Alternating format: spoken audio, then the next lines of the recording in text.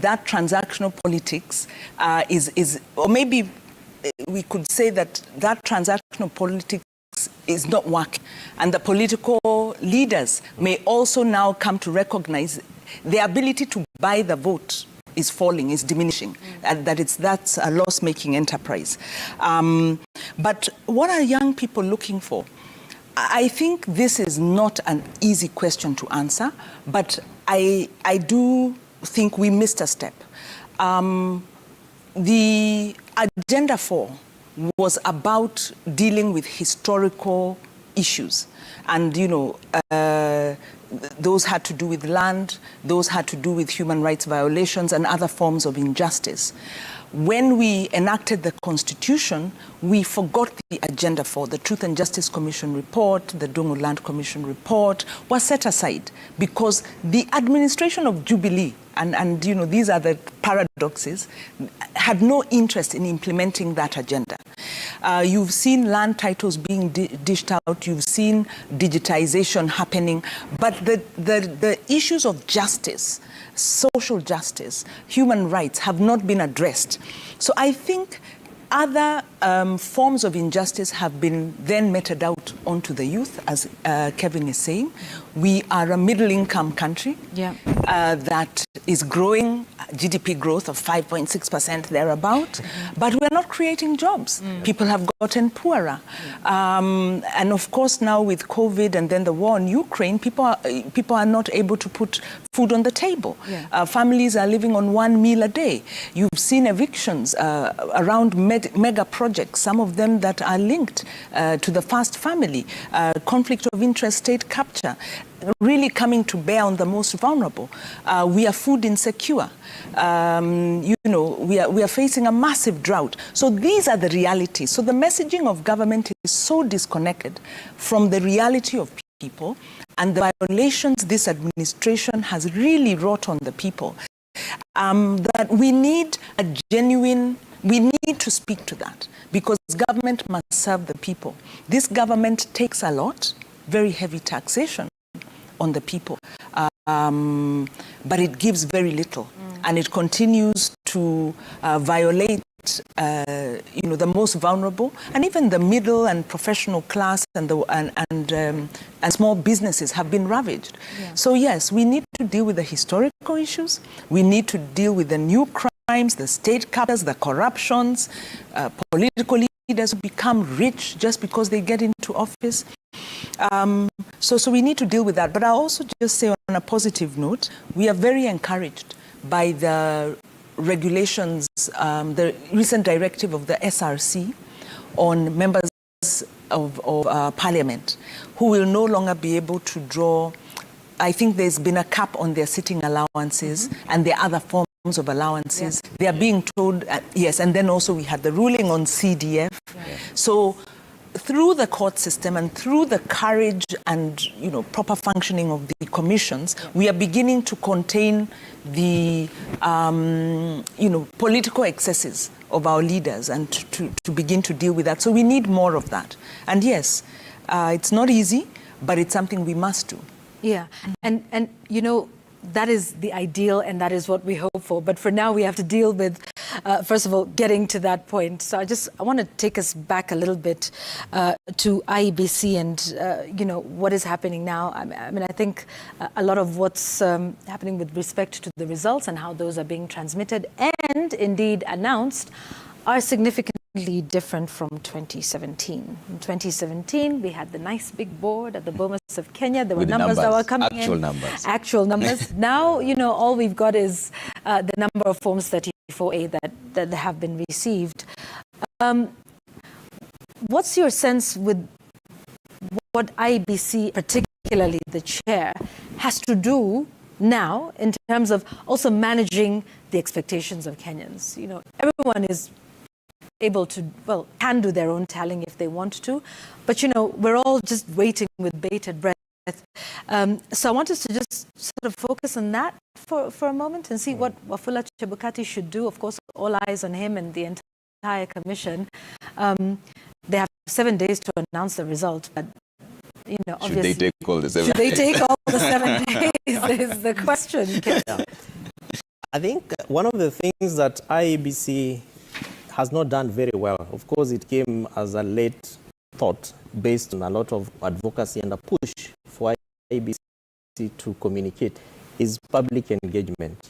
Initially, IEBC was extremely closed.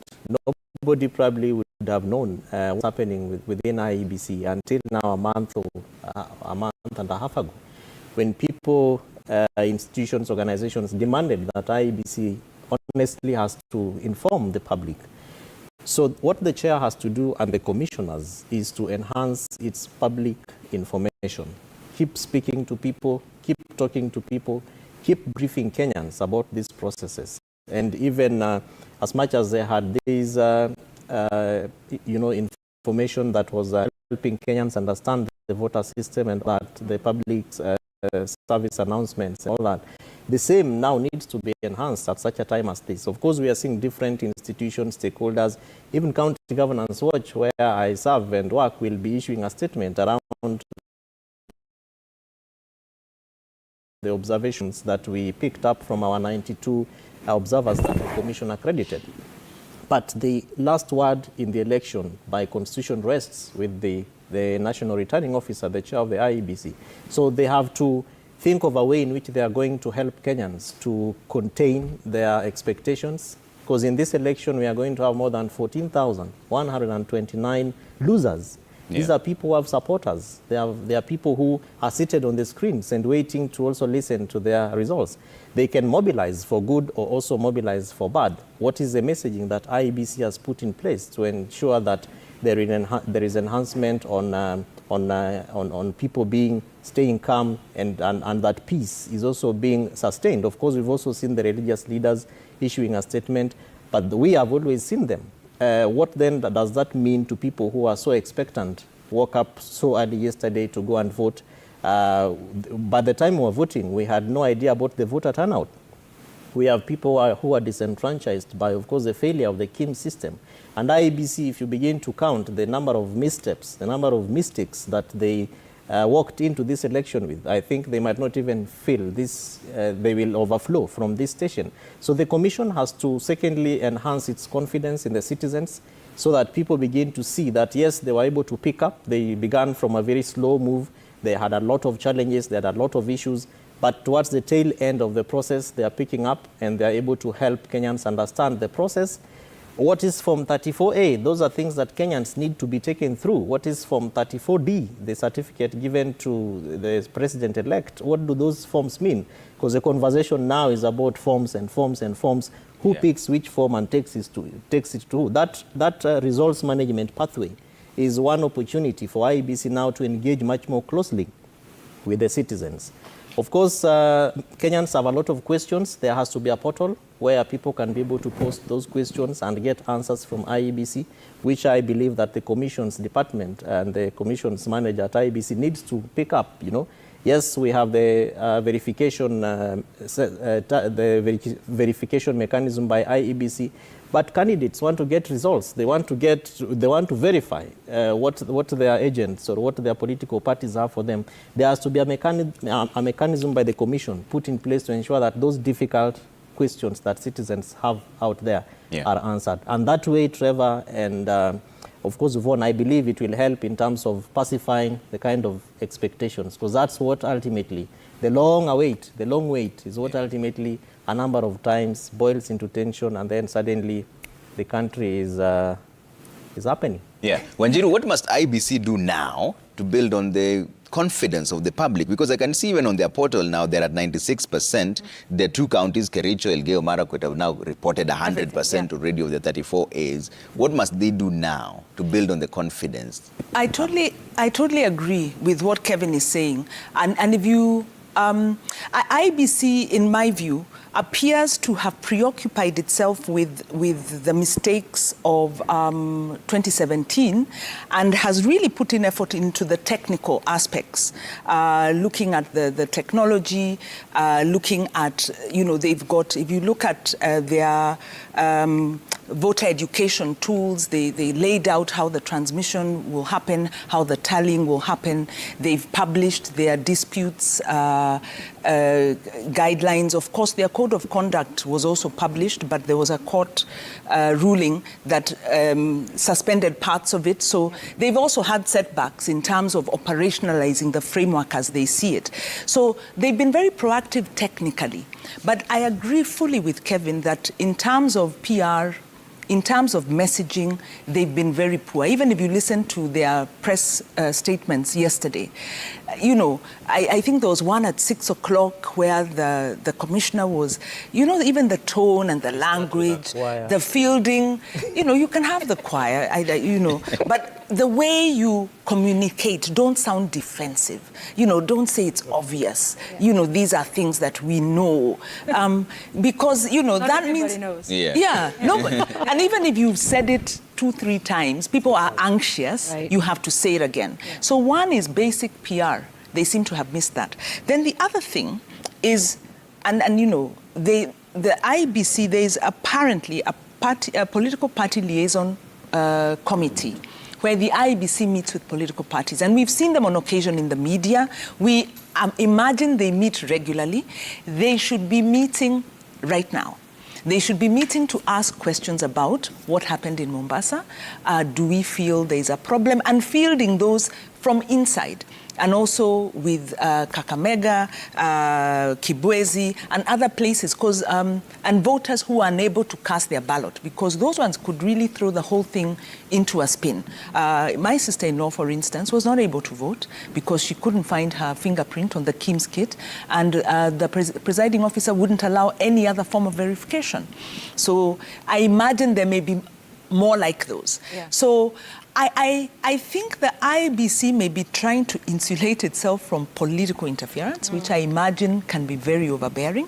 But by the same token, they should be talking to these political actors, because they are the ones who can make one wrong statement that will set the country aflame, because this is our period. This is actually the watch period. Right. We never have problems voting. I mean, we voted once, the queues have been longer, there have been skirmishes. This was tidy and very high-tech. Actually, it was lower middle income class voting.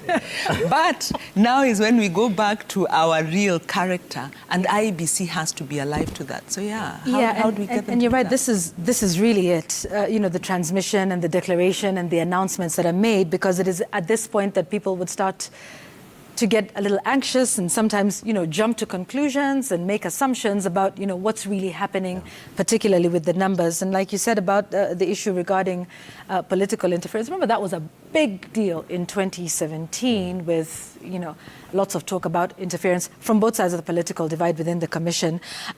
But what is also interesting, I think, particularly when you take a look at, you know, Kakamega with what happened. So Kakamega and Mombasa both had their gubernatorial races pushed forward. But Kakamega was also particularly peculiar. So not only were there the issues with the mix-up with the printing of, you know, papers for the governor's race, but then there was also numerous challenges of voter identification, to the extent that one presidential candidate literally cast his vote at 1 p.m. Manually, not being able to do it through the There you go. Yeah. I wonder what this means for the residents of that county. How many of them stayed and waited to come back when that announcement was finally made that they would allow for the use of the manual register? How many of them went and came back? And, you know, to what extent were they disenfranchised, if at all, with respect to their right to vote, Kevin? Definitely. In fact, that aspect of disenfranchisement is quite huge. And it doesn't just rest with the voters. It also goes all the way to the candidate who has spent resources, you have spent monies, you have been spending sleepless nights to excite your people to go and vote for you, and then suddenly it doesn't happen. Kakamega County has over 580,223 registered voters. Yep. And we're looking forward to seeing out of the results that are going to come from the commission, how many, or rather what percentage of voters therefore voted against the total number of registered voters. That number, Yvonne, is not small. It is such a huge number that is able to tilt any results of not just a gubernatorial position or election, but even the presidential. And of course, taking note of the fact that the two counties, Kakamega and Mombasa, are the counties of the deputy party leaders of the party that sponsored the Azimio presidential candidate into the coalition called Azimio La Umoja One Kenya Alliance.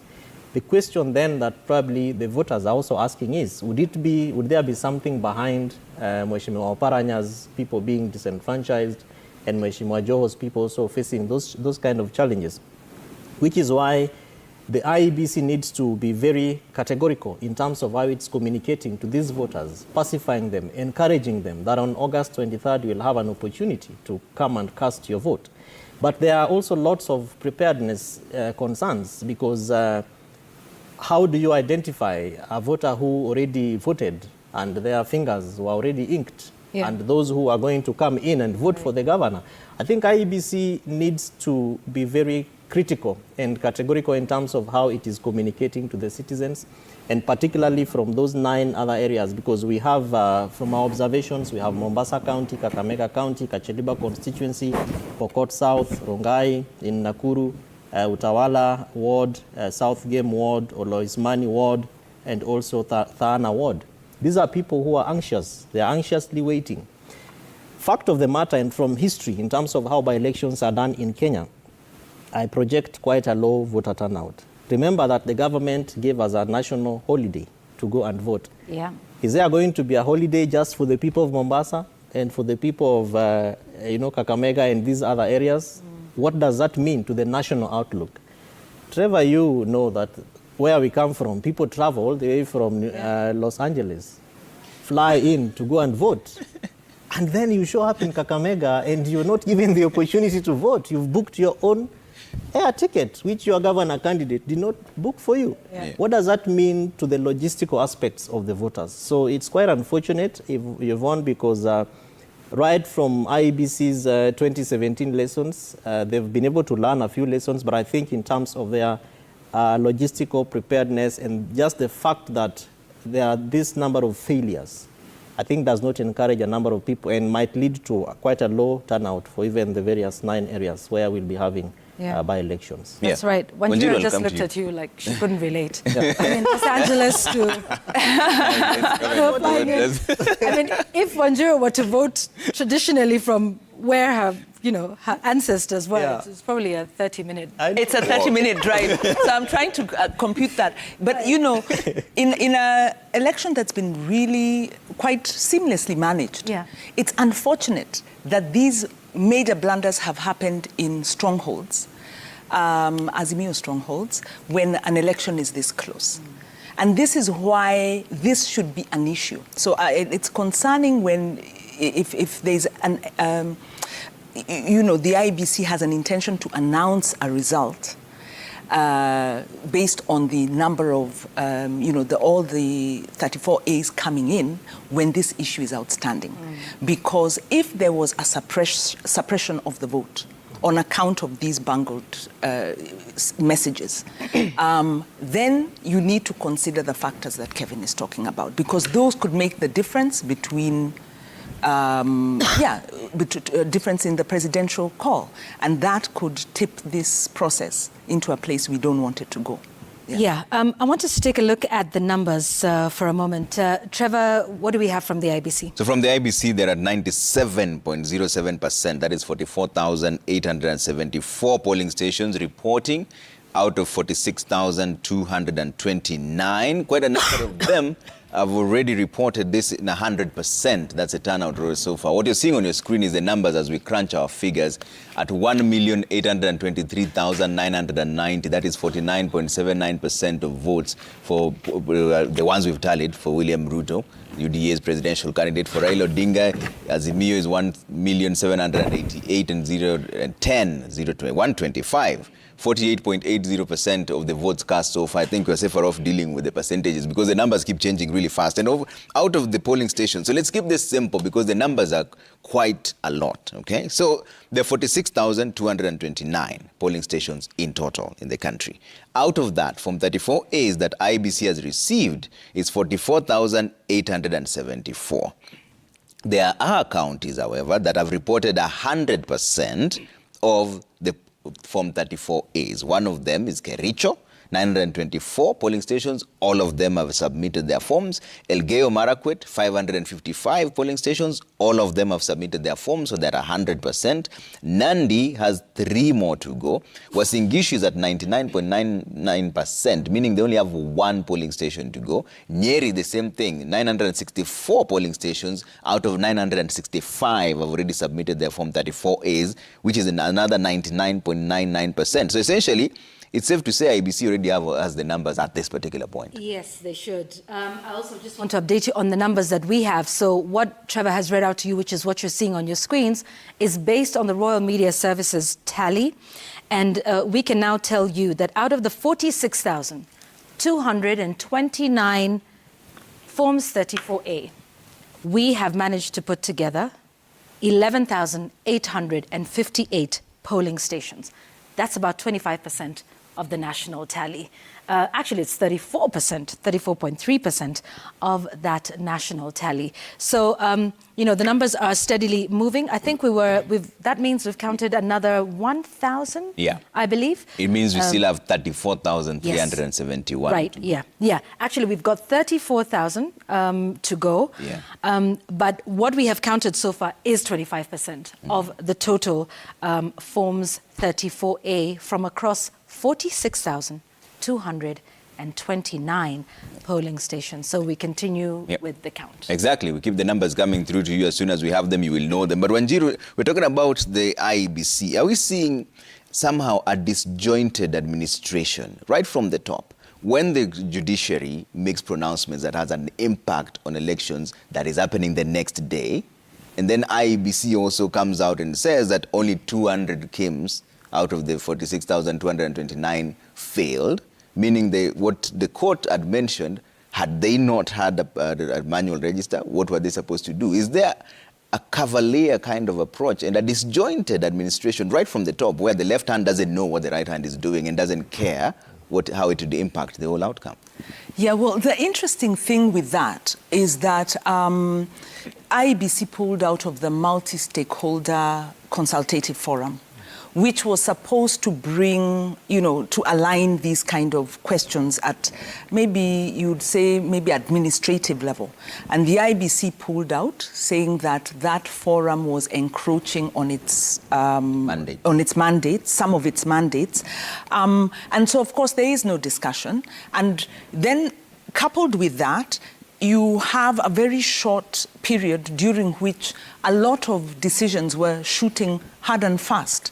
And this period was short because you also recall that the IEBC was not properly constituted until a year ago.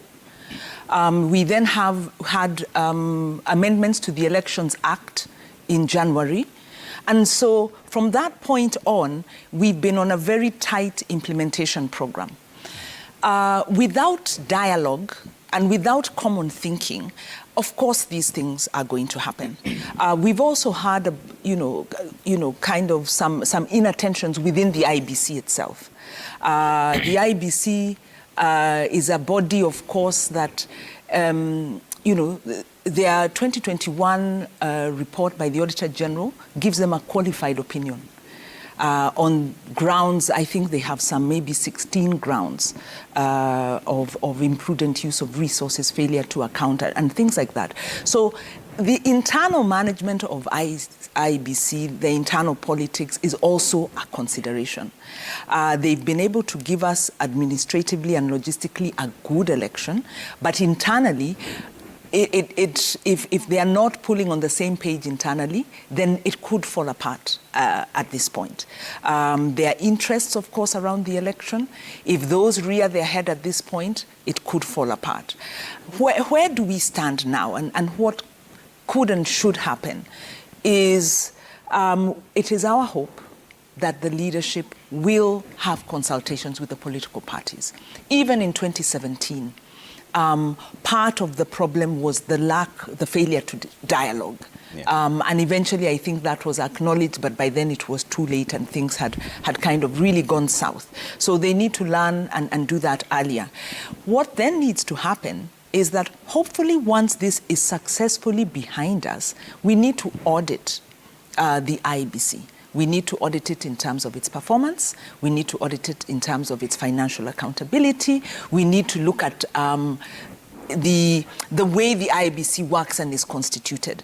But I will make a final point on why the IBC continues to struggle. We have an administration, the Jubilee administration of Uhuru Kenyatta and William Ruto, that has continued to undermine institutions. So the independence of our institutions has been under attack, whether it's the judiciary, whether it's the EACC, all these independent bodies have suffered from interference by the administration, because this administration has sought to put under its thumb all points of oversight and independent kind of checks and balances. So the IBC is a consequence of the failure of the administration. They are working under very, very difficult circumstances, but they have to be alive to the politics, and they need to get somebody to help them with their PR. Yeah. We should be having scheduled press releases. Those press releases should be giving us substantive information, not telling us what we already know, what's already reported in the media. So they should be talking to those who were disenfranchised, because if you went and tried to vote and didn't vote, you are disenfranchised. And you have a basis under court to then petition the whole process. So you might have maybe some 10 people who might hold up a whole national process on constitutional grounds. That shouldn't happen. So they should be addressing those real issues as opposed to sweeping them under the carpet. And I think they have been downplaying the failure of the KIMS kids.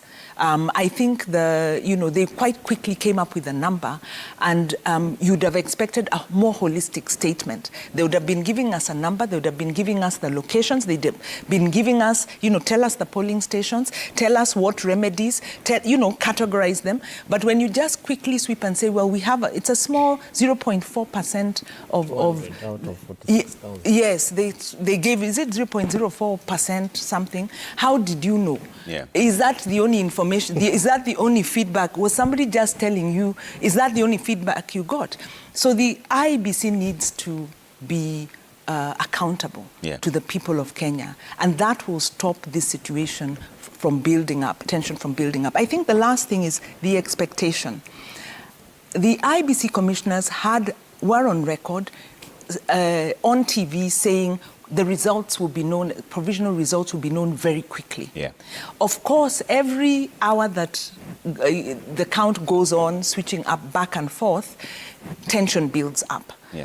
So they need to ensure their communication is clear and that they do not make an announcement without the concurrence of the political parties and resolving those issues that may be outstanding. Yeah. Kevin, is the IBC the weakest link here? Is it just designed to fail right from the top? Because even when you talk about budgetary allocations, there was delays with that as well. And the expectations now is that they execute their mandate within a limited time frame, and yet the resources weren't allocated. Are they the weakest link, or is this just an entire system that needs to be overhauled and relooked at? Trevor, this, in my view, is an entire system that needs a complete overhaul and relooking. Because the history of the electoral management body, the EMB of Kenya, whether it is ECK from 1997 to IIEC to IEBC, the trajectory has not been quite encouraging. And probably it's because of the manner in which our institutions are designed, either to be successful and progressive or to fail and just be moribund. So I wouldn't very quickly link it to budgetary issues, because IEBC itself, even beyond the Treasury's involvement, has had internal concerns from commissioners resigning at the heart of an election. Kenyans are waiting for results, and a commissioner is at the airport, my life is in danger, crying from wherever, without necessarily looking at the details, the concerns. You have a director of ICT being murdered in broad daylight, or, at the wee hours of 4 days to an election, and nothing absolutely happens. Kenyans are told that we are sorry, we met Musando, we got Musando's body, and many years on, who killed Musando? Those are concerns that Kenyans look at and they're like, really? Like, seriously? Elections? Elections are bungled, and Kenyans go into an election twice in a year, and the same person Where the buck actually stopped is still managing another election in a few days or a few months or a few years. So Trevor, these are concerns that in my view also help me to look at the spirit of the Kenyan. What are the opportunities and avenues to hold the IEBC commissioners, both the administrative aspects and the management aspects, from the chair's perspective and the CEO's perspective? How can Kenyans ask them, why are you not using our monies correctly? Because elections are run on taxpayers' monies. Their salaries, the cars, the fueling, the papers, everything within the commission is taxpayers' money.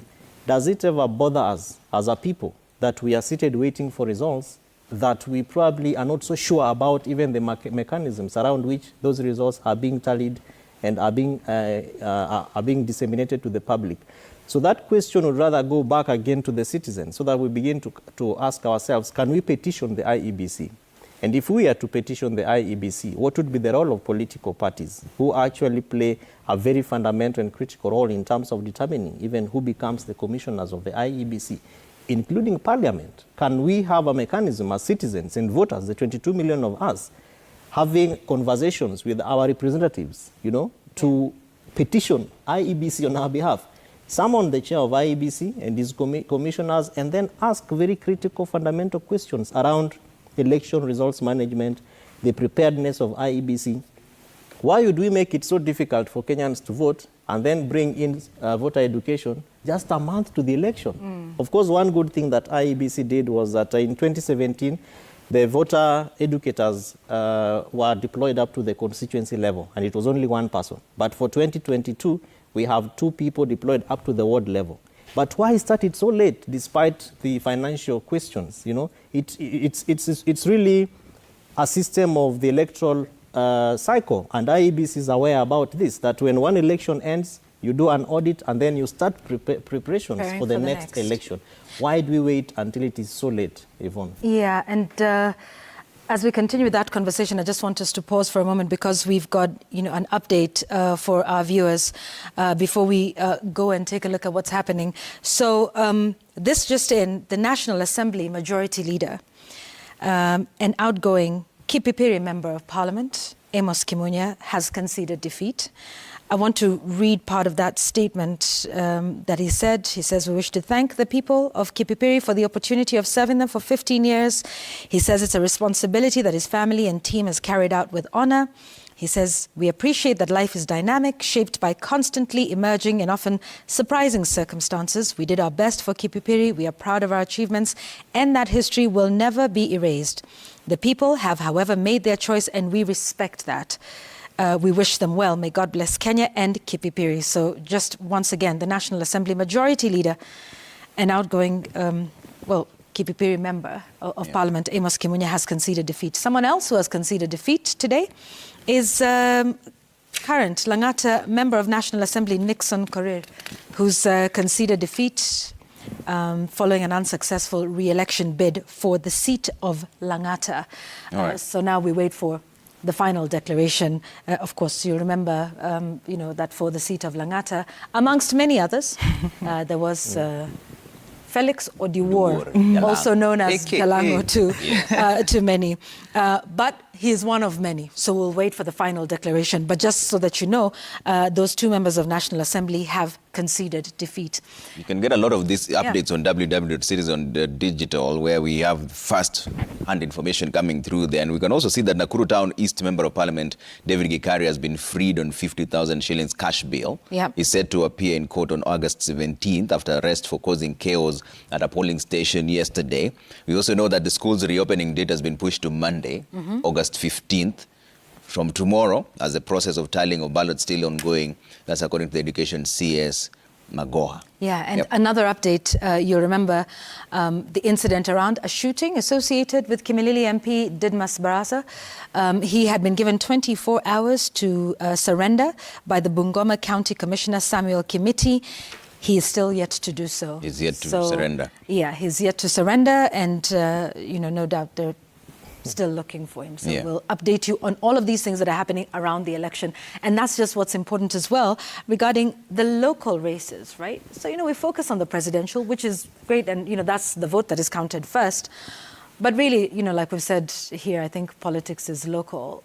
What do you think were some of the choices that went into that? You know, we've seen several constituencies like Tetu, amongst others, I'm told Butula constituency as well, where, you know, no MP has managed to be re-elected. Yeah. And those are some of the things when you take a look at even, you know, what happens with the turnover rate or the attrition rate in the National Assembly.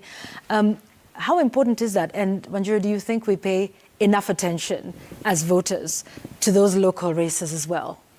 Right.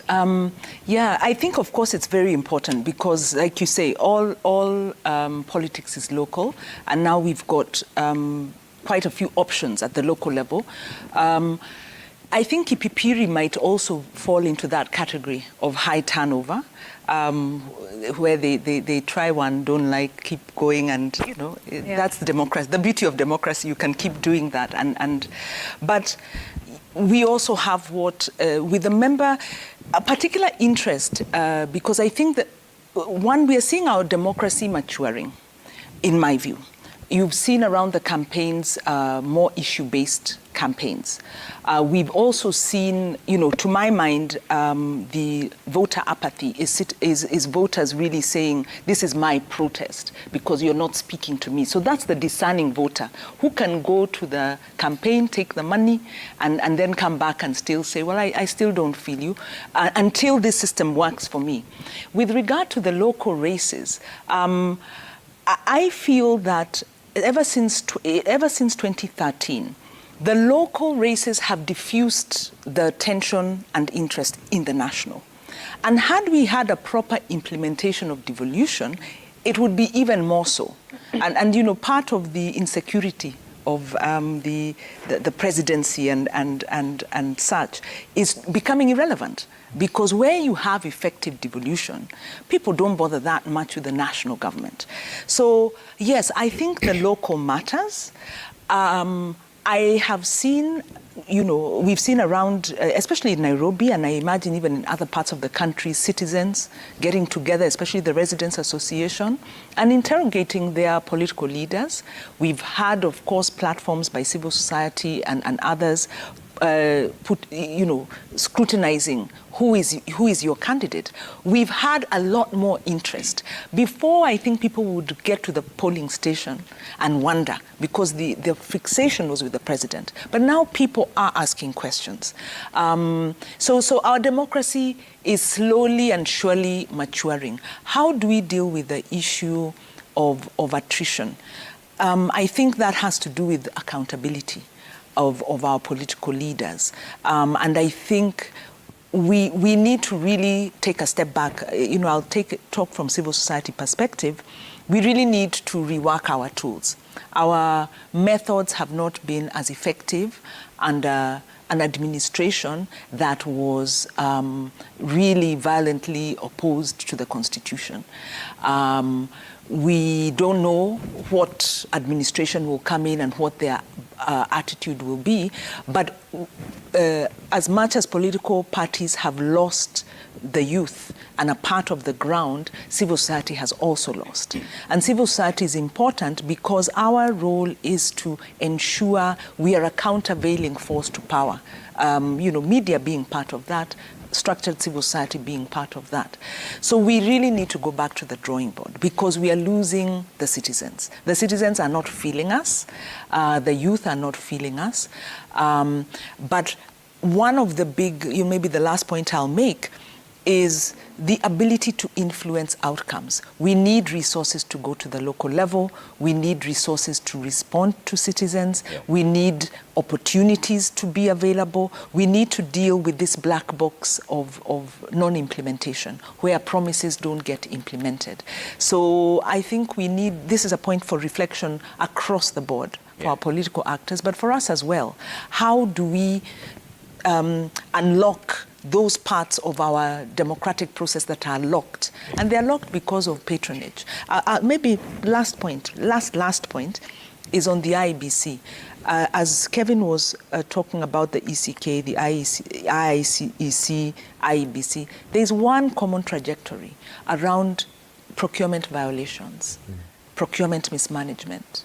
People getting into this office and getting compromised because they are able to, abuse the law around procurement, around allowances, and then get compromised. State capture is, really perpetrated in this way, where you have commissioners, public officers, abusing public office, and the executive kind of allows it, because when it comes to the crunch, then these people are pliable and malleable. So we must hold the IBC to account on the procurement violations, on the failure to give a clean audit, because until we hold public and state officers accountable for their actions while they're in office, then the rest is really just, it's an illusion, it's an imagination, it's an aspiration that we might not be able to achieve. Okay. Kevin, I'll come to you in just a bit, but let's take a pulse of what's going on across the country. And Safin is here. Safin, where are we heading to next?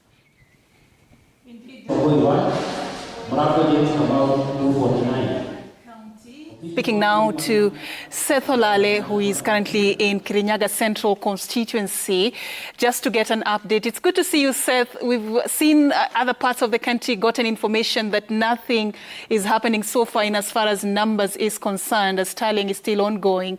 I don't know whether the situation is different in Kirinyaga Central Constituency.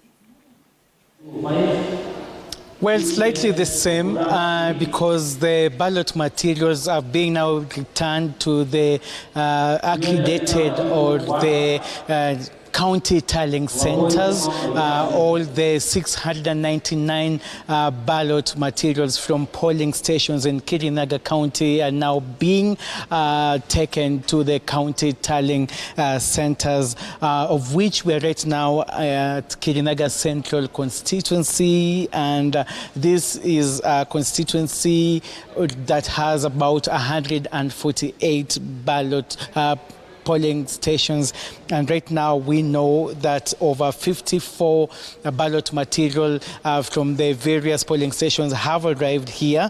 What is ongoing is the returning officer, that is Mwangi Maina, is now just announcing those results. We know that 94 still of polling stations the materials from polling stations are yet to arrive here at the Kerugoya Central Constituency. Like I said, it has a cumulative of 148. Earlier on, I spoke to the returning officer, whose voice is now being heard on the background, giving some of those results. He did indicate to me that according to his own projection, that the earliest finality of the results can be announced as from 10 p.m. tonight. So still a long way to go as far as the tallying of these particular results from all the 148 polling stations in Kerugoya Central Constituency is concerned. But let's now move on to the other constituency, which is Dia Constituency. We're being informed that about 85 of polling station out of the 131 polling station results have been received and announced by the returning officer there, who is Francis Njogu. So 85 out of 131 in Mwea, and this of course is being tallied at Baricho School, which is the Dia Constituency Tallying Center. Moving on to Mwea. Mwea is the largest constituency in Kirinyaga County with the highest number of registered voters out of the 378,000 registered voters. Mwea, we're being told the process is quite slow. We were there earlier on and we were able to verify that about 22 out of the 236 results have been received. That was according to Geoffrey Gitobu, who is the returning officer there. And so in Gishugu constituency as well, the tabulation is ongoing. Material is still coming in, and we're being told that is happening at the Kianyaga High School in Gishugu constituency. We were earlier on informed that about 50 out of 181 polling station materials have arrived at the Gishugu constituency polling center based at Kianyaga High School. So that's what's happening right here. Like I said, the final tally and announcement of the winners will come on later on, because we're being told that as per now, the tabulation is still continuing, and it's still too early to call. So we're just here camping in Kirinyaga County, waiting for that moment when the returning officers will just complete this particular exercise happening in all the 4 constituencies of Kirinyaga County. Back to you. Thank you so much, Seth Olale, for that update. Of course, we'll be coming back to you a little bit later. Now, we cross over to Nakuru County. Marianne Nyambura is currently at Bahati Constituency. Marianne, what is it that you have gathered so far? The latest from Bahati Constituency, as far as the process of tallying is concerned. Well, Safin, what is happening here at the Kiamaina Secondary School, which is the Bahati Constituency Tallying Center, is that verification of the ballot materials is what is happening at the moment, verification as well as tallying. What we have gathered so far is that 74 polling stations have already submitted their ballot materials out of the 178 polling stations across Bahati constituency that has a total of 97,000 registered voters. But with me here is the returning officer, the county returning officer, Dr. Joseph Mele, as well as the Bahati constituency returning officer, George Nganga, just to shed more light into what exactly is happening. Perhaps you could start off with the constituency returning officer, George Nganga. Maybe just tell us how is this process so far? 74 polling stations have already submitted, verified. You've verified them. How is this process so far? The process is going on well. We started receiving presiding officers from their respective polling stations yesterday from 11 p.m. The process has been going on. We are receiving all the 6 election positions, announcing them to the agents, the media, and other stakeholders who are here in the tallying center, Kiamaina Secondary School. So the process we expect to go on like that, maybe up to tomorrow, when you'll be able to generate Form 34Bs, which we can now announce and even declare elections accordingly. And perhaps we have seen long queues. Out of the 178 polling stations, 74. How long is this process per polling station taking? Because of the process of verifying those results, confirming all the materials are back with us, the process usually is tedious, but we are on top of things. As you can see, my staff have various desks which we are using to clear. So we expect tonight, maybe later in the evening, we'll be able to clear with the queue. Then we'll be left to verify our results and come up with the clear picture of what is happening. Yeah. Maybe just briefly, just one question to the county returning officer regarding this process. Perhaps the presidential results, how are they in terms of Nakuru County? In Nakuru County, we've transmitted the provisional results, and we are now standing at roughly 98.8%. Because looking at my template where I'm following proceedings of provisional results transmission, I could tell most constituencies are done 100% except Naivasha and Molo that was still with 0.something% to do, which should be done in the next 1 hour or so. Yes. Thank you so much. You're most welcome. Well, indeed, Safin, those are the details here in Nakuru at this particular tallying center, the constituency tallying center here in Bahati constituency. Now, of course, other than the presidential results, given that the county returning officers told us that Nakuru County has submitted 98.8% apart from Molo and Naivasha constituencies, then for the different seats, the 5 other seats, what we have seen, this particular race will be interesting in terms of the member of parliament that has attracted at least 7 candidates, including the incumbent Kimani Ngunjiri, Jubilee's Irene Joki, Gatonye James, John Mbugua Honest, Paul Mwaura, Karanja Quindos and George Gathonja. That is for the Member of Parliament race, as well as for the gubernatorial race, of course, which has attracted a total of 6 candidates, including the incumbent Governor Lee Kinyanjui, as well as Senator Susan Kihika, Eliud Karanja, as well as Munywa Wayaki, James Mungai, and Stanley Karanja. So this race, of course, for the gubernatorial race, which has attracted 6 candidates. The senatorial race has also attracted a total of 10 candidates, including UDA's Tabitha Karanja, as well as 9 other candidates. But of course, given the process that is taking a while in terms of verification and tallying, then we might have these results. What they're saying is that we might have these results transmitted to the county tallying center, possibly in the course of the evening, and then tomorrow morning is when possibly, according to what the county returning officer is saying, possibly tomorrow morning is when they will start seeing these results reflecting. So at the moment, that is what we have so far. We are still here. We will wait to see across the different constituency tallying centers what exactly will be going on as the polling clerks, as well as the presiding officers submit their documents, the ballot materials for verification and tallying at the constituency level. We also went to the Nakuru High School, which is the county tallying center, the Nakuru County Tallying Center.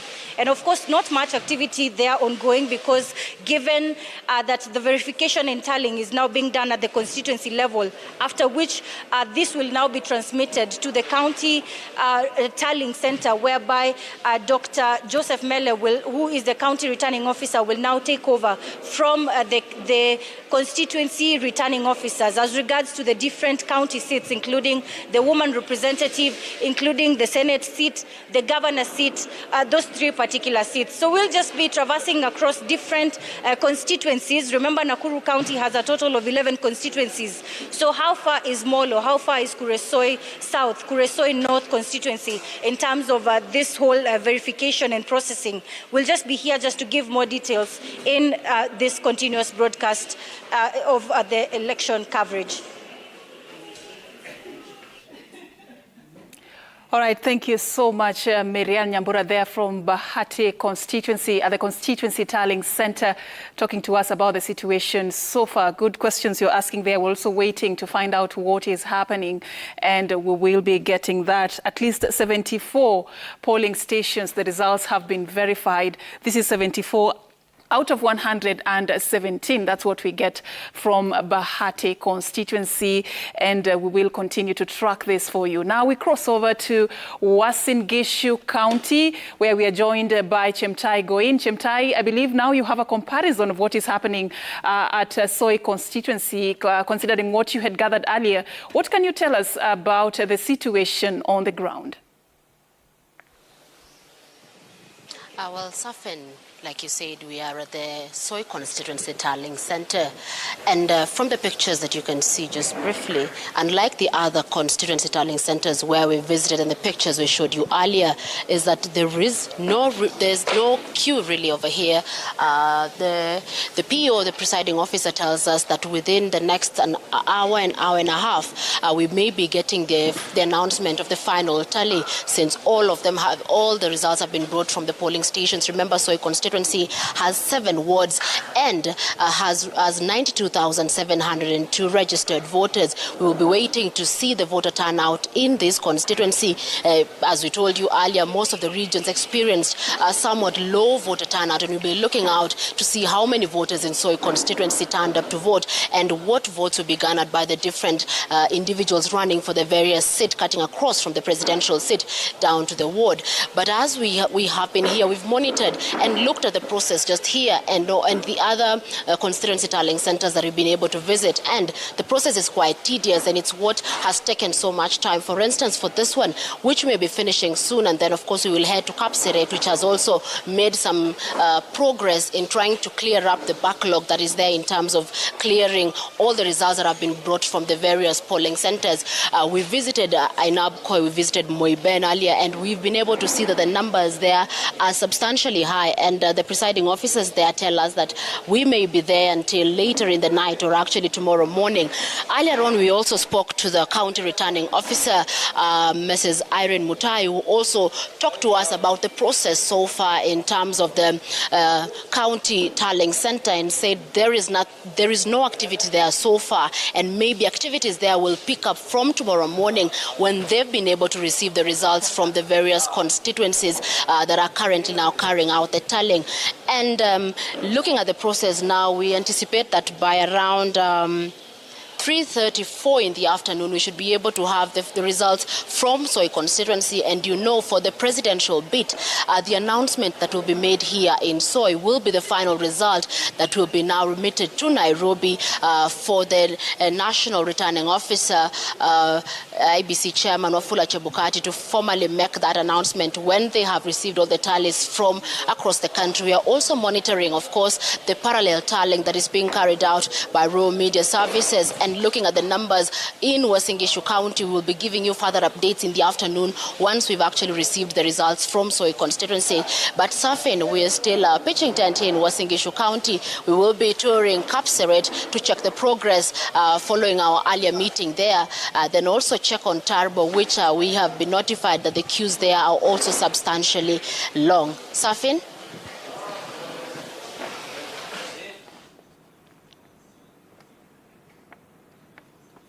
All right, thank you so much, Chemtai Goin there, reporting from Uasin Gishu County, specifically at Soy constituency. So we are giving you a wall-to-wall coverage of the 2022 general election.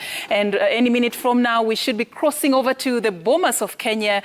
Standing by there is the IEBC chairperson, Wafula Chebukati, with latest updates on how far the commission has gone in as far as putting the numbers together is concerned. Remember, so far, they've not been able to give out numbers publicly. All they are receiving is the Form 34As, and that is all that has been done so far. But of course, what you're seeing there is the IEBC officials just taking their positions as they await to tell us more about the latest in as far as what they've done is concerned.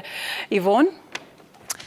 That's right. The last time we heard from the IEBC was last night. What time is that? About 10 o'clock? Before they did the choirs that you like so much. There were two choirs, actually, including one from Tanzania, I'll have you know. So that was the last time we heard from them. And in fact, I think the last in terms of voter turnout was what we got at 4 p.m.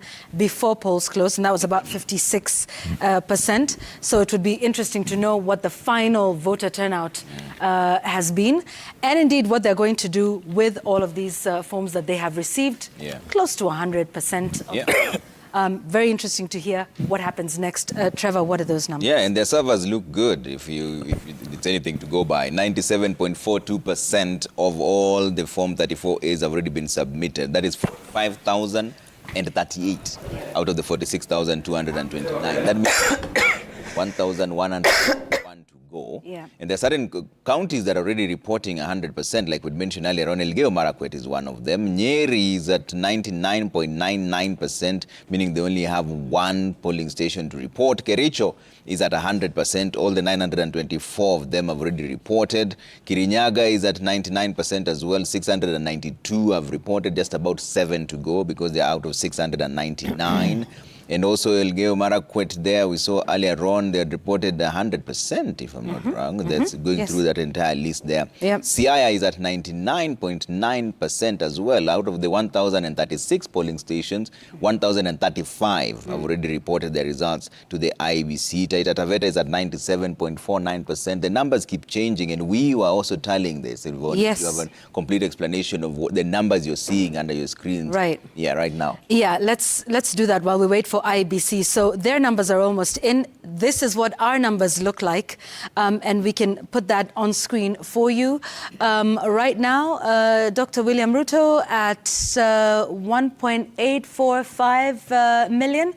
And I think what we will do as we tell you how many we've got there, Trevor will go to our touch screen Yeah. where he can tell you what's happening. But what I can tell you from those numbers that you're seeing on your screen, those are from 11,858 polling stations. That's about 25% of the national tally of 46,229. Trevor, now on that touch screen with some more details in terms of what the countrywide numbers look like, and indeed what's happening at the counties as well. Trevor? Absolutely, Yvonne. And just like you mentioned, this is our tally according to the data analyst who we have here. State-of-the-art equipment, going through those numbers one at a time, 34As, downloading them, collating them, and giving you the figures.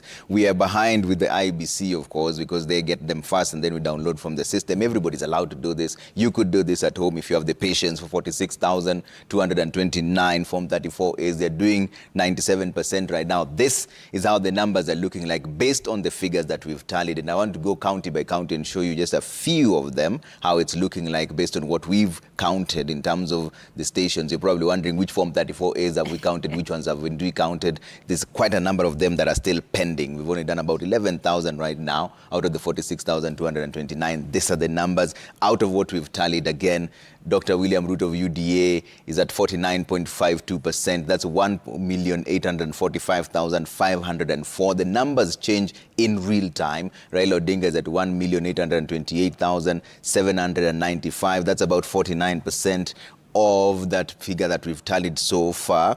George Wajakoya, professor, has 16,963, about 0.45% of the vote so far. Let's come to this central region and see where we are in terms of the ones that we've tallied, because I spoke about the north earlier on. Let's start from Nyeri here, see what the numbers are looking like based on what we've tallied. In Nyeri, William Ruto is at 98,933. That is 83% of what we have tallied so far. Raila Odinga is at 17,782. That is 15.01% of the votes, the ones we've tallied so far. And George Wajakoya is at 492. That is 0.41% of the votes there that is coming through. And we see from IBC's website here, and I keep referring to them because it also changes in real time, Nyeri has already submitted 99.9% of the Form 34As expected in all the polling stations. All the polling stations in Nyeri are 965.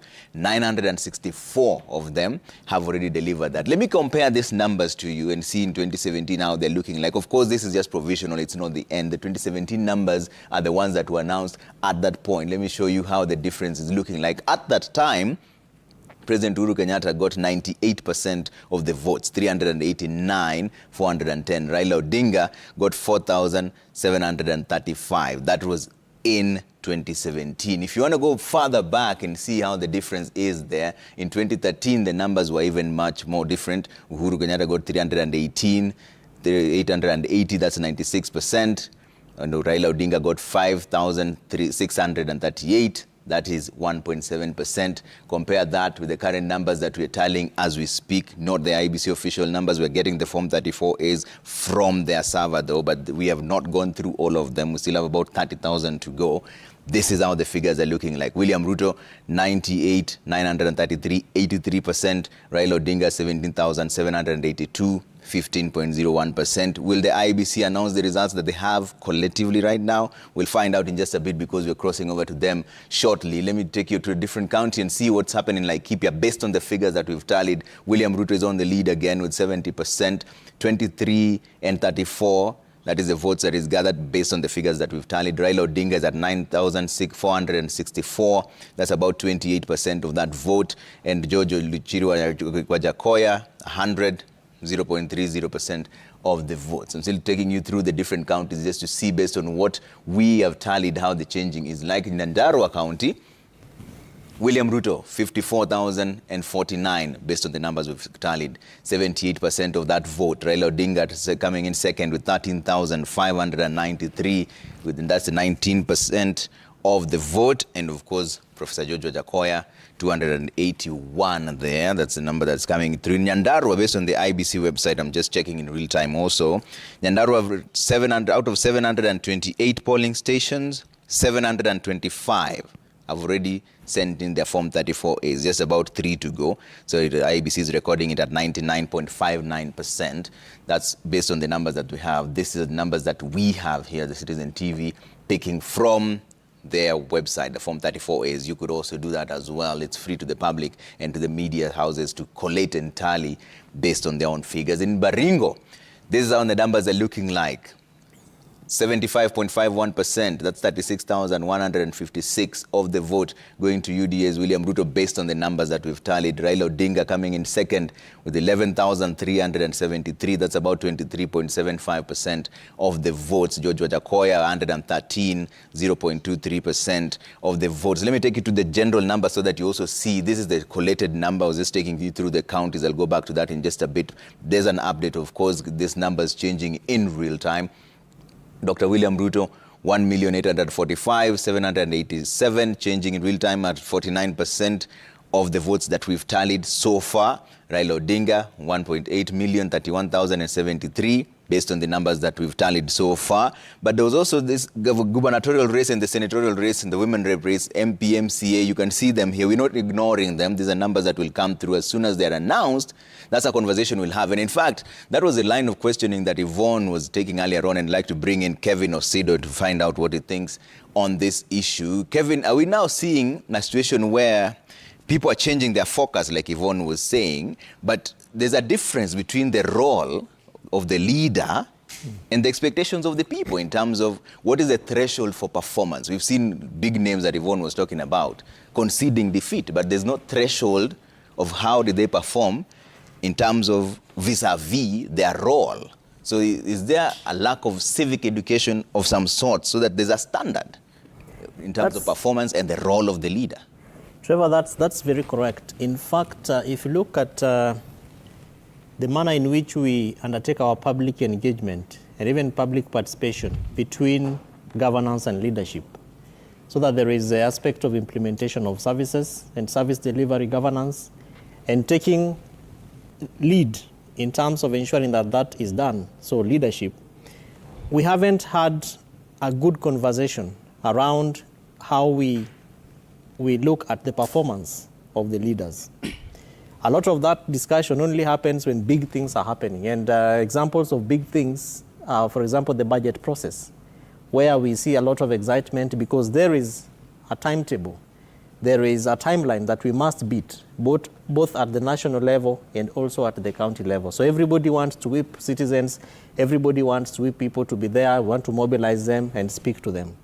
But the daily accountability, the daily engagement with the processes is never keenly followed up. So that, for example, once we have allocated resources to the water sector, we never go back to check whether the project management committees meet, what are the indicators of the meetings, what are the number of meetings, the contractors. Of course, there is also the requirement that you have the bill of quantities.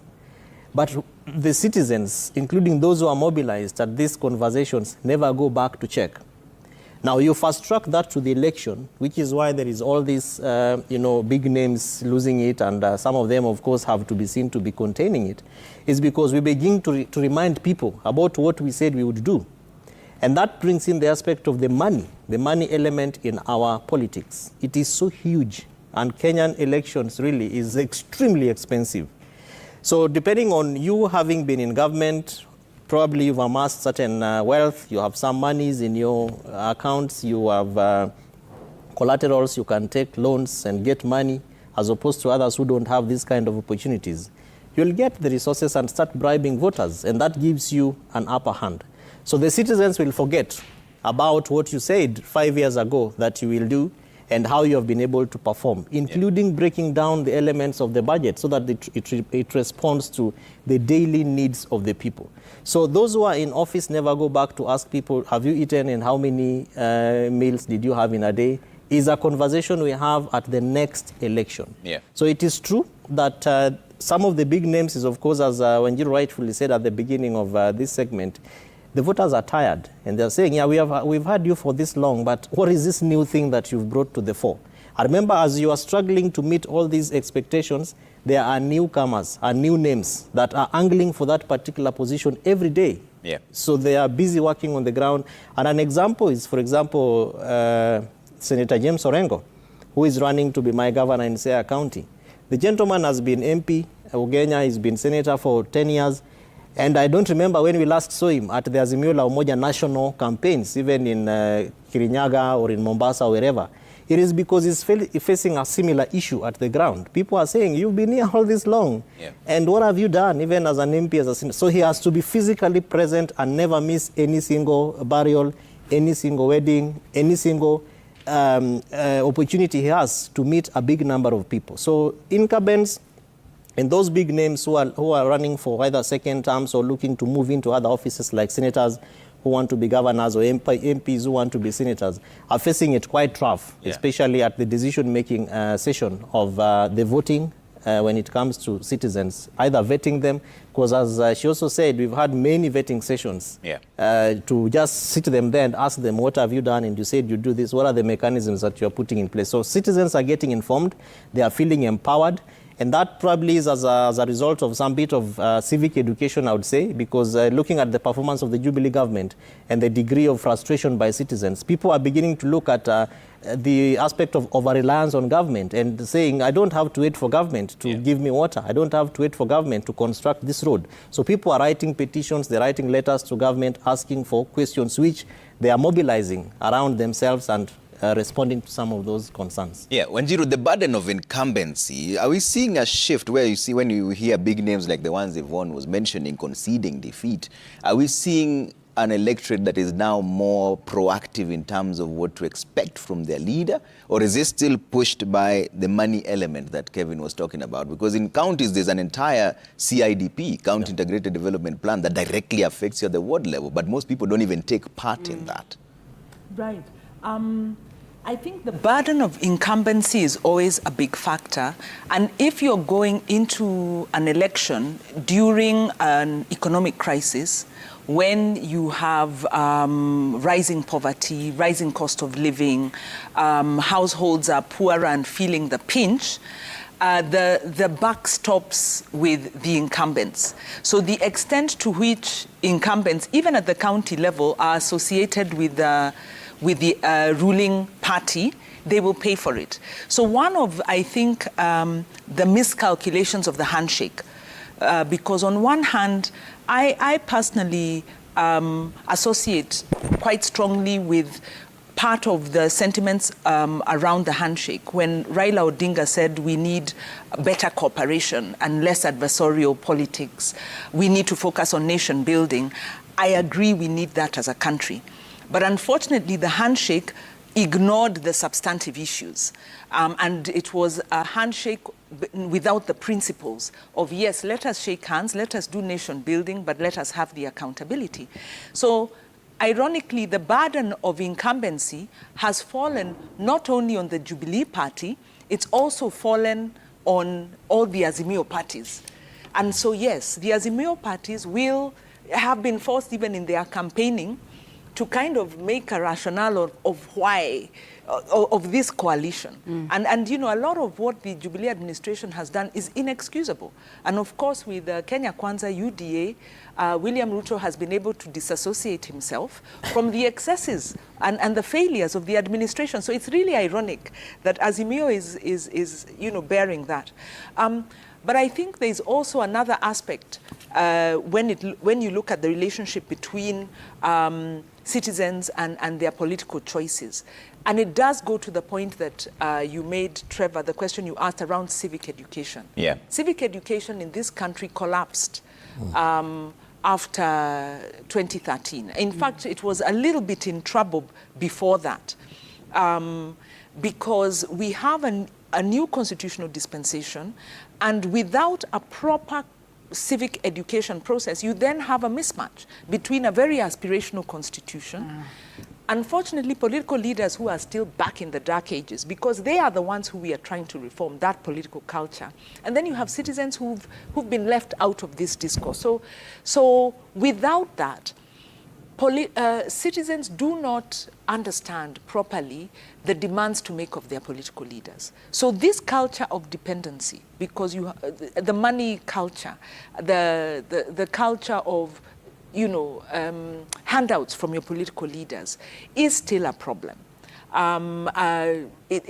We have a system, an electoral system that's broken, And the civic culture in that is a regressive one. Yeah. So how do we interrupt that? We haven't interrupted it because our political leaders need to keep manipulating citizens. So the reason civic education was stopped by the Jubilee administration, because they, for 2-3 years, by the way, the Jubilee administration would not even allow funding, especially to the national governance institutions. They wouldn't. They didn't mind getting humanitarian assistance, but to create an enlightened citizenry that can ask questions, they didn't want to have any of that. Why? Because they needed to keep manipulating citizens. So we are in a catch-22 where we've got a progressive constitution, but we have a regressive political culture, and we are having some pockets of democratic growth and development. So the question we need to ask is, what do we need to do to safeguard the gains, but deal with the dominant regressive culture? And one of them, yes, we need to look at how citizens view their leaders, especially the member of the National Assembly and the CDF ruling. One of the big justifications MPs make for the CDF, and then women reps went along that, and MCA is also Ward Development Fund, is that citizens ask for projects. Mmetuletea nini? So one, they ask for jobs, but they also ask for projects. Build this road for us, do this. So when you have a budget system that's done somewhere else, and the political, the MP and the MCA go to the ground and they are asked for projects and they have no power to deliver projects, you have a mismatch. So I think the recent CDF ruling, which we are hoping to continue with in court so that it can come to the other funds, gives us the opportunity to discuss the role of the legislator vis-a-vis the public. And part of that has to be supporting local development structures like these project committees. You've got county education boards. You've got county policing committees that were never implemented.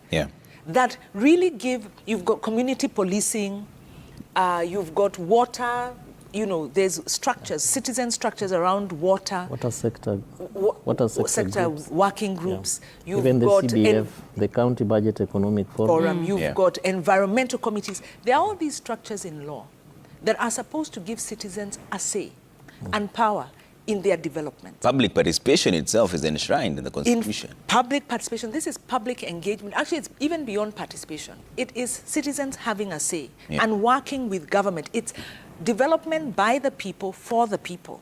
And with the people. And with the people. So this is enshrined in law in the Constitution, but it's not implemented. So this is the mindset shift that we need. And we need to push. So, when UDA comes, Kenya Kwanza says, bottom up is all well and good, but where is the power? Is it bottom up just giving money, or are you giving the ability to question, the way we saw the deputy president grilled during the presidential debate? Those are the kind of questions political leaders should be fielding from citizens all the way from the village to the very top, as a practice, not just around elections. So it's a long answer, but really we are saying, let's implement the Constitution and the laws we have to give effect to Article 1 on sovereignty of the people, to give citizens power in their governance. All right, we're oscillating between the role of the people and the role of institutions. Speaking of institutions, now let's talk about the IBC. They're doing quite well based on their websites here on the general election 2022. You can go to forms.ibc.or.ke and you can see this for yourself. They've so far reported 97.58%. That is 45,112 of the 46,229 polling stations, meaning they only have about 1,117 to go. And we'll be crossing over to them as well as soon as when they have an update. But you have an update based on our numbers? Yes, I do. So out of those, the numbers keep going up steadily based on what we have been able to put together. I think the last time we gave this update, we have tallied 11,858 of the 46,229. That number has now gone up. In the last hour or so, we're now at 12,122 polling stations of the 46,229. And that is what gives us the total figures that you're seeing on the bottom of your screen. If we can actually just take a look at it on the full screen, there we go. That is what I wanted you to see. If you can see, okay, that's different from what we see on the touch screen. But I think if we're able to remove the lower thirds, you will see that the polling stations there, 46,229. You see what is submitted there.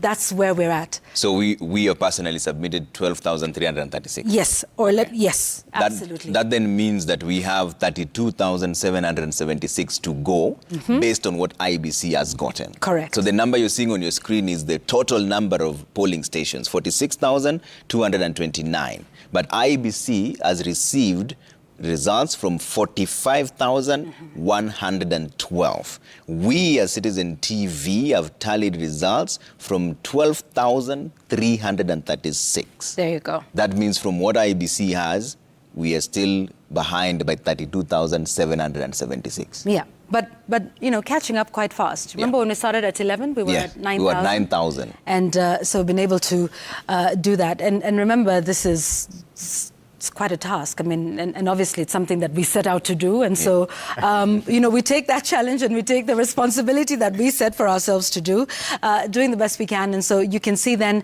what that translates to into the tally. Again, let me remind you all that these numbers are provisional.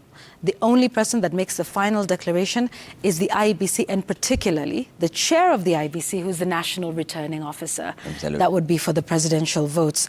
Now, we are hoping to hear from them in just a short while from now. We hope to prepare. If we can just show you the sort of preparations and the choirs that are happening there, but maybe some of the things that we'd be hoping to hear from the commissioners, amongst other issues. What was the final voter turnout? And that's okay, even if we don't have the sound, we can just show, you know, the pictures of what we have. So we're hoping to hear from them in terms of voter turnout. So what was the final voter turnout? We also want to hear from the IEBC about the areas that had issues. So Kakamega, where they started voting pretty late after making the decision to now send them the manual registers. And it wasn't just Kakamega, it was Makueni County as well. So hoping to hear how they dealt with some of those challenges. Yeah. How they're dealing with Eldas constituency that is currently voting, not able to do so yesterday. It would also be interesting, Trevor, to hear how many of the physical Form 34A have been received at Bomas of Kenya. Because remember, that's also a requirement. So just some of these questions and updates that we're hoping to hear from the IBC. And the numbers, Yvonne. Because and the numbers, right, yeah. So there are 45,000 of them. True. What are their numbers saying? As we also do our own tallying here that's coming through. And let me bring in now our guest on this conversation as we will cross over to the IBC as soon as they come in. Let's talk about the IBC again in the one way or another. And Kevin, were you satisfied when you had IBC talking about their failures, but saying informed Lycos did the blunder when it comes to Kakamega and Mombasa, but they will send them back? Was that a satisfactory explanation, that the burden is with the people we allowed to print and they made a mistake? It's not our fault. Trevor, that is a joke. It's quite unfortunate that is what I can say from where I am seated. But IEBC and its systems, its levels of approvals have a better explanation which they owe to the people of the Republic of Kenya. An example, at County Governance Watch, for instance, this is a sample of a tool we used to observe the election. Yesterday, we had about 92 plus observers.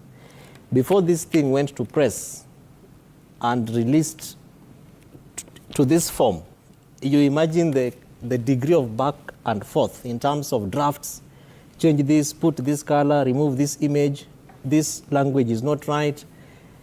So to a commission like IEBC, I think these are excuses. They are mistakes that, in my view, should not be tolerated. Yeah. And somebody at IEBC owes Kenyans a response. Somebody has to be held to account. And it bothers me, Trevor and Yvonne, and my good friend and colleague Wanjiru, that when the chair of IEBC and the CEO had a media briefing a few days to the election at Bomas, they couldn't even speak in sync. The chair was answering his own questions in this manner. The CEO was saying things, and they looked really confused, like the communications team at IBC did not brief them in terms of what the issues are, and that briefing was not based on the actual happenings of the commission. But yes, of course, we have made some references to the challenges that IEBC has had. But we cannot be using those internal challenges as an excuse that goes to the extent of disenfranchising voters. Because you imagine that Kenyans, and this is more or less like our lifestyle, waking up so early. Where I voted, people are singing the whole night, you know, from 9 p.m. until I was the second to vote, 6:02. And then you ask yourself... Kevin, hold your thought in just a bit. We are aware now that the IEBC chairperson of Wafula Chebukati is speaking. Let's go there. Photo results are the same results the commission that we rely on when we are doing the tallying in the national. In conclusion, the law requires undertakes verification of presidential election results and declare the president-elect within 7 days after the close of the polls. However, the commission shall endeavor to conclude this exercise at the earliest time possible.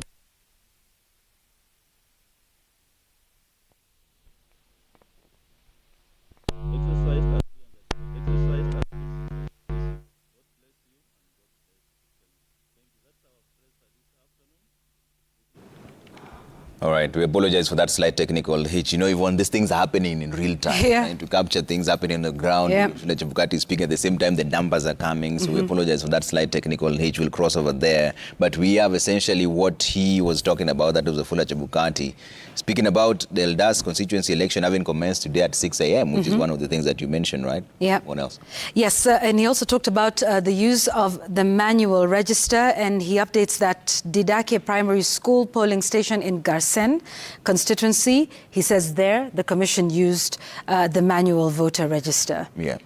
He also mentioned that there's a coalition, and the announcement of results across the 290 constituencies is underway as we speak. The returning officers will physically deliver the forms at the National Tallying Center, where verification happens thereafter. Yes, and I think the interesting one that we're all waiting to see, on the results transmission of Forms 34A, he says that's ongoing. Of course, the projections are on the screens at the Bomas of Kenya, which we were showing yesterday. So still no numbers yet. Projections are the forms. Yes, not the numbers, which is what we want to. But I think, and it's interesting because that ties into the other thing that you just mentioned about the coalition and the returning officers physically delivering the forms where the verification will happen. It would seem that they would be waiting for all the physical forms to be delivered so that they do the verification, after which then perhaps they would feel comfortable with announcing the results, which is the numbers from all those 46,229 polling stations. Yeah, because we know now they're at 97.65%, 45,141 Form 34As have already been delivered out of the 46,229. Yeah. But Kevin, you were finishing your thoughts on this issue. Yeah, so as I was saying earlier on, IEBC really needs to explain itself, the concerns to the people of Kenya. And number two is the fact that we're also coming from two petitions. One, of course, didn't go through in 2013, and the second one in 2017 was successful, still by the same commission. Yeah.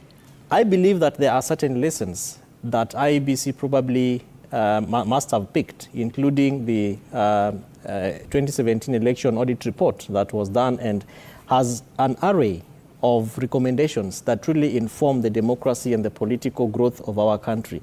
It would be necessary and honorable, respectful to the people of Kenya that IEBC thinks through how it is adjudicating and administering this particular election. But of course, as we already said earlier on, it's upon them and incumbent to do that they inform citizens about the steps that they're making, like just the statement that the chair has made about Eldas.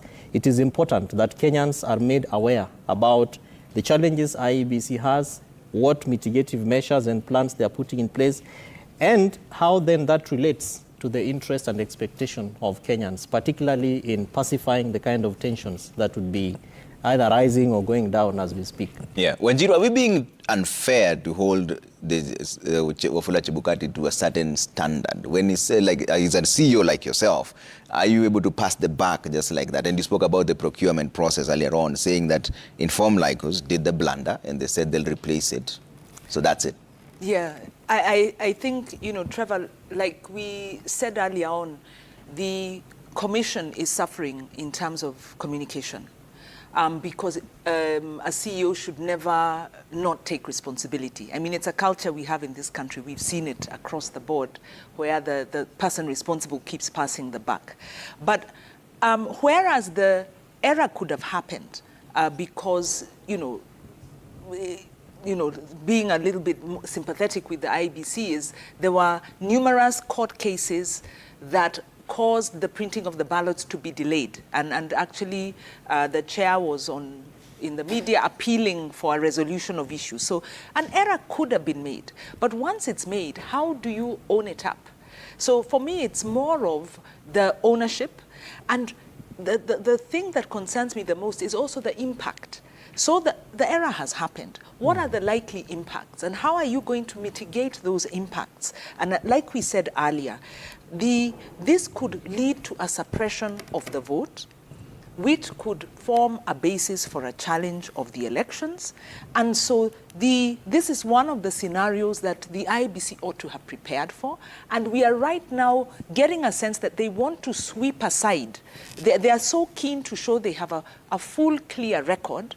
They are chasing the 7-day period during which they need to announce, ignoring that there are some very serious issues that they should be speaking to now, so that we can be, we can, you know, be appeased and confident in their approach.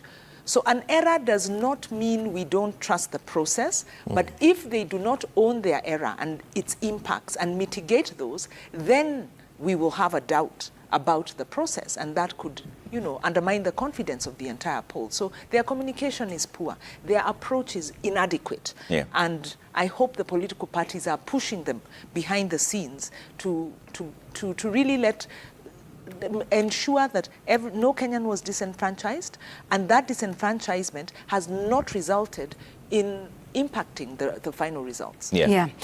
So just another update, now that you talk about the results, from that press conference a short while ago by the chair of the IEBC regarding voter turnout. So the final voter turnout was at 65.5%. And this is minus the manual voter identification. This would then mean about 14.3 million voters turned up to vote of the 22.1 million. That then conversely means about 7.8 million registered voters, you know, did not turn up to vote. So that is also something interesting. You know, voter turnout, as we've been saying, is probably the biggest story out of the general election of 2022. So that at 65.5, which, you know, sort of matches, you know, what we've been told, you know, by 4 p.m. yesterday, was at 56.5%, thereabouts. But still lower than 2 previous elections. Yes, absolutely. In fact, if you take a look at that, you know, in 2003, it was just about the same. In 2013, the voter turnout was 85.91%. In 2017, the voter turnout was 78%. Now, the rider I always give with the 2017 vote is that the result of that was nullified. So, you know, just sort of to put that in context. But even then, take a look at these numbers. Aren't they interesting? So this means about 14.3 million people voted in total in this election. Isn't that almost similar to the numbers that President Uhuru Kenyatta and Raila Odinga got combined, the top 2 candidates, for the presidential vote in 2017? Because they got about 14.9. In fact, it would mean that more people voted for both Uhuru Kenyatta and Raila Odinga in 2017 than voted in total. For both candidates, all candidates. For all candidates, you know, all seats in the 2022 election. That really says something about, you know, the confidence that voters have in, or does it, in the process of the election, in the politics and, the political sort of environment that we have, these are some interesting numbers. Can we read something else into it? And here we are trying to decipher, and it's not scientific. If in 2013, we had an 86% turnout, and then 2017 held that at 79%, then we've now had this very low turnout. If you look at 2003, like you said, it was also quite low. It could be because the 2003, we were coming out... It was a transition. It was a transition, but also coming out of the Moi regime. Yep. A time of, authoritarianism. All right, one moment. Sorry, Wanjiru. Wafula Chebukati is speaking now. Let's listen. The images of Form 34A against the original Form 34As. And so we are not doing any tallying now until we start receiving the original Form 34As from our returning officers and the 34Bs. We expect that they'll start streaming in sometimes today, and then we shall then complete that exercise as soon as possible. The 34Bs will also be uploaded on the public portal, and I believe then the rest of those who are logging in on the portal will also be able to upload the same and compare with the 34As which are in the public portal. And as I said, the Commission has 7 days as per the Constitution to complete this exercise, but we shall undertake to finish it as soon as possible once all the returning officers bring the documents to the National Tallying Center. Thank you. Chairperson, one final question. Are you from Citizen TV?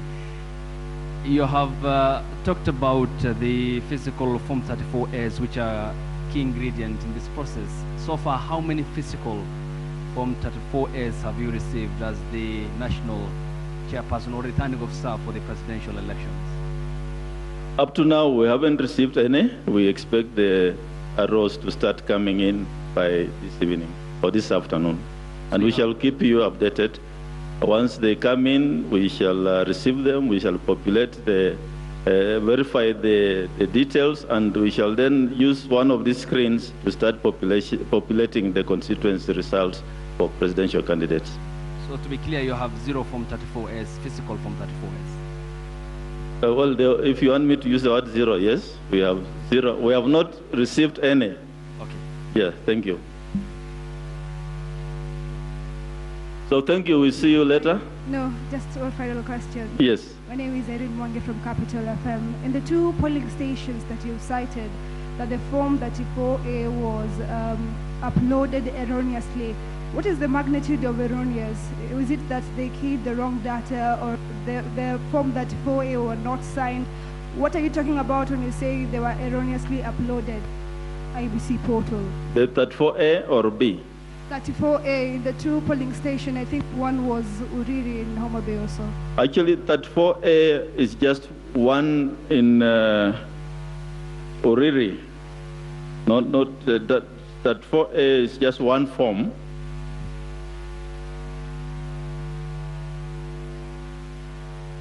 Yeah, what was uploaded was 35A instead of 34A.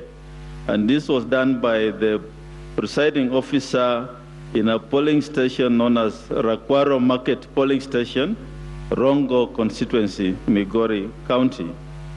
The instructions to the presiding officers is to start counting the presidential ballot papers first, fill Form 34A, scan it using the KIMS kit and transmit.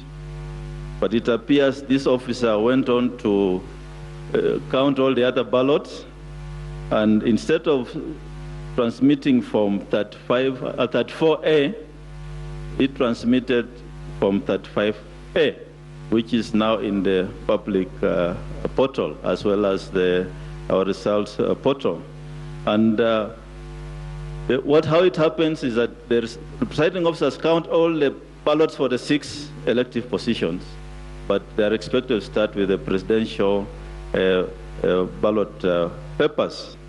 And of course, having done that, all these result forms have the same QR code in that particular polling station. And We understand then he proceeded to scan and send that 5A instead of that 4A. And we are saying as a commission, we shall engage the presidential candidates when the original form comes. We compare the notes and then upload the correct form to the results portal once the returning officer brings the original form 34A from Rakwaro Market polling station. Thank you. Na Bwana Kamishna, kwa majina naitwa Emmanuel Kilongi kutoka Runinga ya Magharibi, na nitakuwa na maswali mawili. Swala la kwanza ni kuhusiana na zile kaunti, maeneo bunge na baadhi ya wodi ambazo mlisema kwamba kutakuwa na uchaguzi mdogo kutokana na utepetevu wa uchapishaji wa karatasi na habari zingine. Na kuna wapiga kura katika kaunti hizo ama maeneo hayo ambao walishiriki kwenye zoezi la uchaguzi lililokamilika hiyo jana tarehe 9, na waliwekewa wino kwenye vidole vyao kuonyesha kwamba wameshiriki kwenye uchaguzi mkuu. Je, itakuwaje siku ya uchaguzi mdogo katika maeneo hayo ku identify such like voters ndipo sawa wapewe nafasi ya kupiga kura? Swala la pili linahusiana na uchaguzi katika eneo bunge la kaunti ya Bungoma, ambapo tumeona habari zikienea katika vyombo vya habari na kwenye mitandao ya kijamii kusema kwamba huenda mmoja wa wagombea katika eneo bunge hilo aliweza kumpiga mmoja wa wasaidizi wa waniaji katika eneo bunge hilo risasi na kufa. Na tumeona kwamba county commander wa eneo bunge la Kimilili ama kaunti ya Bungoma, kamanda wa polisi, amesema kwamba wanamtafuta mgombea huyo. Je, kama atapatikana ama madai hayo yatakuwa ni ya ukweli, nyinyi kama tume ya IEBC mtachukua hatua gani kufuatia kisa hicho, maana huenda ikaathiri matokeo ya uchaguzi katika kaunti ya Bungoma? Asante. Okay, thank you. On the issue of the ink marking, CEO, what happens? You can come and explain that. I believe the ink is marked specific parts of the body, and in that eventuality then another part of the fingers will be chosen for that purpose. But I think the CEO can give some explanation on that. The issue of Kimilili, I've also just read in the media that there was an incident yesterday. The polling had finished. The counting will go on, the results will be announced, and the winners will be declared. Matters of murder cases is a criminal matter. That's a matter for the police, and I believe the law will take its course.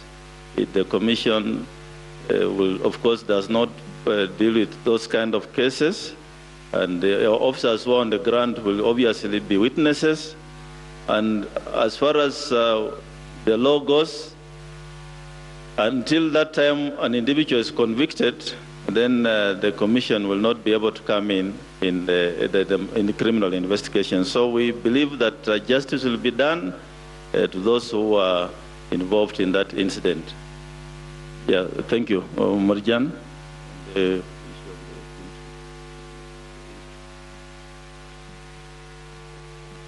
Thank you very much.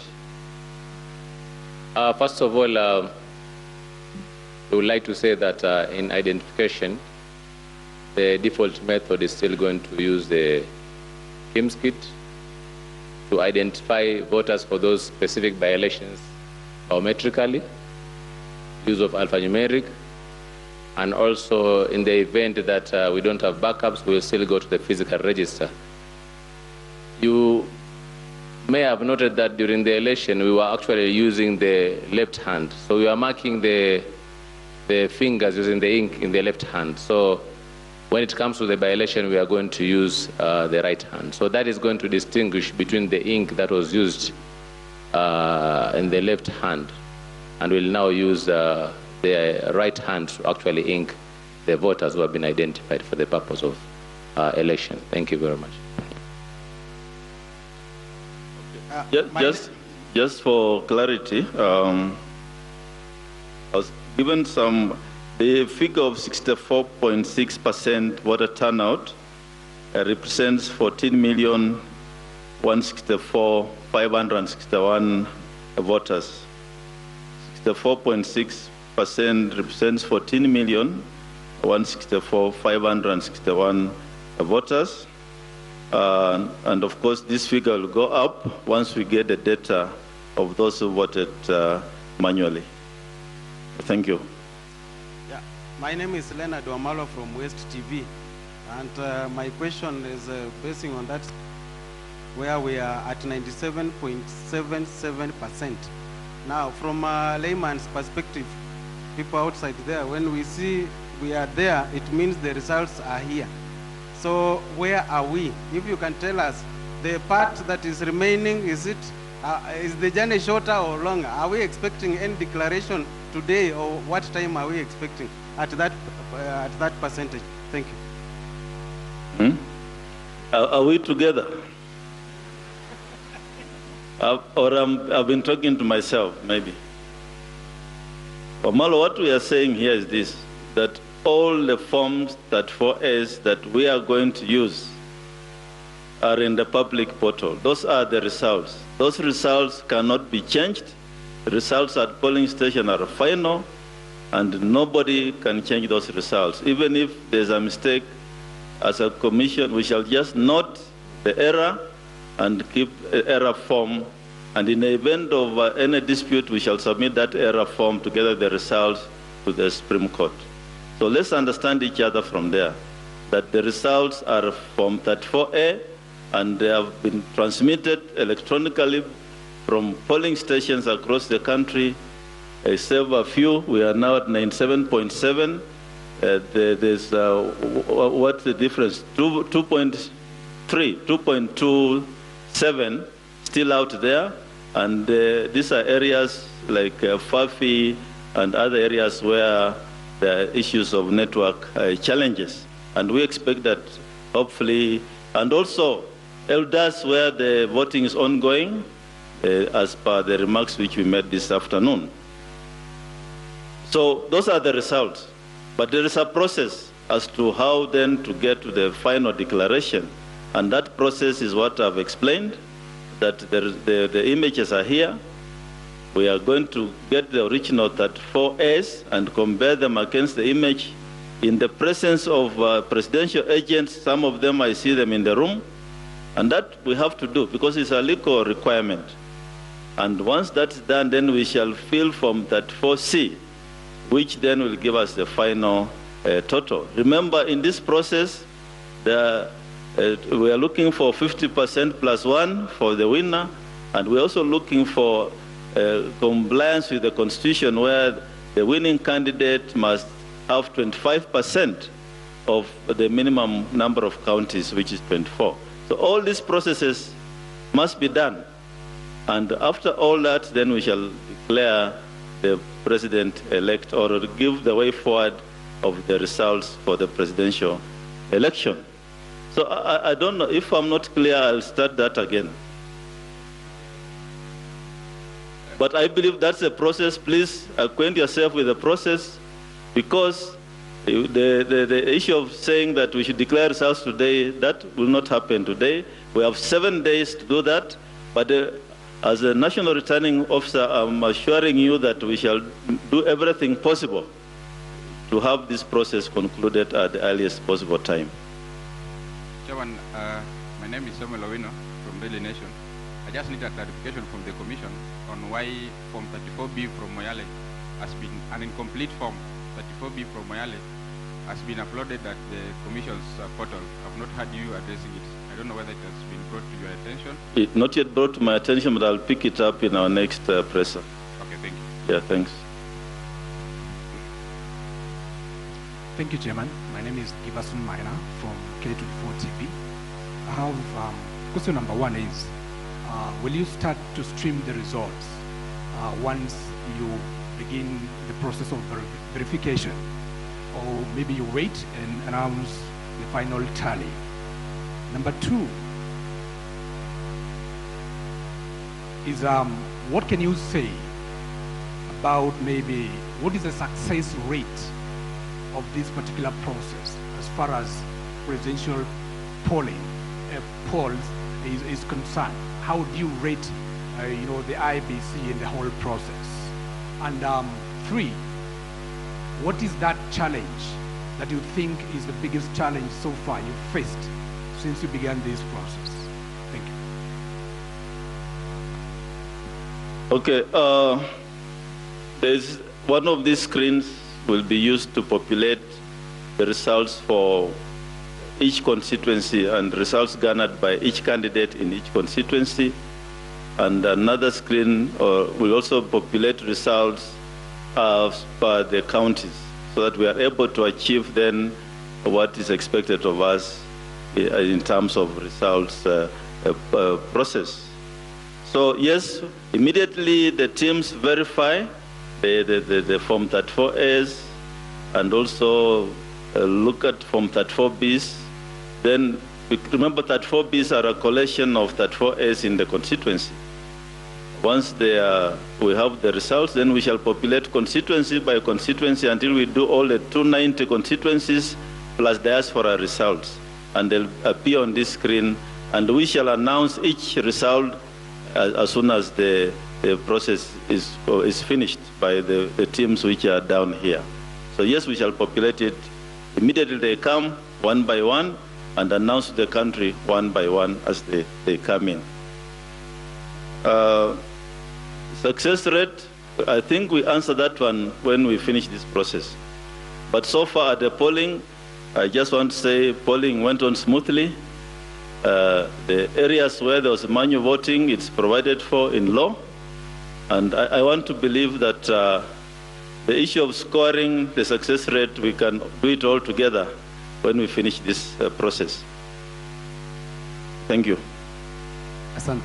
Mwenyekiti, mimi naitwa Goodluck Paul kutoka Azam TV Dar es Salaam, Tanzania. Jana ulitoa kauli ya matumaini kwamba IEBC mnakusudia zoezi hili zima liishe mapema iwezekanavyo.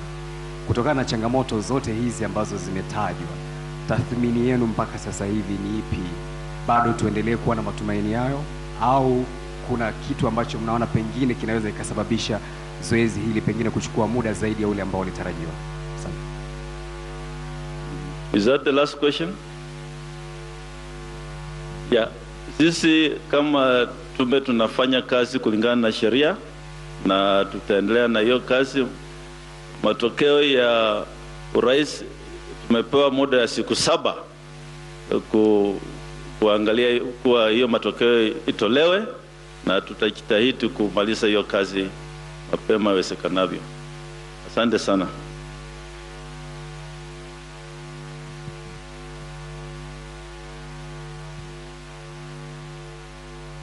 Thank you very much. That was the status update as of now, and we will inform you of the next update. Thank you very much.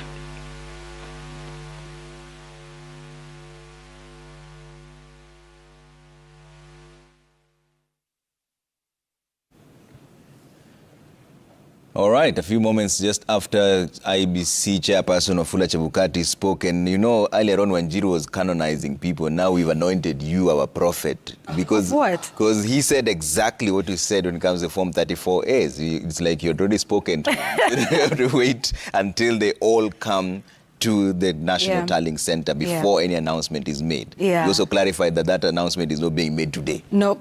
Certainly not. We're not knowing that today. So he says the images are there in the public portal. The images are there, but they will wait for all of the forms, the forms 34A, the physical ones, which will be brought by the returning officers. And then they will compare the two, make sure that, you know, it is what it says it is. And then they say that this verification will be done in the presence of party agents for the presidential election. So that just tells you that this is not a process that will be concluded today, considering the fact that he said they have not received any physical Forms 34A as at this moment. They're waiting maybe during the day or during the evening. Some of them might come. But he also mentioned that the turnout was at 64.6%, right? So that is a 14,165,561. Again, you are spot on. You see, this is why I'm calling you the prophet. So he also said that the by-elections that are being held in the different constituencies, the marking of the finger will now be done on the right. Yeah, and that was an important question. I guess perhaps one that we didn't think about. You know, what happens with people who voted yesterday? They're voting again today. They got that mark. But also, you know, Trevor, that number that you have mentioned could rise because it doesn't include places where they voted using the manual register. So I guess they'll have to, you know, sort of collate those numbers. Once again, those are about how many? There was about 156, I believe, from Kakamega and about 94 from Makueni County who are allowed to use the manual register. And there was also a mishap in their website where one Form 35A from Migori was uploaded instead of the Form 34A, which is for the presidential results. 35A is the form that has all the 6 elective positions, whereas they're supposed to upload only Form 34A. And I guess that's why that verification process will be important, right? So what you sent on the portal and what is physically there, so that you just make sure that they have it right. And it looks like, you know, it's abundance of caution. So once they then have that verification process, all of that data is then put into Form 34C, which is the final. And I believe he said this last night as well about what Form 34C contains. It contains the final vote, right? For the presidential, whether they've met the 50% plus 1 constitutional threshold, as well as whether that candidate has gotten 25% of the votes in at least 24 counties or more. So that should be interesting. And so far, they have about 97.84% of the Form 34As in their website. That's 45,230 out of the 46,229 coming through to their website as well. And we have an update on the numbers. Part of the numbers that you're seeing there, the numbers that we verified, right? Yes. So what are those numbers? I think let's bring them up and show you the numbers that are coming through right now as we speak. They're changing in real time as well. 1,969,823. That's 50% of the ones that we've tallied, like we mentioned earlier on. William Ruto coming in second at 48.44% with 1,902,532. Now, we've mentioned earlier on now that they've gotten results from 45,230. We have collated from 12,336. Correct. The numbers keep changing really quick. They do. And, you know, I cannot give this rider enough. It's still too early to draw any conclusions. These numbers are very early yet. So also don't, you know, you get excited when the candidate you support is in the lead. And as you can see, the margins are very, very small. I mean, 1.971 million for Raila Odinga and 1.903 for Dr. William Ruto. So, and this was just, you know, a change from about an hour ago. So relax, take it easy. We will, you know, see what happens. It's still early days yet. And then, you know, there's many other considerations that are made with these numbers, including, you know, where the numbers are coming from specifically, which polling centers, which areas are considered strongholds for which candidate, which ones are considered battleground, that sort of thing. So still early days yet, and these numbers could flip, you know, go up and down. And just, you know, a quick rider, we're showing the top 3 candidates. That number also changes depending on who comes in. And of course, everything that will then be finally made, that will be the declaration by Wafula Chebukati. And from now, we know that is not going to happen today. It's not happening today, Safin, and you are listening to that as well. We've been talking about this the whole day. What stood out for you? I don't know whether I should blame Yvonne for this. Yes, we are blaming the prophet. There is power in what you said. You began the day on a very, I don't know, Kenyans are getting impatient. They are. You had the question there by the journalist. You know, he was direct to the point.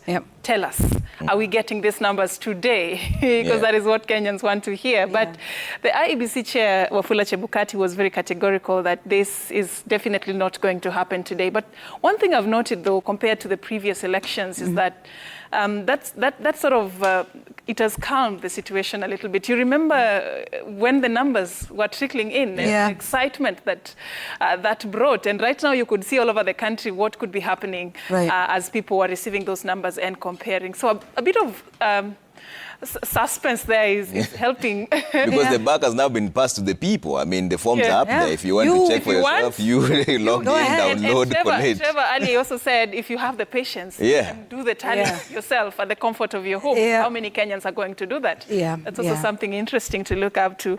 But of course, we continue to say that what you're giving here at Citizen Television are provisional results. IEBC has the mandate and the right to announce the final results. But of course, you know, numbers continue to trickle in, and we will be just updating you more as we receive them. But yeah, that is how the situation is like in the country. Yeah, absolutely. And there's something else, you know, Safin has also said about, you know, how things are different now.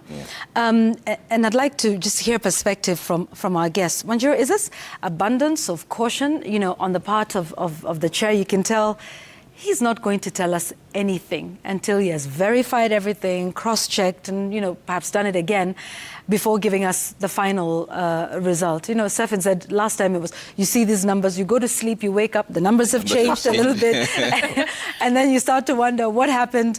But it seems like there's a lot of caution. I mean, after all, 2017 was a rather stinging indictment from the Supreme Court, Manjiro. I think, yes, there is a lot of caution. And I think just about everything in the way IEBC has managed this has been geared towards trying to ensure these results will not be challenged. These results will not trigger really unrest in the country, because that's what's at stake. And, you know, the country really is we are at a very delicate point because in terms of our economic situation, a lot of households are facing food insecurity. We are facing a drought. Our economy is extremely fragile. So the implications of unrest around elections would be, you know, disastrous in economic and human terms. Not only that, the entire region and all our international partners have held their breath, because Kenyans are known to be very amiable people, very professional, enterprising people, enterprising in both good and bad ways, perhaps. But when it comes to elections, we change the script and we lose our minds a little bit. So I think the IEBC do not want to be the ones who instigate a meltdown in this country. And in that regard, I think, like we're saying here, as the media, it's very important to just stress the point that let's buckle in, let's shift gears, let's move out, let's go get into, is it overdrive, where you cruise a little bit and let the process go ahead. Stop, let's slow it down. And then the questions become, so are we looking at going back to work? Can we go back to work and concentrate? You know, as Kenyans, we are used to waiting until we Yes. And so we have the opportunity now to consider, should we give the IEBC the time they need? One imagines that their verification and tallying will be a lot faster, but we are saying that, you know, maybe we needed a public holiday extending until Saturday, irresponsible as it may be, because I think people will be working with half a mind, keeping in mind that, you know, majority of Kenyans anyway work informally and can't afford to sit home and wait. So maybe we need to shift back into work mode, let the IEBC do what they're doing, and wait for those results. But two things. I didn't hear, and maybe I missed it, how they are going to deal with those who didn't manage to vote, and areas where the vote may have been suppressed. The other thing I didn't hear that's also politically sensitive is how they are engaging with political actors at this time. Because aside from the technical report, which is very important, the political is equally, possibly is even more important. And then maybe the last thing, which IBC can't control is the amount of misinformation. Yeah. I think I may have fallen prey to that. I was looking at results from one of the Azimio strongholds, and I was very shocked at the outcome, only to now look and see the opposite result. And I'm like, okay, so I don't know where we stand, and I'll wait to catch it on media or hear it from the IBC, and it's going to be a while yet. It will. And there was something you mentioned, and we'll get to Stefan in a moment, there's something you mentioned about where we seem to be in a state of limbo. So I was coming to work this morning, there was absolutely no traffic. And I thought, well, the public holiday was yesterday. Today, let's get back to work.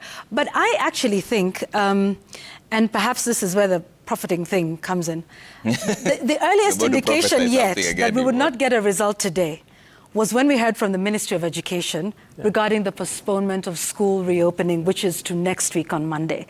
That kind of said something about whether we will get a result today or not. Because remember, schools were supposed to resume tomorrow. Yeah.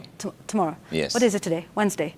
Yeah. Yes. Tomorrow's Thursday. Yeah, that was the day, yes. And then they said Monday. So, you know, it was a clear indication that perhaps we're not going to receive the final result of the presidential votes today. And so those are some of the interesting things. But sorry, just yes, carry on the timeline. Yeah. IBC seems not to have computed their timelines properly, because the closure of schools last week was really not necessary. Did you not know that you would need to set up? So even this, the reopening, did they not compute the... So the body language, because it wasn't expressly said, but the body language was leading us to believe that it would be a quick process. Right, yes. Whereas it's not. So I think there are lessons to be learned there, but the chair there is telling us, you know, calm down, give us the space. All right. Wanjiru, even as you say, we talk about lessons, one thing that also stands out is the fact that if the Independent Electoral and Boundaries Commission knew that this was how things were going to work, that they had to receive the soft copy Form 34As and then compare them with the physical Form 34As before they can actually make the final results public, then didn't it warrant a need to sort of improve the systems? Because Kenyans are impatient. You've just talked about the dates of opening schools have been pushed forward. Walking around town, or even looking at what is happening in town, businesses have actually been shut down. Kenyans want to move on, but they can't move on. Everyone is sort of in a situation of let's wait and see. This moment of let's wait and see, how long is it going to take? Kevin, probably just to talk to us about the IEBC and what they need to do, ideally, to improve and fast track this particular process, for this announcement to be made and for Kenyans to just sort of move on, for lack of a better term. I think one of the biggest challenges is a trust deficit. The extent that we cannot trust results that have been relayed online and that we have to wait for physical verification. And you see, what this means is that you're looking for an arrow from Mandera. You're looking for an arrow from Butula. You're looking for results that are going to be brought physically from the border of Taita Taveta and Tanzania. You know, Taveta actually and Tanzania. And then there are more than 46,000 people who are supposed to help compute these results, and then suddenly they all arrive at Bomas of Kenya in terms of the forms. So if you look at that particular process, then it of course means that we still have a long way to go. But in terms of improving the system, it's purely based on how we are going to help Kenyans to trust the digital mechanisms. Why is it that our election is largely manual? In fact, we have a manual voting system. The vote is you have to walk physically into a polling station. Remember, we are talking about relatives who have to fly into the country to go and vote. Why can't we just sit? That people have to go to some physical place in an embassy in the UK or in South Africa to actually cast their votes. Why can't we just sit somewhere the way we transact M-Pesa? I don't have to hold money in my hand to give it to you, you know. I just sit from wherever I am and I insert your number, and then I am given a unique PIN, I put it there, and I send it to you. So the level of trust and the aspect, or rather the factors around trust and how we can be able to therefore help Kenyans understand that the same forms that are being rallied and sent to Bomas are the same forms that we expect these physical people to bring over to Bomas so that we can be able to verify them. So in terms of what we need to improve on is a question of trust. Number two is a fear aspect, and this is purely in my view and way of looking at it based on our past elections. We've had very difficult moments when it comes to political transitions and election history of Kenya. From 1992, a little bit of violent elections to 1997, 2002, Kenyans owned the election and they were able to pacify. Of course, we had a few challenges to 2013, rather 2007, when we had post-election and serious post-election violence. Question then is, how do we just have an election that people consider as people looking for jobs, that voters will consider as candidates looking for jobs? Same way you walk into an interview and your clansmen and women don't have to fight anybody or kill anyone for you to be elected. We don't see, for you to be given that job, we don't see people hurling pistons for people to be employed in companies. Why must the election look so antagonistic and that we have to close things, businesses, you know? And that is going to move on until when we have the last announcement by IEBC. So the element of fear, which to an extent to me also might have contributed to the voter turnout, because we have areas where there were leaflets that were being strewn all over the voting areas. We have certain areas where people actually had to move, pick their families and say, hey, we don't know what's going to happen, let's go home and wait, you know. So that probably might have also contributed to the levels of voter turnout and that low level. So those two things, in my view, helping Kenyans trust the process in terms of the digital, which doesn't have to be manual and really physical or rather analog. Yeah. And then two is the aspect of looking at elections as an ongoing process that doesn't have to make life stop. Yeah. And I also want to believe that these forms, we do not have to necessarily bring them via road. So they are I know exactly. Chebukati has 7 days to do this, but I mean, there are other ways in which, the forms can be submitted to the National Tallying Center. Wanjiru, I know you have something to add on to this, but even as you do that, we're looking at a situation where in Elda's constituency, it is this day that actually residents in that constituency are voting. So what is the situation likely to look like in the event that they do not submit their Form 34A in time?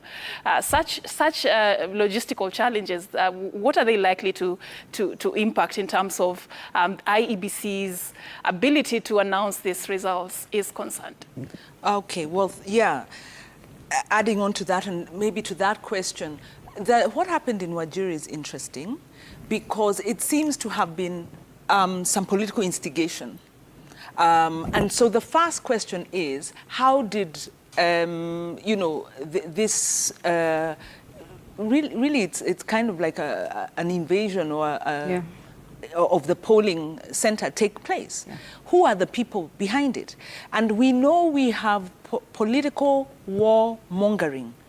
And we must deal with that. So, you need to, the national cohesion is charged. We also have internal security institutions. They need to uncover that.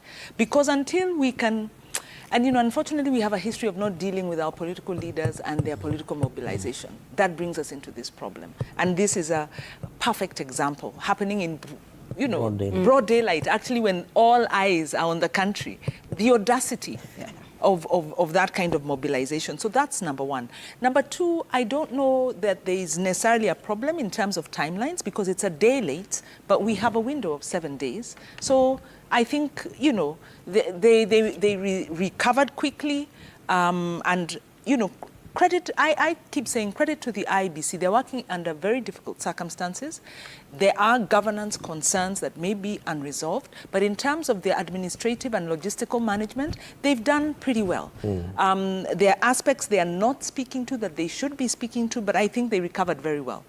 Back to the issue, on our electoral system and large, this digital analog system, low trust system that we have to remember that the problems we are experiencing now are directly related to the failure of the administration that is leaving, quote unquote, because it's not quite leaving, to deal with our institutional strengthening, because under the new constitution of Kenya, the IBC was formed. We had problems in 2013, problems in 2017, and now here we are. Some of those issues have not been dealt with, and some of the issues that even the IBC itself has flagged are constitutional issues, because from the very outset, there's been a call to separate the different elections, you know, maybe the national elections and the local level, county level elections. That would ease the administrative burden and also ease the tension that comes around having presidential elections alongside the sixth piece. So this is a constitutional question I think we need to answer, but can only happen if we have an enabling environment of trust. The BBI didn't, I can't remember if the BBI sought to address this issue, but there are some constitutional issues that need to be addressed. There are other issues that have not been addressed and were ignored by the administration, actually by both sides of the divide, which is political party financing. If you deal with political party financing, you begin to deal with the issues of political accountability. The bill prepared in, there's an old bill, then there were regulations in 2019. In 2020, that process failed because Parliament would not enact it.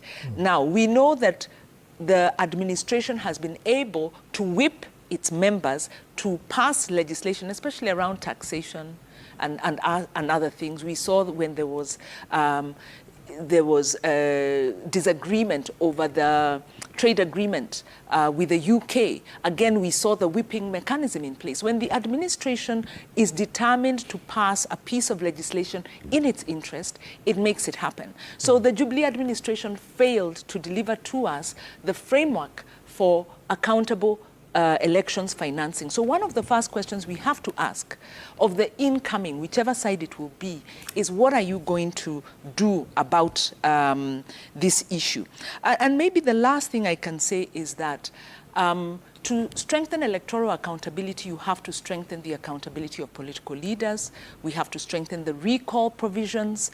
We have to have the issues around transparency. You know, a lot of our political leaders, unfortunately, have been involved in corruption and continue to be involved in corruption, whether it's through the NYS, whether it's in the COVID funds. And the way they do it is through companies and proxies and things like that. So the Azimio manifesto talks about conflict of interest, ensuring that public officers are not trading and doing business with government, because we've seen that's the heart of state capture.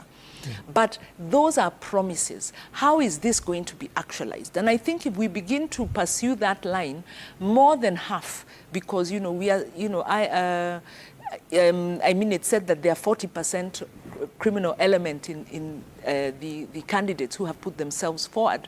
But if we start to enforce conflict of interest and accountability, we'll sweep away maybe 60% of the political leaders we have. So really the question is, how do we claim back our electoral process? How do we claim back our country? What are the things we need to do to shift this discussion so that we stop focusing on just the administrative and go to the real intention of elections, which is the will of the people to exact accountability on political leaders? Wanjiru, speaking of accountability, let me bring in Kevin on this. And the issue here is, we were talking about trust deficit. So will this be bridged by individual accountability or automation? It comes back to what Safin was saying. These forms have been transmitted electronically, but we still have to bring them here. We were talking about voting using the phone. Will we still have to bring our phone? Right, and we did electronic transmission to try and cure some of those issues. If you look at how young Kenyans performed during COVID-19 response and the degree of innovation and personal initiative, which was largely also borrowed by governments, both national and counties, in terms of dealing with COVID-19 issues. And the fact that M-Pesa is actually a Kenyan homegrown innovation, we probably need to therefore talk about opening up institutions and systems so that IEBC probably in its thinking and planning for the next election needs to be asking, Can we have proposals from Kenyans in terms of how we can be able to make our elections digital, electronic, or automated? What does the United States of American voters do? They don't have to walk into a station, a physical place. Can we be able to begin having discussions, conversations with this kind of jurisdictions, so that then we look at the lessons that we can be able to learn from them? Further to that, of course, is continuously talking about this trust deficit issue. What must we do to trust governments? What must we do to trust processes by governments? What must we be able to do to make sure that citizens do not question and therefore become over litigious, taking aspects to court and always asking for questions around things which we believe that need to be done and not necessarily buying time in terms of responding to them. So it's, I believe that the election therefore gives us an opportunity in so far as and in as much as we compare it with other developed countries. And we have observers, even international observers in this country today, who have come to observe this election. They'll make their report. Some of them probably are picking best practices from the Republic of Kenya, which they will carry to their countries. What is it that we can be able to learn from some of those developed countries when it comes to handling their elections? And that therefore means that the education mechanisms, the kind of curriculum that we have, is it one that can be able to help us encourage young people, encourage children who go to school, the pupils, to learn how the progressive nature of trust building, the progressive nature of doing things without necessarily looking at already the plan B aspects of it. Because I sometimes think that that's probably how IEBC is managing Kenyans and managing our elections, which unfortunately is costing us. Because in the event that we do things wrongly, we don't meet the 50% plus one, we have to budget for a rerun. We have to budget for time. Right now, businesses are closed. We are losing as a country because we are waiting for physical forms to be brought to a national tallying center. Yeah. Wanjiru? I agree. We need to simplify our electoral process. I mean, there's been arguments of even why do we have to register as voters when we all have an ID, that can serve that purpose. We need to separate, I think, the electoral processes, the different votes. There's also been discussion, and of course this happens in different countries where you decentralize more. So you reduce the centralization, and local elections are done locally. On the trust deficit, that is, I think, the biggest question, because it's accountability with the leadership, accountability with the voters. This is the question actually how do we turn the tide? Because low trust is expensive. And the cost of elections is going higher and higher. In fact, there was a piece that was saying that the cost of elections has become astronomical, and I don't know if I can find that data. But to run for the various positions, the amount of money that individuals have to put out is in millions. Comes into billions. So that if you look at the different candidates that ran for the various positions, maybe 20 billion was spent collectively just running for office, before you factor in what the IEBC has spent, before you factor in what political parties have spent. So this is a loss-making enterprise. We lose time that we could be doing business. We then spend a lot of money that could be doing more productive things. Maybe we need to go to the heart of it, which is how do we build trust? How do we deal with the core issues that are driving lack of trust in our electoral process? But Kevin, when you talk about the turnout that Wafula Chebukati was talking about, 64.6% of about 14 million people coming out, and we know Kakamega and Mombasa did not vote in the gubernatorial context, there are certain political underlying tones that maybe only the prophet here can talk about, because picture this conversation. So where if they do this by-election after the presidential results have already been announced, is there a possibility that the voters go out there and vote for someone who is in the presidential party? For example, if Azimio wins, would the people go out there and vote for a UDA person? And if the UDA wins, would the people go out there and vote for an Azimio person? Inadvertently then, they shall have influenced the outcome of that election. Precisely so. That's a clear indicator of the fact that it gives whichever party that wins the presidential vote an upper hand. And without necessarily spending a lot of time on whose stronghold it is, you of course want to associate with a winning team. and look at the degree of investment, that you only have 2 counties as opposed to 47 of them, the time that you invest campaigning for your candidate. And this is because, again, Kakamega and Mombasa counties are also very huge economic avenues that anyone who is in government wants to associate with. So it is true to say, therefore, that whichever coalition wins this particular election at the presidential level will be able to influence the vote at 2 levels. One is the resource aspect, the money that you spend to woo, sadly, to bribe Kenyan voters, some Kenyan voters, to go and vote for your candidate. And then number 2 is the infrastructure that comes with government. If a president is going to campaign for your candidate in a city like Mombasa or in a county like Kakamega, you imagine and by that time, Trevor, all the choppers that we have seen doing 4 campaigns in a day will be at standstill and therefore standby, that you can have 47 choppers in Kakamega in one day. I'm sure even the candidate of whoever party, whichever party that does not have that kind of resource will be a little bit worried.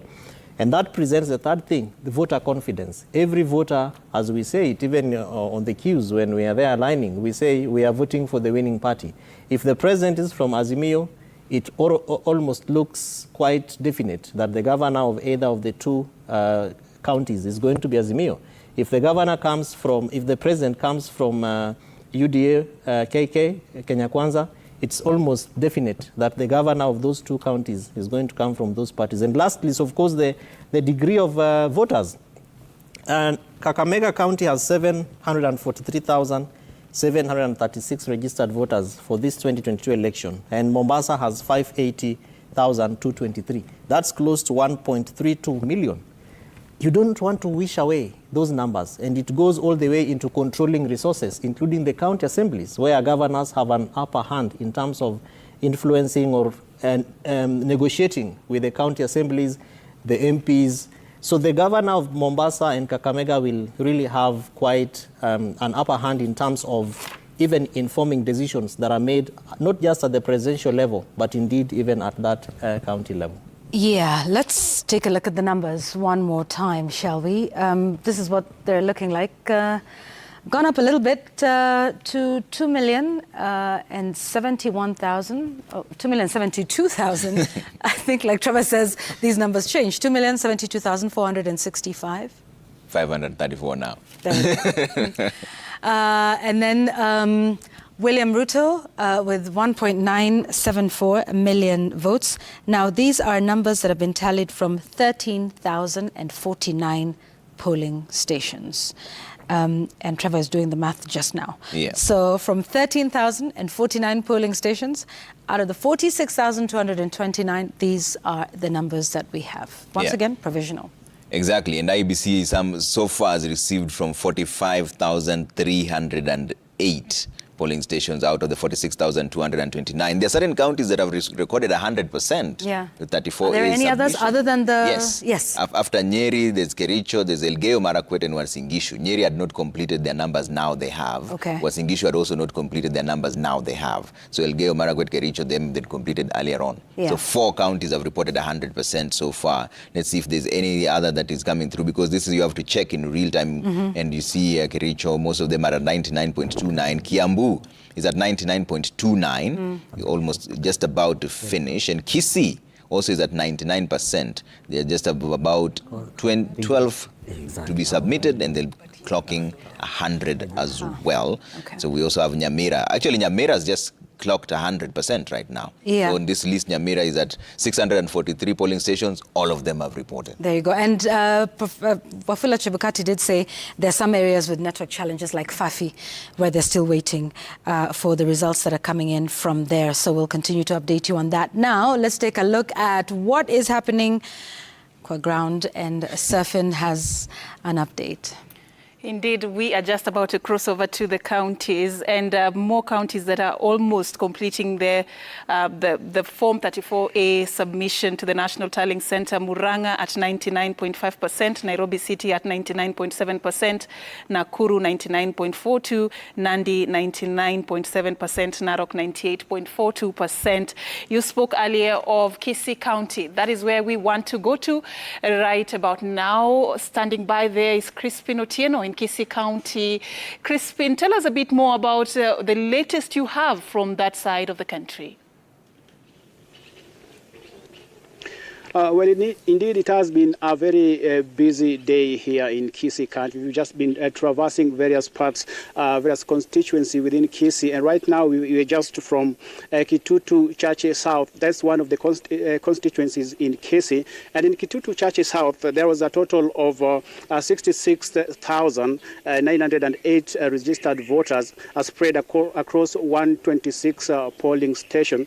And while we were in Kitutu Chache South, we realized that in terms of tabulation, so far, the returning officer for that particular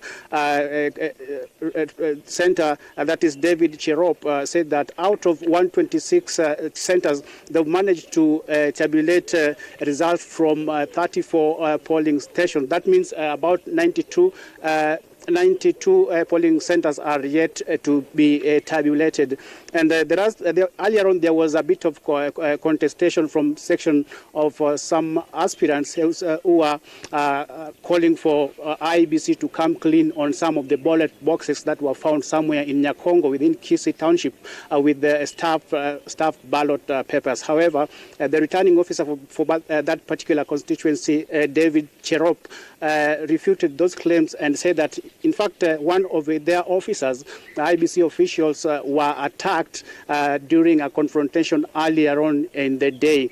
And they said that despite being attacked, the returning officer managed to tabulate his results, and up to until now there was a bit of police officers were forced to create a buffer zone between them and the members of the public who are really agitated. And up until now, there's still standoff in Kitutu Chache South with regards to what transpired earlier on. Right now we shall be heading to Bobasi, where we'll also be just going to check on how the progress in terms of tabulation of results is concerned. Once we shall find our way in Bobasi, we shall get in touch with you once again so that we can get to know how the tabulation process is like in Bobasi constituency as well as other constituencies across Kisii County. So it's just a matter of time.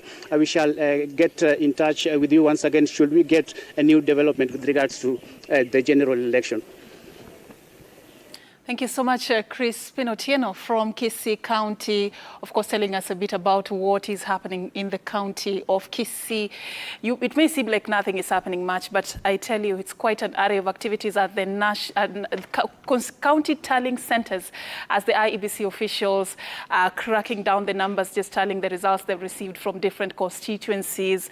And of course, later on, beginning evening, we should be receiving numbers from different parts of the country. But right now, it's all work on the IEBC officials that they have to do this with what I would describe military precision. A lot of work on their part indeed. But in studio, we are making sense of those numbers and the developments in this particular journey as Kenya goes into electing their next crop of leadership. Of course, Yvonne and Trevor there have been having a conversation with Wanjiru Gikonyo and Kevin Osido, putting very important issues into perspective. Yvonne. And, just the updates, because, of course, thank you, Safin, for that, with that update from Kisii County, together with Crispin Otieno. Now, one of the things, of course, that is key, and we've been saying to also take a look at, I know everybody's focused on the presidential vote, but it's actually also important to see what's happening at the local level. And we'll just update you on that. Particularly we've got Chemtai Goin, who is in Uasin Gishu County, and we hope to be able to get some of those numbers at least by the end of the day. There's certain places where the celebrations, we have seen certain concessions that have been made, which some say is a true hallmark of democracy. No doubt they're all doing their numbers, and this is because they also have their agents. And with them, it's much easier because their agents give them the alphanumerics. So out of Muranga Road Primary School, polling stream number 6, and I'm only saying this because that was where I voted. Those, your candidate got 25 votes or 100 votes or 1,000, and it's then easy for them to do that. And so we've seen some concessions as well that have happened from Amos Kimunya. We've also seen Nixon Korir conceding. Yes, there is? Yes. Okay. Jubilee Secretary General Jeremiah Kioni accepts defeat in Daragwa parliamentary election as Kabando Wakabando na Kenya concedes in Nyeri Senate seat as well. See, I said you're a prophet. Now you're talking about that and people are conceding in real time. let me, actually, there's a tweet here that's really interesting. And somebody said, there are no prophets. Only God. And I agree. It's Come Jesse, on, guys. Jesse Ngeso. So I must read this from Jesse Ngeso. This is supposed to be an easy conversation. No. But he says, the only prophet is God here. Tell Kenyans that patience pays. If you're a true Kenyan, this is the time to pray. All right. That last part is valid. Yeah. And, God is just sitting up there watching us all, if you're a believer, he's watching us all speculate and do all of these things. Yes. And it's just like, you know what, I know what the final result is. I probably knew what the final result was before you were born. Before you all were born and even went to cast a vote. Anyway, just a light moment. But yes, it just really does speak to the anxiety that we all have, and we want to know, all of these, what it is. So let's carry on. Yeah, and we're still talking about the burden of incumbency. Yep. Jubilee Secretary General Jeremiah Kioni accepting defeat in Daragwa parliamentary election as Kabando na Kenya concedes in Nyeri Senate seat, and this is what we're talking about. And also, the numbers keep coming in. Yeah. One other county has cleared their Form 34A submission to the IBC website, that is Bomet. 855 of them all submitted. They are at 98.08%. They said there will be no announcements today. In fact, let's bring up the numbers and see what's going on there. We can bring up the numbers and show you what's happening in real time there from a magic wall. Things keep changing in real time. That's why I'm only sticking to the percentages. So far, from the numbers we've counted, 50.64% of the vote is for Raila Odinga Azimio la Umoja One Kenya Alliance. William Ruto is coming in second with 47.96% of the votes. George Wajakoya is at 18,306, 0.53% of the votes. I could go and check out the counties and how they're doing in just a bit also there. If we could just head out and show you from the numbers that we've collated, how are the counties doing, right? Then we see how the turnout is looking like in different places. After having said, Wafula Chebukati is saying that the turnout was at 64.6%? Yes. Yes. Correct. Let's see what's going on there and show you there.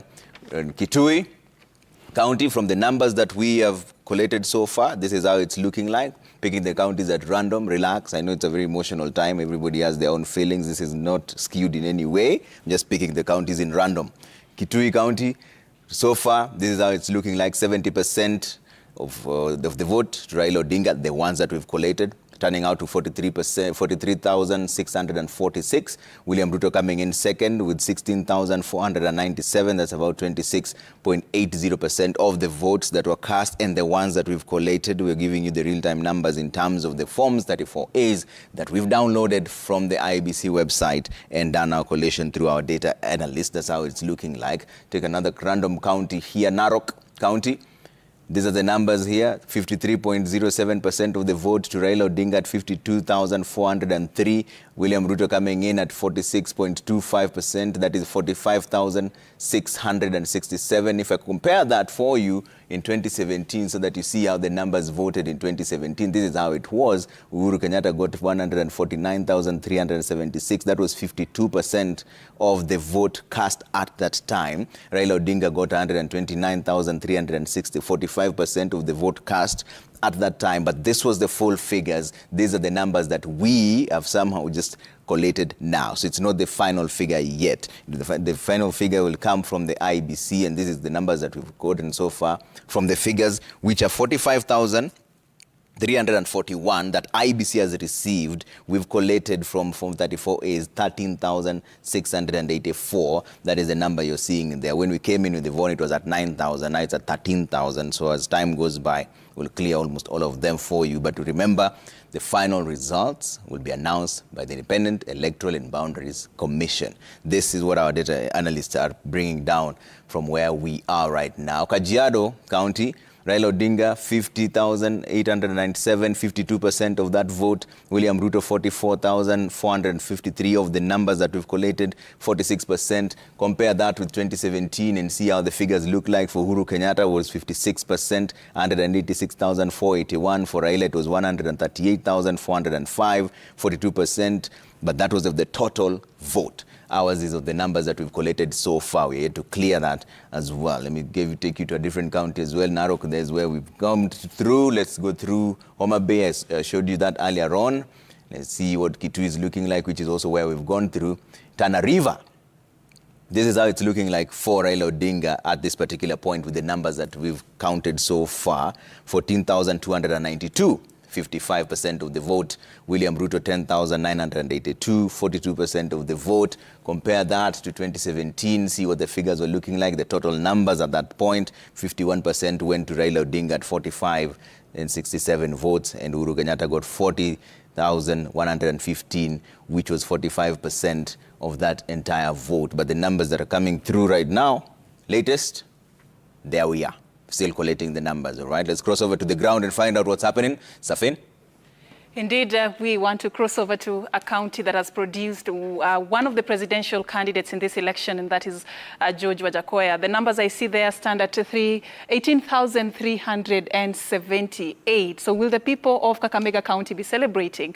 I guess that we have to wait for the IEBC officials to tell us, but let's listen to what we know as per now. And joining us now live is Brenda Wanga, who is in Lurambi constituency in Kakamega County. I believe this is the tallying center, the constituency tallying center there, as of course the presiding officers from the different polling stations are bringing in their election credentials there. Let's just cross over to Brenda Wanga. Brenda, what is it that you have for us?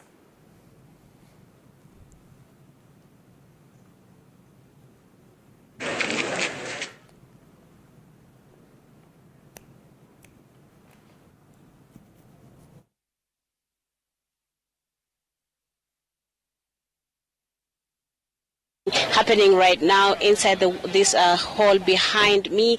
About 2/3 of all the forms have been received. The tallying is underway as it stands right now. The returning officer tells us in just about 2 hours they will be able to make the pronouncement on the various races whose results are supposed to be announced at the constituency level. These are the results of the Member of National Assembly seat and the results for the MCA seats here in Lurambi. So as it stands right now in the Senate seat at this particular point, we have results have been declared, like I said, in about 2/3 of the polling stations have already submitted their results, and as things stand right now in the Senate race, Boni Halwale of Kenya Kwanza is in the lead with 13,925 votes. ODM's Brian Lishenga comes in second at 10,391 votes.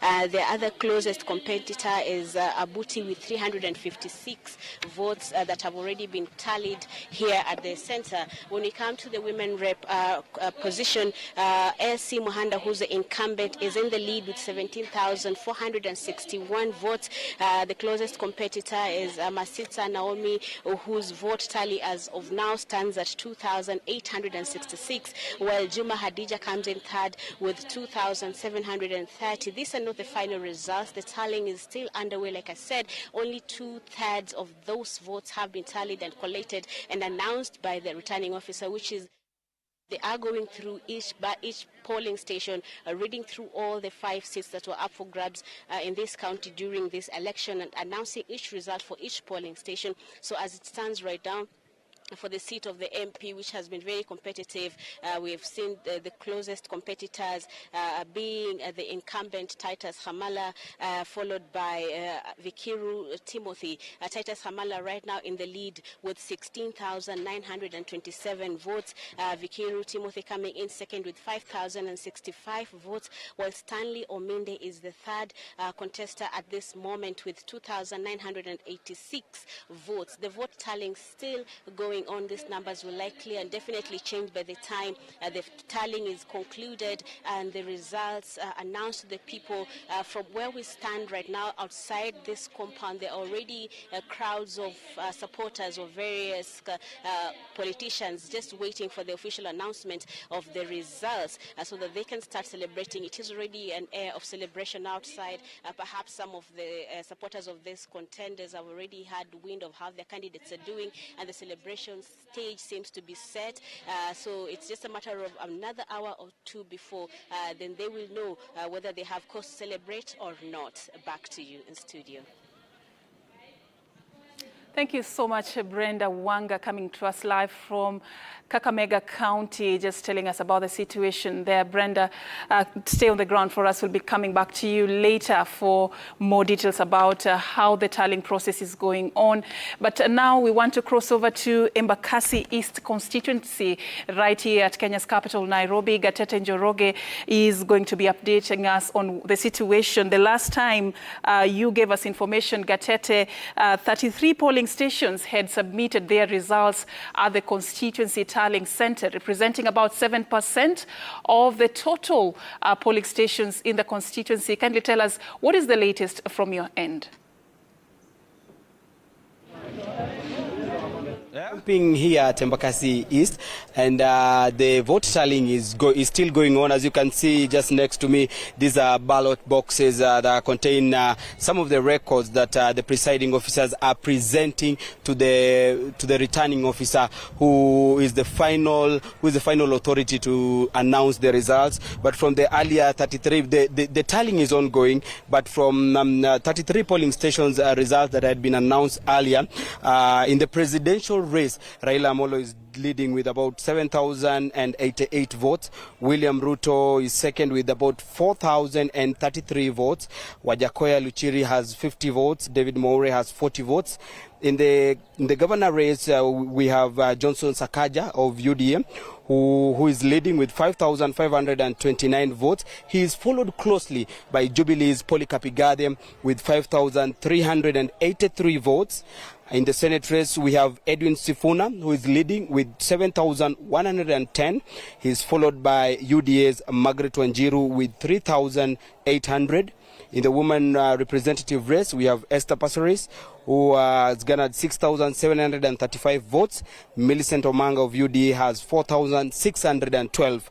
In the MP race, Babu Owino, who is the incumbent member of parliament, has 6,915 votes, while Francis Mureithi has 4,046 votes. These are results from 33 polling stations, and Embakasi East has about 234 polling stations. So what is happening at the moment is that tallying is ongoing, and what I've just read to you, Safin, this represents about 7% of the votes that have been validated and verified and announced, and in this particular and that 7% represents 11,362,000 voters, and Embakasi East has about 154,599 registered voters. But Safin, I know these figures will be changing, because what is happening at the moment is that presiding officers are inside the hall. They are presenting the results to the returning officer, who is announcing, and so I know even as time goes by, we will be able to, the results will be changing, and we will be knowing how the rest will be. And also, we will not just be camping here, we're also going to other constituency in the larger Embakasi area to just find out what's happening, who is leading in the race, and the status, and how far the tallying is suffering. All right, Gatete Njoroge there from Embakasi East constituency reporting to us concerning the results that they've received at the tallying center. Tight race between, in the gubernatorial race, Johnson Sakaja and Polycarp Igathe.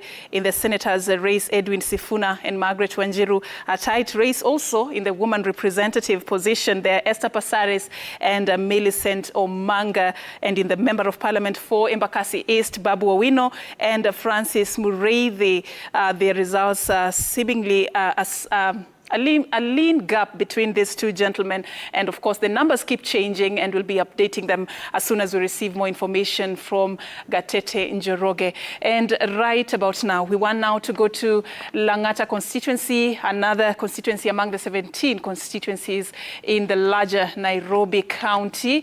Joining us now is Faisal Ahmed with more information from that end. Faisal, a very good afternoon to you. You have been pitching camp at the constituency tallying center. Kindly bring us up to speed with what you have gathered. Have you managed to speak to the IEBC officials? What are they telling you? Okay. Thank you very much, Safrin. We are coming to you live from the Constituency Tallying Center. This is the Multimedia University. We have managed to speak to the returning officer. However, they have told us that they are actually still tabulating the results that are coming in out of the 246 polling stations that are here in this constituency. They've only managed to tally results for about 46 of these polling stations, and they're still continuing with this exercise. However, the polling stations and the returning presiding officers from those polling stations are still streaming in their buses. That this particular bus, for example, just came in a few moments ago with ballot papers and balloting materials, just to show you that the exercise is still far from concluded. However, the current MP for Langata, that is Nixon Korir, had already conceded defeat to ODM's Jalango. However, the returning officer said that those are not the official results, but we were informed by some of the agents that the concession by Nixon Korir was as a result of the numbers that he was getting from his agents. Now, we were earlier at Kibra constituency, the constituency tallying center at Upper Hill. It was still the same there. The scenario is similar to this one. They were still counting votes. We were trying to get numbers on the gubernatorial candidate, women representative, and the MCAs, and see how far the tallying process has gone. But we will get back to our viewers with those numbers. As of now, we are not yet getting those numbers clearly, and we cannot rely on the figures that are being given to us by agents. We just want the official figures from IBC, and we will get them momentarily, and we'll share those figures with our viewers. Now, Langata constituency has, as I had mentioned, 246 polling stations and 5 wards that were being contested. And out of those 5 wards, we expect the results for those 5 wards any time from now as well. Safrin. Thank you, Faisal, for that update. We are going now to be crossing over to Kilifi County, where we are going to be speaking to Dennis Otieno. He's currently at Kilifi North constituency. Dennis, what is the latest from your end? Earlier on, you cited some concerns that had been raised with regards to how this whole exercise has been conducted. There was some unsealed ballot boxes that were arriving at the Constituency Tallying Center in your earlier report. Anything that you have noted that is different as you traverse the different constituencies?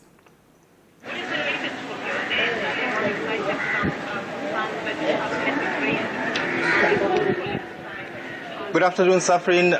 Thank you very much. I'm getting you loud and clear from Kilifi North constituency here at the county tallying center in this particular county. Nothing much has changed from what we had earlier on in terms of how this particular process is being conducted here. We've not gotten a concrete brief from the IEB officials who are conducting this, the IBC officers who are conducting this process here, because I'm made to understand out of the 7 constituencies in this county, we still do have some far-flung constituencies that have not yet brought in their votes, and that could be what is actually dragging this process. We're looking at constituencies like Malindi and also Rabai and Ganze.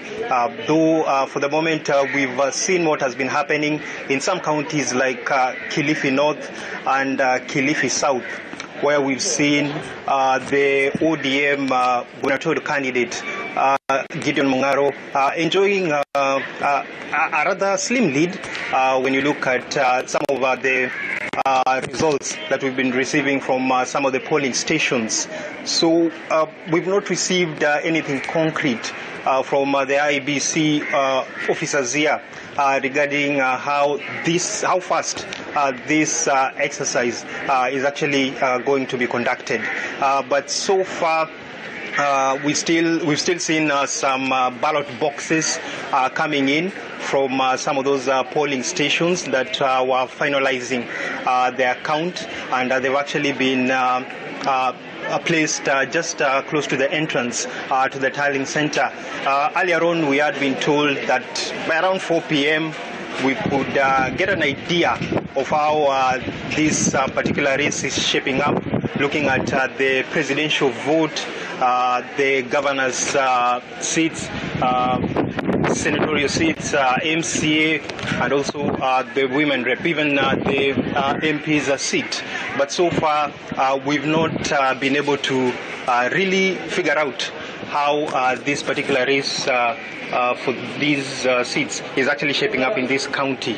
We're still keeping an eye on everything that is happening, and we're also hoping that the IBC presiding officers here will get to give us a word on how all this is shaping up. Suffering. Thank you so much, Dennis Otieno, for that update.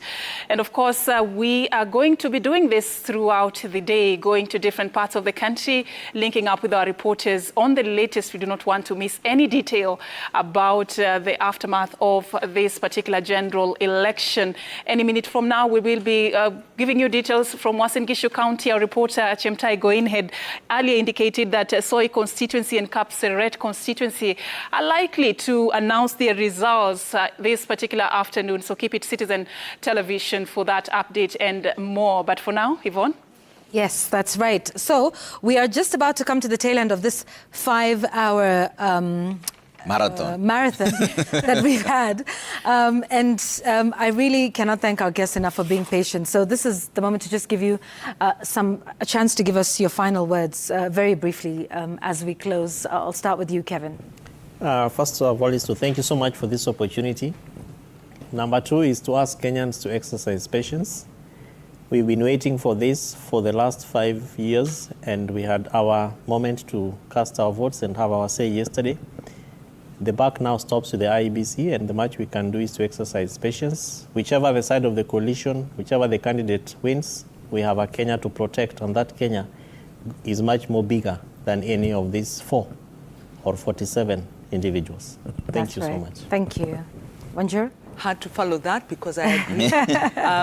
Let us wait patiently, trust the process, get back to work if we are in a position to do so, and also begin to prepare. We have some very good promises on the table, and so we can begin preparing our strategies on how we will be active, engaged citizens to make sure we hold government to account. In the meantime, we hope for the best, and we look forward to the IEBC upholding the process and making sure we have a successful transition. Yeah, absolutely. So, again, thank you.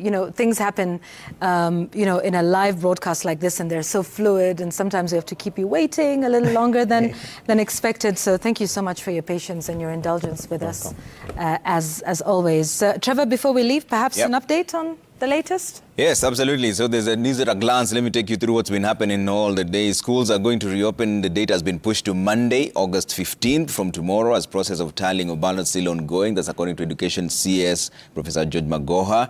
National Assembly Majority Leader and outgoing Kipipiri Member of Parliament Amos Kimunya, Langata Member of Parliament Nixon Korir concede defeat following unsuccessful re-election bids for their respective parliamentary seats. Nakuru Town East Member of Parliament David Gikaria freed on a 50,000 shillings cash bail, said to appear in court on the August 17th after arrest for causing chaos at a polling station yesterday.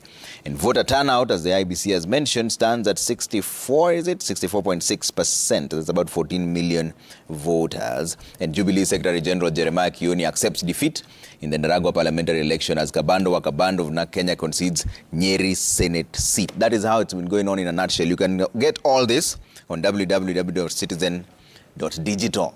That's where all the news will come first. As for the numbers, Yvonne, let's see. IBC now, polling stations reporting 98.19%, 45,392 out of the 46,226. 6 counties reported 100% of the 34 A's. Yeah, the others are at 90%. 99%. Close to that. Yeah, absolutely. So maybe you should explain to them one more time how our numbers work. Okay. They're getting so many questions. I know. We still get questions on that. So maybe just this one moment as we close to finish and let you know that, we are taking the forms off of the public portal. And we are then collating and tallying those numbers. As at last count, we were at 13,049 forms 34A. So therefore, that means 13,049 polling stations. That's about 27% of the 46,229 polling stations. And those are the numbers that you are seeing on your screens. If they differ from different media houses, that's probably because we count differently, no? You went there. Some are slower, some are faster, and those numbers will keep going up and down. And so everyone is counting. Maybe some are faster than others, some are slower, some are more efficient, and then some catch up and pass each other. So some people have more state-of-the-art equipment, some people have more data analysts here, some people have more sound and more space, place, more technology. Yes, it is. Waswahili husema vidole havitoshani. So I hope that sort of answers the question. But we want to say thank you to all of you. Thank you to our guests, Wanjiro Gikonyo and Kevin Osido. Thank you. And then, by the way... Were you about to thank me for being on air? I would love that, Yvonne. Yes. Thank you. Up until the other day, there are some people who are getting a sitting allowance for working. Maybe we should get a sitting allowance for being here. But also, it was really good to be here with the great Surfin. Surfin. Yeah. For those of you who are asking who she is. Joining us on set for the first time. Yay! Yeah. Thank you. Very well. And thank you so much. You guys made it so easy for me for this first time. Yep. Prophet Yvonne. Can that die now? Yes. Maybe we should ask her. Really, No. Do not ask me anything. Yeah. Thank you. Really Thank you, Surfin. Here's to many more. Yeah. Here's to many more with you. Stellar moments. Yeah, looking forward and excited about this. Absolutely. And of course, I hope I've made it worth your while. If we have, all of us who have been doing this for you for the 5 hours of the marathon, we hope we have done you justice. If we have, do stay right there. There's a great team coming up to take it over from here. Jeff Koinange, Lulu Hassan, Rashid Abdallah, and Lillian Muli. So don't go too far. Citizen TV is the place to be. My name is Safin Aching Oma. Brilliant. Here are the numbers now. See what they're changing. And the Sky team is here. Jeff Koinange is about to jump into studio. We're letting him come in. He just landed by He just landed by Choma.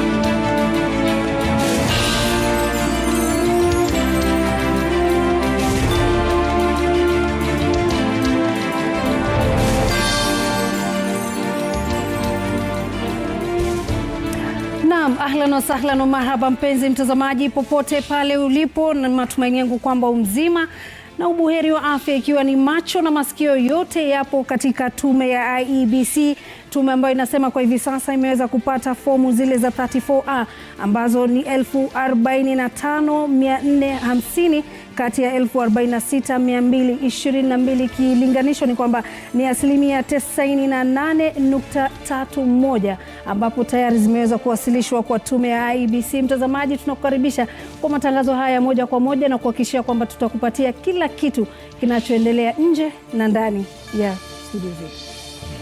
That's right, Lulu, and this is Kenya's Choice 2022, and vote counting is still underway in various polling stations where elections were conducted as Kenyans wait for the final results in several elective seats. Our reporters, correspondents and anchors are stationed in various polling stations across the 47 counties, and they will be relaying results as they are counted from there. The results that you're seeing on our screens are at about 14,000 as we speak now, and this is approximately 29.4% of the national tally. And here at our RMS Tallying Center, we are collating and tallying these numbers and relaying them to you. We'll be giving you more details as the hours progress. Remember, these numbers keep changing every other minute, and we will be relaying to you the latest numbers as and when we get them. Naam, bila shaka ukiangalia ni kwamba ile sheria thuluthi mbili ya kijinsia tumeweza kuifanyia kazi hapa studio, mimi na Jeff Koinange, na pia vile vile tukawapa wanawake kipaumbele ili kuweza kufungulia matangazo ya moja kwa moja. Ni uchaguzi ambao ni muhimu sana, sio muhimu tu kwa wale walioshiriki katika kutafuta viti hivi, na sio muhimu tu kwa wale ambao walikwenda kupiga kura, lakini uchaguzi ambao una umuhimu mkubwa katika taifa la Kenya na pia vile vile Jumuiya ya Afrika ya Mashariki. Maana yake ufanisi wa Jumuiya ya Afrika Mashariki unategemea ufanisi wa mustakabali wa taifa letu la Kenya. Kila mmoja hivi sasa alikuwa anafikiria kwamba kampeni ndizo ambazo zinatumbo joto, lakini joto la kisiasa linapanda wakati unasubiri matokeo ya kura ambayo imepigwa. Kila mgombea hivi sasa anaamini yeye ndio mshindi, lakini yupi ambaye ni mshindi wa kweli? Bila shaka nguvu hizo zipo chini ya mwamvuli wa IEBC ambao atakuwa anatueleza ni nani ambaye ameweza kupata kura nyingi baada ya wananchi kufanya majukumu ya kimsingi ya kisheria. Lakini hizi kura zinafikaje mpaka kuweza kutangazwa mshindi ni yupi? Jeff Koinange. Asante sana Rashid. And you know, as Rashid said, these are early days, definitely early days, and you can see the numbers piling up, and there's going to be a lot of time. You need to exercise patience. That's what we're calling for. Exercising patience until the last vote is counted. In fact, a way to exercise patience, let me take you to our Tallying Center. Walk with me. I'll take you to our Tallying Center and show you exactly what's going on here, folks. Here we go. This place was set up with professional tallying center folks, and they're in there crunching the numbers, literally crunching the numbers as they come in. Those 34As you've been hearing about, these are the folks who are responsible for bringing them in and putting them together. Now, what's very important is that once that Form 34A is put together, then it's all tallied and taken to the central center, IEBC. And that's when we get all the numbers. In fact, Esther Mukami is the one who can explain this best to us. Esther, there you go. I see you are very busy crunching your numbers. As we look at the screen over here, by the way, so far, you can see Raila Odinga with 2,235,583. That's Azimio. William Samoei Ruto, 2,061,475. George Wajakoya, 18,000. David Maore, 8,000, and all across the counties, county after county. Those are the numbers coming in right now. Yes. Form 34A. Yes. Tell us about that now. Is that coming in? Is that where we're receiving it in this tallying center? Yes. So what we are receiving, currently what IBC has received is 45,488 forms out of the 46,229 forms. That is 98.4%. But all they are receiving are just forms in digital format as photos. We then go in and receive it from an IEBC portal, download the form, verify the numbers, and input into our system that then gives you the numbers you're receiving. So as we speak, this very minute, we have done 13,959. We are at, in terms of percentages, for the national tally, that is 29.61%. Those are provisional results. IBC has not given any official results. So this is what we are receiving from the IBC portal. We input into our portal, and then it transmits onto this screen.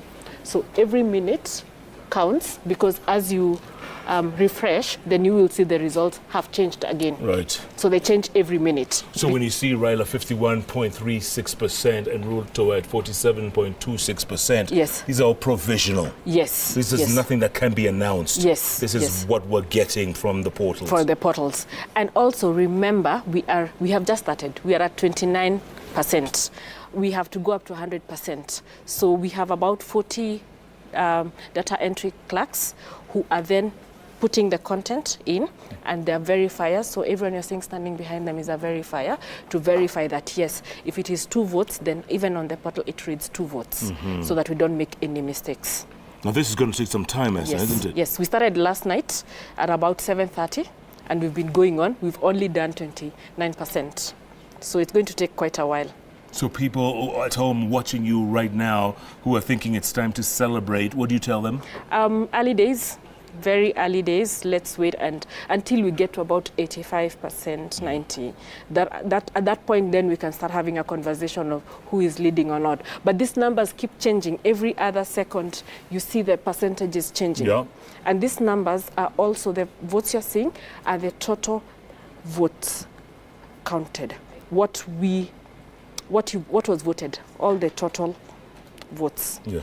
It's not about just the correct, unlike where you have disputed votes or rejected votes. Right. These are all the votes. All the votes. Yes. All the 12 million plus votes. Yes. Which, by the way, is very low turnout. Huh? Yes, very low turnout. So if you look at a place like this, it was done at 4:25 p.m. Right. It has just been done, and it keeps changing as the numbers come in. You see? Yeah, so that was earlier on, 12:49. Yes. So the numbers keep changing at 4:24, 4:25, 4:09, 4:24. So the numbers keep changing as we get them from the IBC. And they will be changing as we go throughout the night into tomorrow, until the last number's in. Yes, yes. Remember, there are some polling stations that are still voting today. Correct. Yes. So that's why they have also not received 100%. Are you also going to get the diaspora vote? Will be here somewhere? Yes. Yes. It will definitely be here. Yes. Excellent. Esther Mukawi, thank you so much. You're welcome. Carry on with your work. Thank you very much. And keep those... Asante sana. All the best. Thank you. Thank you very much. Esther Mukawi there at the Tallying Center. By the way, the IEBC challenged us to create our own Tallying Center. This is it. All these young folks here, they're the ones responsible for getting all those Form 34As here. We can tally them here, and then we'll wait for them to give us the overall results. Hey, Rashid, Lulu, Lillian, back to you in the studio. Naam, shukran sana. Jeff Koinange ameweza kupata yakini ya kuelezwa jinsi ambavyo Form 34A zinapofika pale ni kwamba wao wanafanya kujumlisha kwa yaliyopo ndani ya Form 34A, lakini kura ambazo zimeharibika, kura ambazo hazijahesabika pia zinajumuishwa pale ndani, tofauti na kile ambacho kinafanyika katika ukumbi wa Bomas ambapo fomu zimefika kwa idadi kubwa, lakini bado IEBC haijaanza kuzijumuisha. Kwa subra ndio kitu cha maana zaidi. Fika maeneo ya Shikadabu, songa polepole paka maeneo ya Kinango, alafu kusini yako usonge paka Lungalunga karibu na boda ya Tanzania. Nazungumzia kaunti ya Kwale, kaunti ambayo kwa kweli ina vituo vingi vya utalii, kuanzia katika milima kule Shimbailzi uende moja kwa moja paka Maluganje ukaangalie ndovu, bila kusahau fukwe za bahari. Ni kaunti ambayo anayeondoka hivi sasa si mwingine ni Salim Mvurya, ambaye alichaguliwa mwaka 2017 kwa tiketi ile ya Jubilee. Mwaka 2013 alikuwa ameweza kuchaguliwa kwa tiketi ya ODM. Ni nani ambaye atavaa viatu vya Salim Mvurya? Nafikiri mwenzangu Lilian Muli ana mengi kutoka kaunti ya Kwale. That's right, Rashid. And this coastal county has a total of 4 constituencies of Matuga, Msambweni, Kinango, and Lunga Lunga, with 744 polling stations. And I'm going to be crossing over to Nikki Gitonga, who is in Matuga in Kwale County. Even as counting goes on, we want to hear from him what the latest numbers are, and indeed what is being said on the ground as results, the numbers as they count those ballots ahead of announcement, of course, from the different tallying centers of the provisional results. From there, Nikki Gitonga, what is the latest as of now? And in terms of numbers, what are the latest developments there?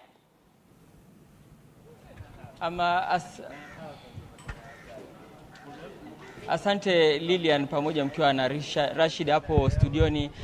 Hapa nilipo niko katika kituo cha kujumlisha matokeo ya eneo bunge la Matuga hapa GTI, na hadi kufikia sasa ni vituo 40 ambavyo tayari vishaleta matokeo yake katika kituo hiki cha kujumlisha matukio, tukifahamu kwamba katika eneo bunge hili la Matuga kuna vituo vya kupiga kura jumla ya 205, na wengine watajiuliza ni kwa nini hadi kufikia sasa karibia vituo 170 hivi bado havijawasilisha matokeo yake. Lakini tunaona kwamba nyuma yangu kuna yale masanduku yako pale, pengine kwa upole yatakuwa yakiwasilisha matokeo yake, na ule afisa msimamizi wa IBC atakuwa akiyatangaza. Na hadi kufikia sasa hatujajua ni nani haswa ambaye atakayerithi vile viatu vya gavana anayeondoka Salim Mvurya, kwa sababu wale wagombea watatu wakuu ambaye ni pamoja na Profesa Hamadi Boga wa chama cha ODM, naibu gavana wa sasa Fatuma Achani ambaye anawania kiti hicho kupitia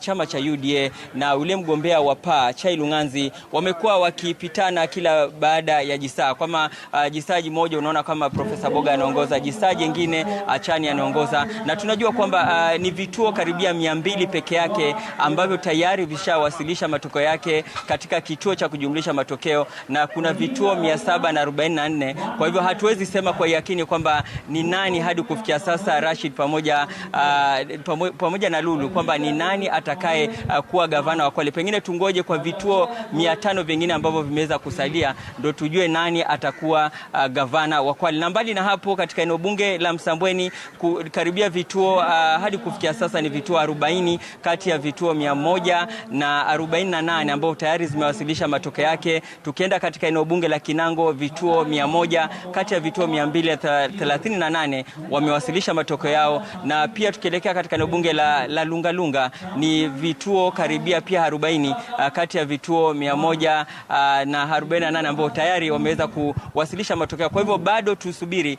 Kwa hivyo vituo 500 tutajua ni kina nani ambao watakuwa washindi na wataongoza kaunti ya Kwale katika kipindi cha miaka 5. Na tangu zoezi la upigaji kura kuanza jana hadi kufikia sasa ambapo matokeo yanajumlishwa, hakuja kuwa na visa vyovyote vya utovu wa usalama, kwa sababu maafisa wa usalama, hata mapema tukiweza kuzungumza na kamishna wa kaunti ya Kwale Gideon Yagi, wamekuwa wakilinda maeneo bunge yote kuhakikisha kwamba wakati wa zoezi la kupiga kura na wakati wa matokeo basi Kwale inaendelea kushuhudia amani. Na mwingine atajiuliza ni kwa nini basi matokeo yamejikokota. Wengi wa wapiga kura katika kaunti ya Kwale katika vingi vituo maeneo bunge haya ya Kwale walianza kupiga kura majira ya kuchelewa kama saa 6, na ndio maana zoezi la kuhesabu kura limeweza kujivuta. Kwa hivyo nafikiria Rashid, tutaendelea kukaa hapa tukisubiria vituo 500 vingine vilete matokeo yake, alafu ndo tutajua ni nani atakayekuwa gavana wetu, na pengine pia wale atakayekuwa seneta pamoja na wakilishi kina mama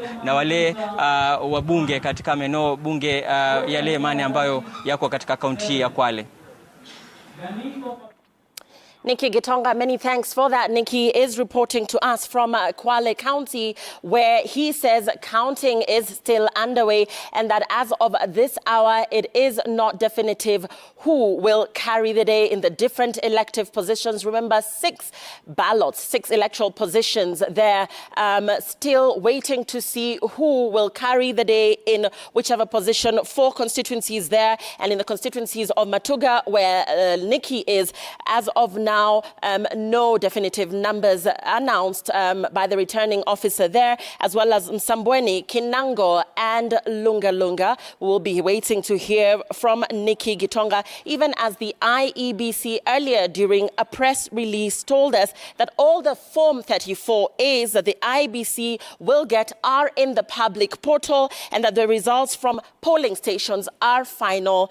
They are now at 98% in Matuga, where Nikki Gitonga is. We do not have the numbers as of now, so it is a wait and see when we'll continue to check up on Nikki as he gets the latest numbers for us. Many thanks for that, Nikki.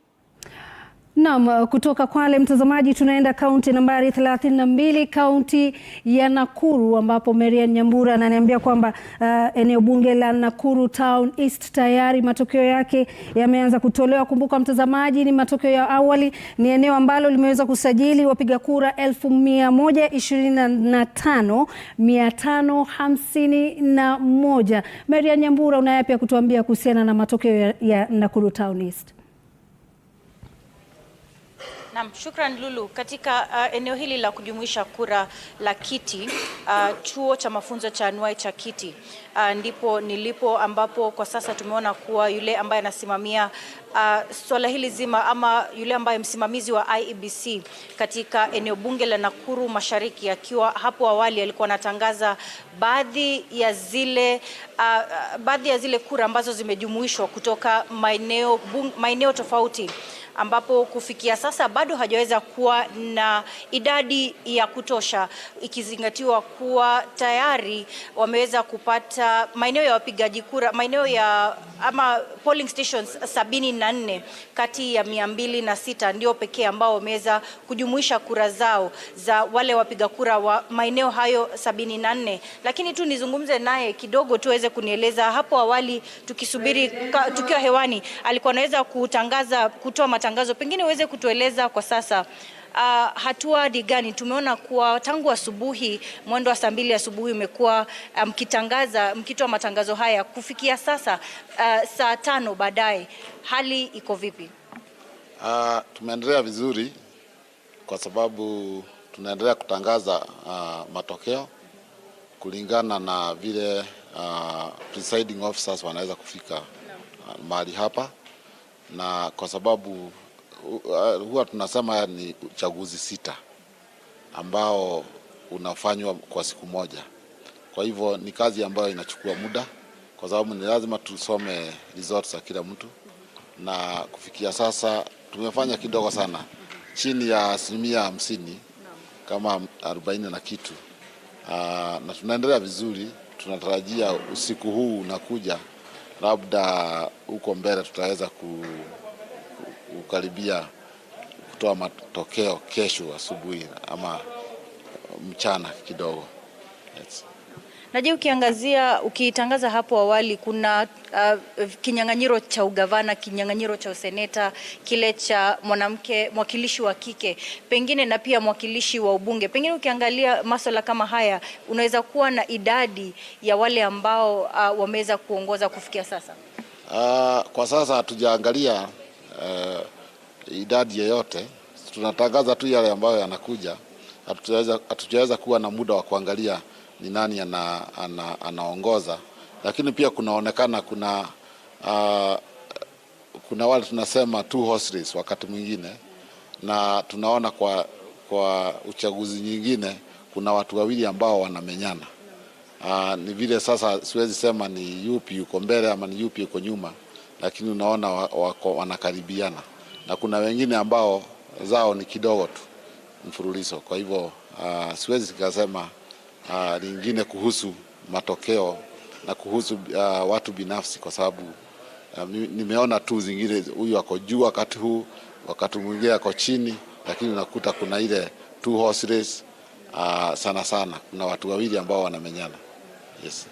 Vituo vya kupigia kura 74 tayari mshapata kujumuisha hizi results. Pengine uweze kuniambia sasa imebakia ndio ifikie 206. Kumbuka kuna vituo 206. Unaona itachukua takriban muda gani kuhakikisha kuwa mmemaliza zoezi hili zima? Naona kama tunaweza chukua hata masaa 10 ama zaidi, kutoka sasa kutangaza yale matokeo na pia kuyachambua na kutengeneza zile fomu ambazo zinatuwezesha kudeclare mshindaji. Kwa hivyo tutakuwa na muda, kuna muda, kwa sababu lazima tufanye kazi ambayo ni mzuri. Asante. Naam, Lulu, kama ulivyosikia, huyo ni ule msimamizi wa IEBC hapa katika eneo bunge la Nakuru Mashariki kwa jina Peter Kuria, akisema kuwa ni swala tu la subra, ikizingatiwa kuwa masaa 10 hivi ndipo huenda tukaweza kupata kujua kinyang'anyiro hichi cha ugavana, kile cha useneta. Kumbuka ugavana, wagombea 6 miongoni mwao gavana wa sasa Lee Kinyanjui, seneta Susan Kihika, Stanley Karanja, Eliud Karanja, Munyo Wayaki na James Mungai wameweza kutaka kupata kiti hiki kutoka kwa gavana wa sasa Lee Kinyanjui. Kwa hivyo wagombea hao 6 bado tutasubiri tu kujua nani haswa ataweza kuongoza. Vile vile kile kiti cha useneta ambacho wagombea ni 10 ambao wanamenyana, wakitarajiwa wote wakitarajiwa kujua nani haswa mbivu na mbichi. Vile vile kile cha mwakilishi wa kike ambao ni wagombea 14. Vile vile pia kile kiti cha ubunge ambacho kimeweza wagombea ambao wamejitokeza wakiwa 14. Kwa hivyo tutasubiri tu kwa muda huo. Kumbuka kwamba vituo vya kupigia kura 74 tayari wamewasilisha stakabadhi zao kuweza kujumuishwa, na vile vile sasa imesalia takriban vituo 100 hivi, kwa sababu kwa sasa hapa nje kile kinaendelea ni kuwa kuna foleni ndefu. Kwa hivyo hatujui tutasubiri muda mgani, ila tutakuwa tu hapa kujuza mtazamaji wetu mengi zaidi kuhusiana na zoezi hili la kuweza kujumuisha kura hizi. Naam, shukran sana Maria Nyambura. Kama ulivyoweza kusikia mtazamaji, ni kwamba ni mapema mno hasa kwa hivi sasa kuweza jua nani ameshinda na nani ni mshindi wa siku hii ya leo, manake kidogo katika mitandao unaona kuna taarifa tofauti. Kwa hivyo tizama runinga Citizen TV mtazamaji, tutakujuza mengi zaidi na habari za uhakika. Kwako Rashid na Jeff. Naam, Lulu, thanks so much for that. You can see the number of registered voters, Rashid, in Nakuru County, 1,054,000 votes cast, only 152,000. It's early days. But you wanted to take me to another county, very densely populated. Na tuna mtu huko anatungojea, sio? Kabisa tuelekea katika kaunti ambayo pia inasaidia sana katika kipato cha nchi katika zao la miraa. Na kwenda moja kwa moja katika kaunti hii ya Meru, ambapo ukiangalia kwa hivi sasa Jeff, kura ambazo watu ambao wameweza kujisajili ni takriban watu 772,139. Kura ambazo zimeweza kuhesabiwa peke yake ni 142,906. Idadi ndogo zaidi ya 18.51. Maneno uliyotumia watu wawe na subra, watu watulie, ni early days, sio? And in Meru County we are going to go to a place called South Imenti, where we find our very own Hassan Mugambi. Hassan Mugambi, what's the mood on the ground, if you can hear us? Well, the mood on the ground is that of anxiety. A lot of, social media posting by different agents belonging to different, politicians. Some claiming victory already, but others are already seeking, for patience and calm, so that the IEBC results become the final of those that will be, made clear here and announced by the IEBC. But then again, also we have some MCA, who have already said that they have fought a good fight and they will be trying next time. But here at Imenti South, we are just looking at some of the returning officers from the different polling stations already here, just submitting that which they are supposed to submit to the constituency election manager, who is receiving them and announcing them as is. And here there was a very, very tight MP race that involved Dr. Shadrack Mweti of Jubilee Party, Mweti Kadhara of UDA, and Gideon Kimathi of the Mbas party that is headed by Area Governor Kiraitu Murungi.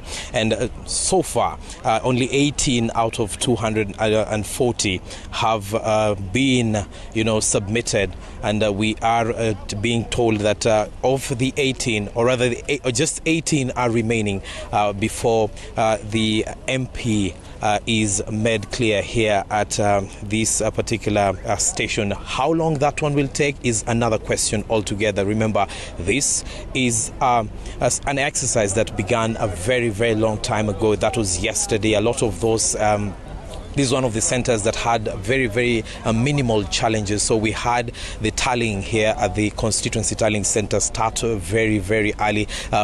Towards midnight, we had already started receiving some of the, stations trickling in here. And they were actually, just bringing their results, and they were tallying them here. But so far, what we have gotten from the IBC officials is that Shadrach Mwiti of Jubilee Party has 35,000 votes, 484. Then UDA's Mwiti Kadhara has 23,503, and Gideon Kimathi of Mbas Party have 9,580 votes.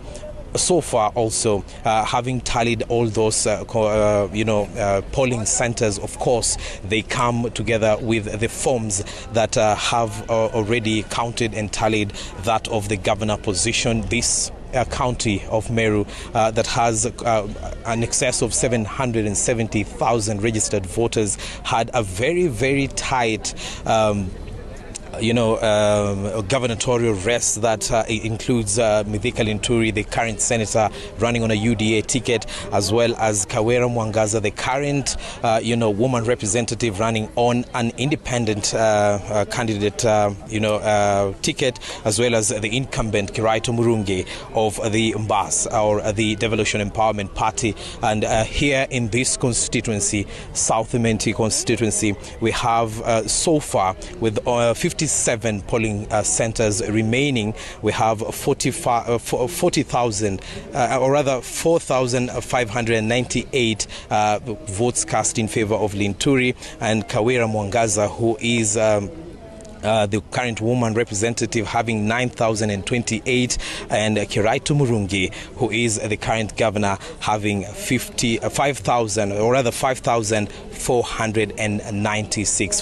That is 5,496 for Kiraitu Murungi. The woman representative, race has also attracted some 11,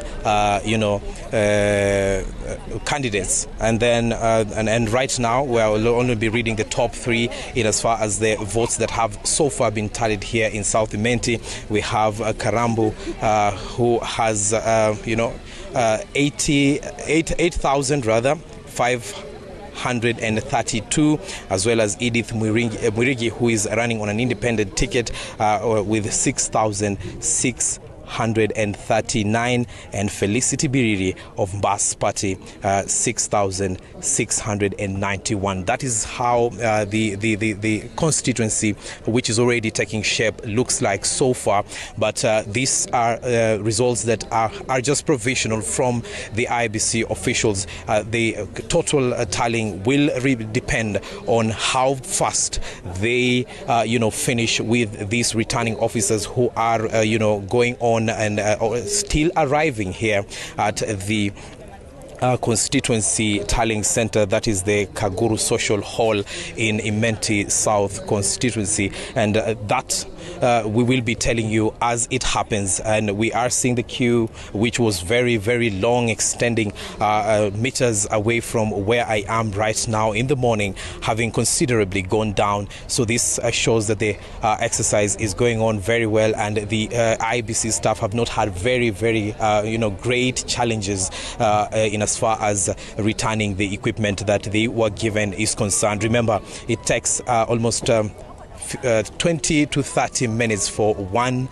station to be cleared here with the constituency returning officers, and that explains why sometimes it takes very long. So 20 to 30 minutes is just provisional, but sometimes it goes up to 45 minutes to clear with one constituency, depending on whether they had errors in their calculations or not, because this exercise here, once they make the announcements at this level, that it becomes very final and can only be challenged by an error sheet that is supposed to be separately filled, and just in case someone is contesting, now that is what will be filed in court. So that is how it looks, but not final, just one constituency of what I have spoken about. And this is a constituency with around 115,000 registered voters. Remember, there are 9 others here in Meru County that extends with also 45 wards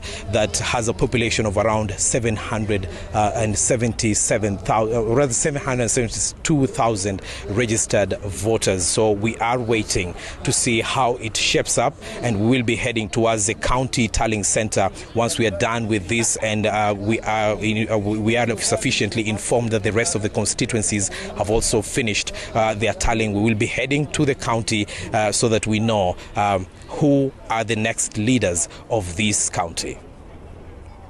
Naam, shukran sana Hassan Mugambi akiwa na imenti ile ya kusini ambayo bila shaka inajumuisha Igoji Mashariki, Igoji Magharibi, Abogeta Mashariki, Abogeta Magharibi na pia vile vile Nkwene, ikiwa ni mojawapo ya eneo bunge ambalo kama alivyozungumza Hassan Mugambi lina ushindani wa kipekee. Lakini ukiangalia pia katika kiwambo cha runinga ni kwamba wapo wale waangalizi ambao wamekuja kuhakikisha kwamba wanafuatilia kwa umakini zaidi shughuli nzima hii ya wananchi kuweza kupiga kura. Waangalizi hao wapo wale wa Afrika Mashariki, wapo wale pia vile vile ndani ya nchi, na kuna wengine ambao wanatoka katika rubaa za magharibi mwa Kenya. Kwa hiyo nafikiri ni baadhi ya mambo ambayo watu wanayapenda, kwa sababu wakitoka huo wanatoa ripoti ambayo inatusaidia sisi kujua kama uchaguzi ulikuwa wa huru, haki na sawa, na kama kuna mapendekezo chaguzi nyinginezo tunayafanyia kazi. Yeah. Na kabla tuko hapa Rashid, kuna county ingine right next to Meru County. Naam.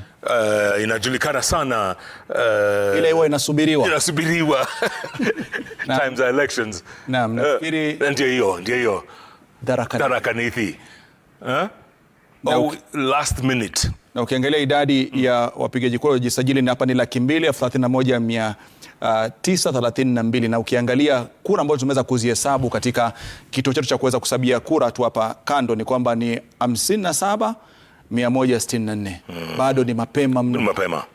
24.6%. Mapema sana. Bado ni mapema mno. Na mtazamaji, nafikiri ndio hali halisi ya mambo yanavyoendelea katika kaunti ambayo sana inakuwa gumzo kila siku ya uchaguzi. Gumzo. Nafikiri Lilian akona mgeni huko. Naam. Au tunaenda? Naam, napita kwa Lilian, lakini kwanza kabisa Jeff, nafikiri ni wale waangalizi ambao ndio wanafika pale wanaingia katika ukumbi ule wa Bomas ili kuweza kutoa tathmini yao ya jinsi mambo yalivyokuwa.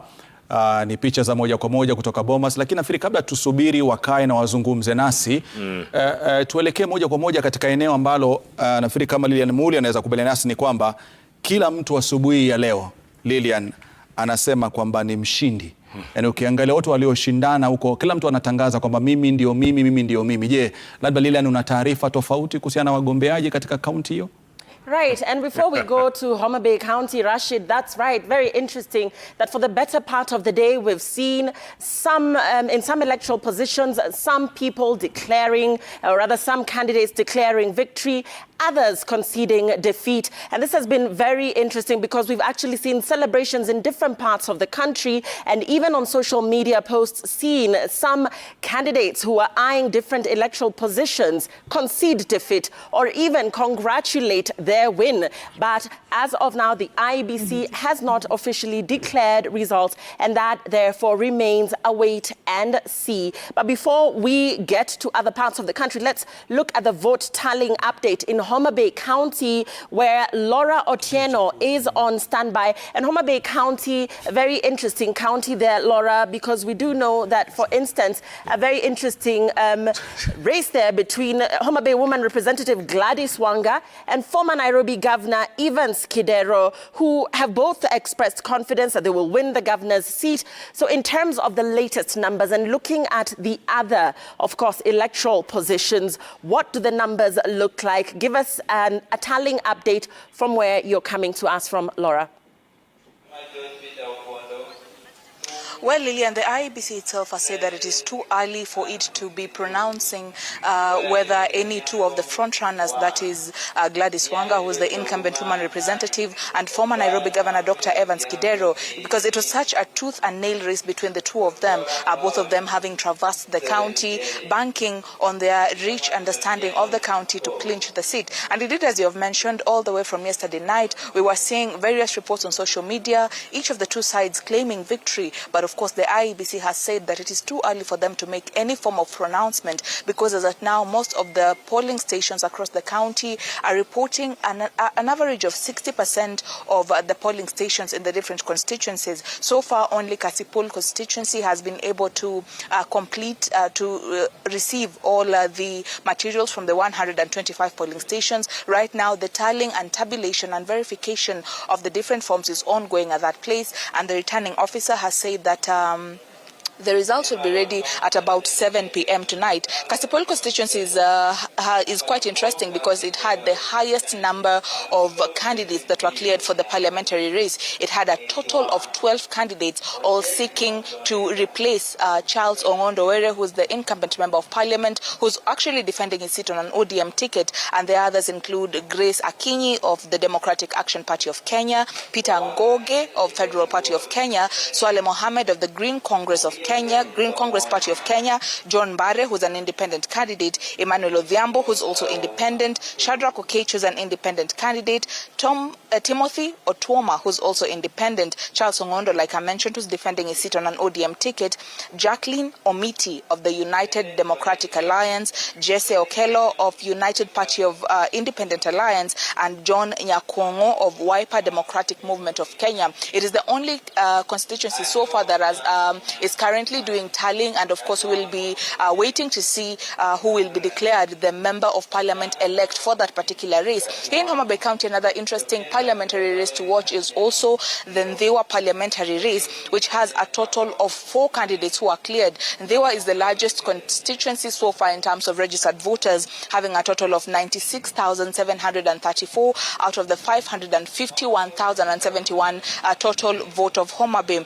The battle there is expected to be the incumbent, who's Martin Owino of ODM, and Agostino Neto, who's the immediate former member of parliament. That is also another battleground that we will be focusing on. But then, of course, later on, we'll be moving to the county tallying center, where we'll get now the numbers, the verified numbers from IEBC in regards to the governor's race, which has 3 candidates. The 5 candidates as well, we'll be seeing how they're faring on in the senatorial race, and the 7 woman representative candidates. We will be looking at how the numbers will be streaming in from the county tallying center from about 8 p.m. thereabouts, and bring you up to speed with the happenings of Homa Bay County as and when they happen, Lillian. Many thanks for that, Laura Otieno, coming to us from Homa Bay County. And an interesting development there is that we should have provisional results from Kasipul constituency by 7 p.m. That is in about 2 or 3 hours' time. The returning officer there saying that those results should be announced right there in that constituency by 7 p.m. And this is an interesting constituency, as Laura said, because the battle for the member of parliament seat is between 12 candidates in total. And that will be a very interesting constituency to watch. And those numbers will be available at 7 p.m. when we'll be crossing over to Homa Bay constituency once again to take a look at what the latest from Kasipul is, even as we look at the electoral positions in the other or across the other constituencies in the county. Naam, shukran sana Lilian Muli ukiwa na Laura Otieno. Moja kwa moja mtazamaji, kwa hivi sasa tunaelekea katika kituo cha kujumlisha kura almaarufu kama IEBC National Tallying Center huko Bomas. Mtazamaji, tunaungana naye Francis Gashuri. Francis Gashuri, kama unatupata kwa hivi sasa, tujuze ni kipi haswa kinachoendelea kwa hivi sasa? Manake muda mfupi uliopita tulimuona mwenyekiti wa IEBC Bwana Wafula Chebukati akizungumza na wanahabari. Je, mmepata kufahamu yapi kuhusiana na maongezi hayo? Naam, Lulu, tuko site kama tulivyosema tangu awali, na siko peke yangu, tuko na mwenzangu Nimrod. Hapa ndipo tunapokita kambi ili tuulizane mawili matatu kuhusu shughuli nzima ya kuhesabu kura, kujumlisha kura, kwa sababu safari ikianzia kule katika vituo vya kupigia kura inaishia hapa, Nimrod, au sio? Naam, bila shaka, na imekuwa siku ndefu tu, nafikiri wengi tu wakitazamia kwamba matokeo yatatangazwa lini rasmi. Tumeweza kumsikiza mwenyekiti Wafula Chebukati akizungumza nasi mapema hii leo, ilikuwa mwendo kama saa 8 na dakika 20 hivi akitoa hotuba yake ya kwanza, lakini mpaka kufikia sasa nafikiri wananchi bado wana hamu ya kujua nani kaibuka mshindi katika kiti cha urais na vile vile vitu vingine kama vile ugavana, seneti na kadhalika. Bila shaka. Na Nimrod, unakumbuka mwaka 2017 kulikuwa na screen kubwa pale katika ukumbi wa Bomas, wakati ambapo matokeo yale ya awali wanaita provisional results yalikuwa yanatiririka pale, na kukawa na maswali ambayo yaliulizwa wakati mmoja, wakati matokeo hayo ni kama yalikuwa yametulia kwa wakati fulani, na unakumbuka maswala hayo yaliibuka wakati wa ile kesi iliyowasilishwa na muungano wa NASA wakati ule kupinga matokeo ya urais katika mahakama ya upeo, na wakati huu IEBC wakasema hamna hiyo televisheni tena. Yani fomu zinawekwa kwenye ile tovuti, yani ile portal, yani wewe ukitaka jumlisha. Wakasema challenge, kila mtu ashike calculator yake, piga hesabu zako. Na kama vyombo vya habari kama Citizen tunapiga hesabu zetu pale. Na ukasikia hata Chebukati akitupa challenge akituambia mbona mnaenda polepole, si kwa kasi kama mlivyotarajia. Bila shaka, na kwa wengi wasiofahamu kwamba hesabu hii lazima katika zile fomu ambazo ziko katika tovuti ama tuseme ile portal ya IEBC ni kwamba lazima tuzipige chapa ama tuzitoe, tuweze kuziangalia, kuzitathmini na kuweza kujumlisha. Kwa hivyo ni kazi kubwa, ikiwa kufikia pengine saa 2 asubuhi kwa upande wetu tulikuwa tumehesabu pengine kura kutoka makaratasi ama maeneo yaliyopigiwa kura ambayo ni vituo zaidi ya 11 ama 10. Sasa hivi pengine tumepiga hatua, lakini unaona kwamba bado mwendo ni ule wa polepole. Sasa sijui kama hata watu nyumbani, kwa wale ambao hawajazoea kufanya hesabu kama hii, nafikiri unaweza ukafika mahali katikati ukakwama, ukakoma ili ungoje IEBC. Na kwa kusema ukweli IEBC, na nafikiri ndio maana Wafula Chebukati safari hii akataka hii tume iondolewe lawama katika kuwa na haraka ya kutangaza matokeo. Kwa nini matokeo ya sangae saa fulani, yaongezeke saa fulani? Na nafikiri akawa anasisitiza kwamba nafikiri hata kabla uchaguzi mkuu uanze, akawa anasema kwamba tuna hata siku 7 kuweza kuthibitisha matokeo na kuweza kuyatangaza. Na nafikiri ndio hali ambayo tumeweza kuiona, manake amekuwa mgumu wa kufichua nambari za kura zilizopigwa kwa urais. Nimrod, kitendawili cha IEBC kwa vyombo vya habari, kwa wawaniaji urais na wadau wote katika shughuli nzima ya uchaguzi ni kwamba ingieni kwenye ile tovuti, muingie wenyewe, chukueni zile chapa, fanyeni hesabu zenu. Kile ambacho hatuwezi kufanya ni kumtangaza mshindi, lakini unaweza kusema tukijumlisha matokeo yetu yanatupa idadi, takwimu zifuatazo. Na ndio sababu unaziona zinapeperuka moja kwa moja katika runinga ya Citizen, katika runinga ya Ramogi, katika runinga ya Inoro na katika Citizen Digital. Yani tumechukua ile challenge, tunazihesabu. Bila shaka kasi ni ile ya aste kwa sababu lazima wanasema kudownload, uichukue, uiangalie, uipekue, uhakikisha kwamba si fomu haina dosari na imetoka eneo fulani. Na idadi ya takwimu zile pale zinawiana kwa sababu ikiwa idadi ya wapiga kura waliosajiliwa katika kituo kile, idadi ya wapiga kura waliojitokeza kupiga kura, idadi ya kura ambazo kila mgombea amepigiwa na labda zile ambazo zimeharibika, zile ambazo zimezua utata, lazima hesabu hiyo iwiane. Isije ikawa kwamba kuna maeneo fulani ama karatasi fulani ama chapa fulani inayoonyesha kwamba idadi kwa mfano ya wapiga kura waliosajiliwa ni ndogo kuliko ile ya wale ambao wamepiga kura. Na ni swala la kizushi hilo, manake pia si changamoto tu kwa wananchi, bali changamoto pia kwa wagombea urais. Kwa sababu sasa hivi natumai kwamba wao pia kwa upande wao wanajaribu kufanya vile sisi tunavyofanya. Na nafikiri pengine nikuulize swali la kizushi. Ukiwa wewe ni mmoja kati ya wagombea urais, aidha naibu rais William Ruto, Raila Odinga, vile vile Wajakoya au Mahiga, kwa sasa hivi unahisi vipi? Manake kwa upande fulani unaona matokeo vile yanavyotiririka na una idadi fulani, unakisia kwamba na idadi fulani, maana pia umekwenda kwa ile tovuti ama ulikuwa na maagenti wako, sasa unajumlisha kati ya ile ya IBC na wale wa kwako. Unahisi wako katika hali gani? Maana kuna wengine pengine sasa hivi anahisi ikiwa naona nina idadi kubwa, mbona nisiambie wafuasi wangu kwamba tumefikia kiwango fulani, kwa hivyo msubiri tu muda ambao IBC itatangaza. Nimzi, unajua hata unapoingia kwenye kinyang'anyiro kama hiki, unajua uwezo wako, unajua nguvu yako katika kinyang'anyiro chenyewe. Na ndio sababu umeona hata si kinyang'anyiro cha urais peke yake, hata mashindano mengine ama vitu vingine ambavyo vilikuwa vinawaniwa, iwe ni ubunge, ugavana, uwakilishi wadi, kuna wale tayari hata kabla matokeo yote kutangazwa washajiondoa, washasema yenyewe mimi nimesalimu amri, nimekubali matokeo, kwa sababu ukiangalia idadi ya kura ambazo umepata, idadi ya kura ambazo wawaniaji wenzako wamepata ama wale mlikuwa mnashindana nao, na labda uangalie idadi ya kura ambazo zimesalia kuhesabiwa ama vituo kutangazwa, hesabu ya moja kwa moja inakuonyesha kwamba iwapo unafua dafu ama haufui dafu. Hivyo basi even wakati huu tunapozungumza hapa, bila shaka waoniaji urais hata wale wote wanne wanajua nimefika wapi, naweza siwezi. Na ndio sababu tangu awali sasa matokeo yalipoanza kumiminika, kinyang'anyiro chenyewe sasa kimesalia ni cha farasi wawili, yani Raila Odinga na ndio nahisi wako katika ile hali ya kujizuia, kwa sababu pia ikiwa mwenyekiti amedokeza kwamba asilimia ama idadi ya waliopiga kura kwa ujumla mpaka kufikia jana,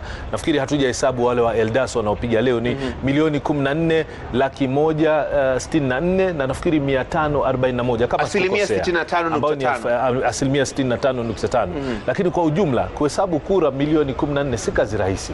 Kwa hivyo hata kama ni mtu mgombea wa urais sasa hivi bado anapiga hesabu akizirudia kuhakikisha kwamba hata hesabu itakayotolewa na IBC aidha yuiane kabisa na yangu au ikaribiane. Ndio unahisi wanajizuia kwa sasa hivi. Kumbuka mwaka 2017 Nimrod, wakati huo wawaniaji ama wale wasimamizi wa uchaguzi katika vituo mbalimbali walikuwa wanatuma matokeo ya nambari, yani wanaandika like SMS kwa mfano, wanatuma kwa nambari fulani ama eneo fulani, na ndio ikawa rahisi. Hata IBC hapa walikuwa wanayajumlisha yale matokeo kwa urahisi, lakini matokeo hayo wakati mwingine yalikuwa hayawiani na yale matokeo ambayo yamenakiliwa kwenye ile form 34A.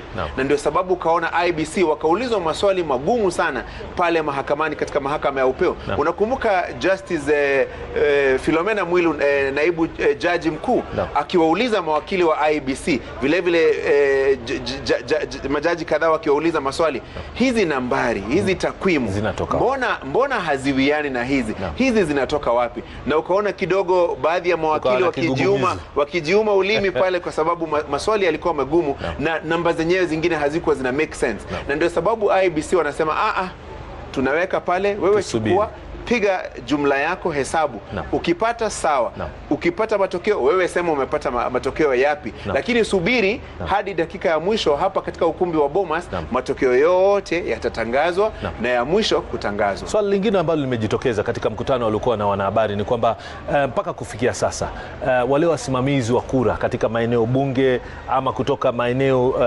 tofauti wameweza kufika katika zile wanasema ni Tallying Center, lakini mpaka eneo bunge fulani, na kwa sasa hivi tutakuwa tunatazamia maeneo bunge 290 pamoja na moja, hiyo ni 291 kwa sababu ya wale waliopiga kura ugaibuni. Swala ni hili, kwa mtazamaji anayetazama anahisi kwamba mpaka kufikia sasa wale maafisa ambao walikuwa katika maeneo bunge wakijumlisha ili wasafirishe zile stakabadhi kuweza kufika hapa, mpaka sasa hivi hatujaweza kuona hata mmoja. Sasa ina maana kwamba imechukua zaidi ya pengine saa 24. Na kuna sababu zao kutofika hapa kwa wakati. Pengine ningependa uwape watazamaji ufafanuzi kama. Kuna sababu zao kutofika hapa kufikia sasa kwa sababu yule ambaye ni msimamizi wa uchaguzi katika eneo bunge wanamuita kwa kimombo returning officer. Kumbuka hasimamii uchaguzi wa urais peke yake. Kuna uchaguzi wa ubunge, kuna uchaguzi wa ugavana, uwakilishi wa kike, seneta. Na lazima matokeo hayo kutoka maeneo yote ya kupigia kura, polling stations ambazo ziko katika wadi ziko katika maeneo bunge yako katika county na county ziko katika nchi. Hivyo basi lazima matokeo yale yakishatangazwa katika vituo vya kupigia kura, wale presiding officers walete matokeo yao, yani matokeo ya urais, matokeo ya ugavana, matokeo ya ubunge na nyadhifa zingine, ili yule ambaye ni msimamizi katika eneo bunge aweze kusema, kwa mfano katika eneo bunge hili la Lang'ata ambapo tuko kwa sasa, wawaniaji katika kinyang'anyiro cha urais, hawa wagombea 4 kila mtu amepata kura ngapi, na ukiangalia katika lete ubunge aliyeshinda ni huyu na anatangazwa katika eneo bunge, yani returning officer yule wa constituency anatangaza matokeo mawili ya ubunge na ya uwakilishi wadi, yani MCA. Mengine anayawasilisha kwa yule msimamizi wa uchaguzi katika county. Na hawezi kufunga kituo cha kupigia kura ama ile tallying center aseme ngojeni kwanza nifike Bomas niwasilishe hizi alafu nirudi niendelee kuhesabu yale ya ubunge, ya ugavana na mambo kama hayo. Ndio sababu lazima wakamilishe yote, wakisha hitimisha yote, sasa afunge safari ya kuja Nairobi kuwasilisha yale matokeo. Na ndio sababu kasikia mwenyekiti wa IBC Wafula Chebukati akisema kufikia sasa hana fomu hata moja ya form 34A ile ambayo inanakili matokeo katika kituo cha kupigia kura, kwa sababu ametulia anawasubiri wale wasimamizi wa uchaguzi katika maeneo bunge waje. Kama kwa mfano eneo bunge lako lina vituo vya kupigia kura 100, yani unakuja na stakabadhi 101, form 34B 1, form 34A 100. Unamwambia unaona hii form 34B ambayo ni jumla ya matokeo ya kura ambayo yametangazwa katika vituo vyote vya kupigia kura, tukijumlisha ndio haya matokeo form 34B. Na form 34B hii imetokana na hizi form 34A, lazima zifanywe ukaguzi, ziwe ni sawa, takwimu zinaambatana, security features pia zinaambatana. Usije ukafika hapa na stakabadhi gushi, kwa sababu kumbuka matokeo yaliyotangazwa katika kituo cha kupigia kura ndiyo ya mwisho, hayawezi kubadilishwa. Hata mwenyekiti wa IBC Wafula Chebukati hapa hawezi kusema kwa mfano katika kituo cha kupigia kura fulani matokeo yalitangazwa hivi lakini yanafaa kuwa hivi. Unless ufike katika mahakama na upate agizo la mahakama kubadilisha mambo kama hayo. Naam, bila shaka. Basi tukiwa tunaangalia hivi sasa, nafikiri ni mwendo wa saa 11 na dakika 11. Nafikiri ni hatua tutaisubiria, mazoezi tutasubiria lianze pengine usiku, maana pia safari ni ndefu. Kwa wale ambao nafikiri tulipokuwa tukiangalia kwenye mtandao, nafikiri ilikuwa ni eneo bunge moja tu niliweza kuliona kwenye mtandao, siwezi kulikumbuka jina, ambalo lilikuwa limeweza kukamilisha hesabu yote na kuweza kufanya kujumlisha kura zote katika eneo bunge. Lakini sasa kwa wale ambao wangependa, hata kwa wabunge, kuna wale ambao kwa sasa hivi walikuwa wanawania kiti cha ubunge wameshasalimu amri kwamba wameshindwa.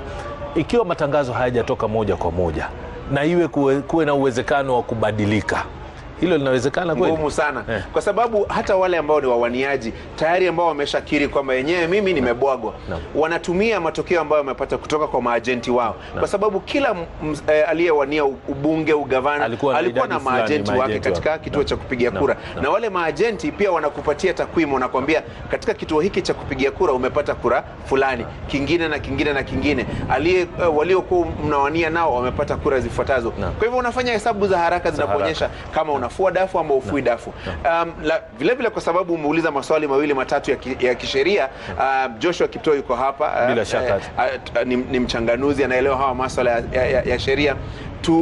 Tumuuliza maswali kama hayo, hasa maswala ambayo yanahusiana na sheria na stakabadhi, kwa sababu stakabadhi muhimu. Kumbuka uchaguzi wa mwaka 2017, matokeo ya urais, mojawapo wa sababu za kuyabatilisha ilikuwa ni kutokana na udhaifu wa baadhi ya stakabadhi. Bila shaka. Na mtazamaji, tutakuwa tunazama kidogo mimi na mwenzangu, halafu tumkaribishe wakili kuweza kuzungumza mengi zaidi, lakini nikuarifu tu kwa kifupi, kabla ya sisi kuanza mazungumzo haya, tulikuwa tumeweza kushuhudia mmoja wa wagombea urais akiweza kufika hapa na kujumuika pamoja na mwenyekiti Wafula Chebukati na vile vile rais wa zamani wa Ethiopia ambaye ndiye kiongozi wa ujumbe wa IGAD, ambalo limetoka maeneo nafikiri kama 10 hivi kuweza kuzunguka nchini, lakini ameahidi kutupa hotuba ya baadaye. Nafikiri tutaweza kujua mbivu na mbichi, hisia zake, taswira ilivyokuwa kwa wale ambao ni wapiga kura. Lakini kwa sasa tunazama kidogo kutoka hapa ukumbi wa Bomas, tunarudi kwenu studio. Mtazamaji, usiende mbali, manake wakati wote tutakuwa tunarejea hapa na mengi zaidi.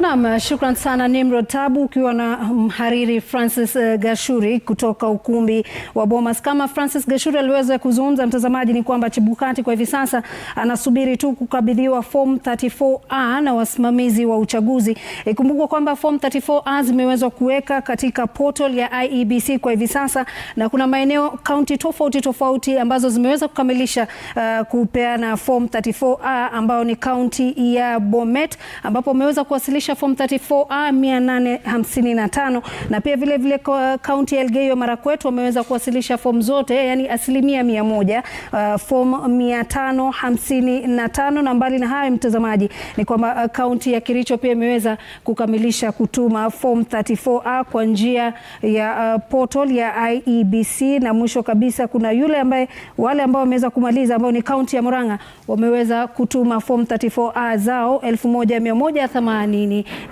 Kwa hivi sasa tunaenda kaunti nambari 33. Jeff. That's right. Nilikuwa huko jana Lulu, county number 033, Narok County. Nilikuwa huko na Sky Team, na kulikuwa kumetulia kabisa. Lakini leo kidogo kuna mambo. Wacha tuangalie vile Ben Kirui atatuambia. Ben, kama unatusikiza Ben, kuliendaje leo? Na wasikiza hivi leo, ile hali ya utulivu ambayo ilikuwa imeshuhudiwa na zile shughuli tu za uhesabu wa kura za maeneo ama wadi za eneo bunge la Narok Kaskazini zimesambaratishwa pale mbunge wa eneo bunge hili Moleita Olekenta, ambaye anawania kuwa gavana wa kaunti hii, alipoingia humu ndani na akasema kwamba shughuli hiyo kwa hali ya uhesabu ama hali ya kujumuisha kura hizo umeweza kuhitilafiwa. Anasema kwamba kunao baadhi, ama anadai kwamba kunao baadhi ya ama wale presiding officers ambao wameweza kuhitilafiana na shughuli hiyo. Kwa sasa hivi wawili hao wameweza kukamatwa. Mmoja alikamatwa siku ya leo, na ni mmoja ambaye anatoka katika kituo hiki cha kujumuishia kura ama ile Tallying Center ya constituency level ya eneo hili la Narok Kaskazini. Vile vile aliweza kukamatwa jana na yuko korokoroni akisubiri tu kesho kuweza kufikishwa mahakamani ili kujibu mashtaka dhidi ama yale madai kwamba amekuwa akihitilafiana na shughuli nzima ya kuhesabu kura, ili kuweza kumwezesha mwenzake ama mpinzani wake ambaye ni Ole Ntutu, ambaye anawania kiti cha ugavana kwa tiketi ya chama cha UDA. Hivi kile ambacho Moleita Olekenta anasema kwamba hawezi akaruhusu hali kama hiyo iendelee. Kwa hivyo alikuja hapa na akaambia wale wasimamizi wa IEBC wasitishe shughuli nzima hadi pale visa hivi vitakavyo suluhishwa, hadi wale ambao walihusika na hatia hiyo ya uchaguzi waweze kuchukuliwa hatua za kisheria. Kwa hivyo kila anachotaka ni kwamba kura za eneo bunge hili na vile vile kura za eneo bunge la Narok East ziweze kurudiwa, kwa sababu yule ambaye alikamatwa jana alikamatwa katika maeneo ya Narok East. Tuliweza pia kuzungumza na kamishna wa kaunti hii Isaac Masinde, ambaye alituelezea kwamba wawili hao, ama alithibitisha kwamba wawili hao wako korokoroni, na hiyo kesho wataweza kufikishwa mahakamani lakini hadi pale uchunguzi dhidi ya madai ambayo yanakabili hao maafisa wa IEBC wawili yaweze kusikizwa ama yaweze kuchunguzwa na pia vile vile yapelekwe mahakamani, na ni haya ambayo aliweza kutuambia. All right, our very own Ben Kirui there. Stay safe in Narok County. County number 033. So from Narok County, we're going to go to one of the most important counties, the gateway to East Africa, Mombasa County number 001. Our very own Lillian has a guest and a story. Go on, Lillian.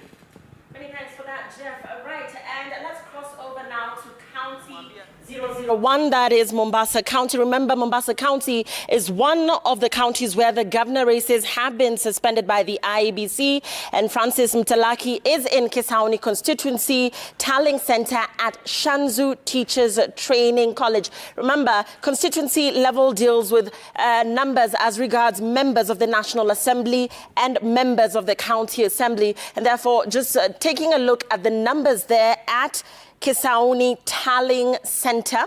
Let's cross over to Francis Mtalaki as we get the latest update on the numbers there. Mtalaki.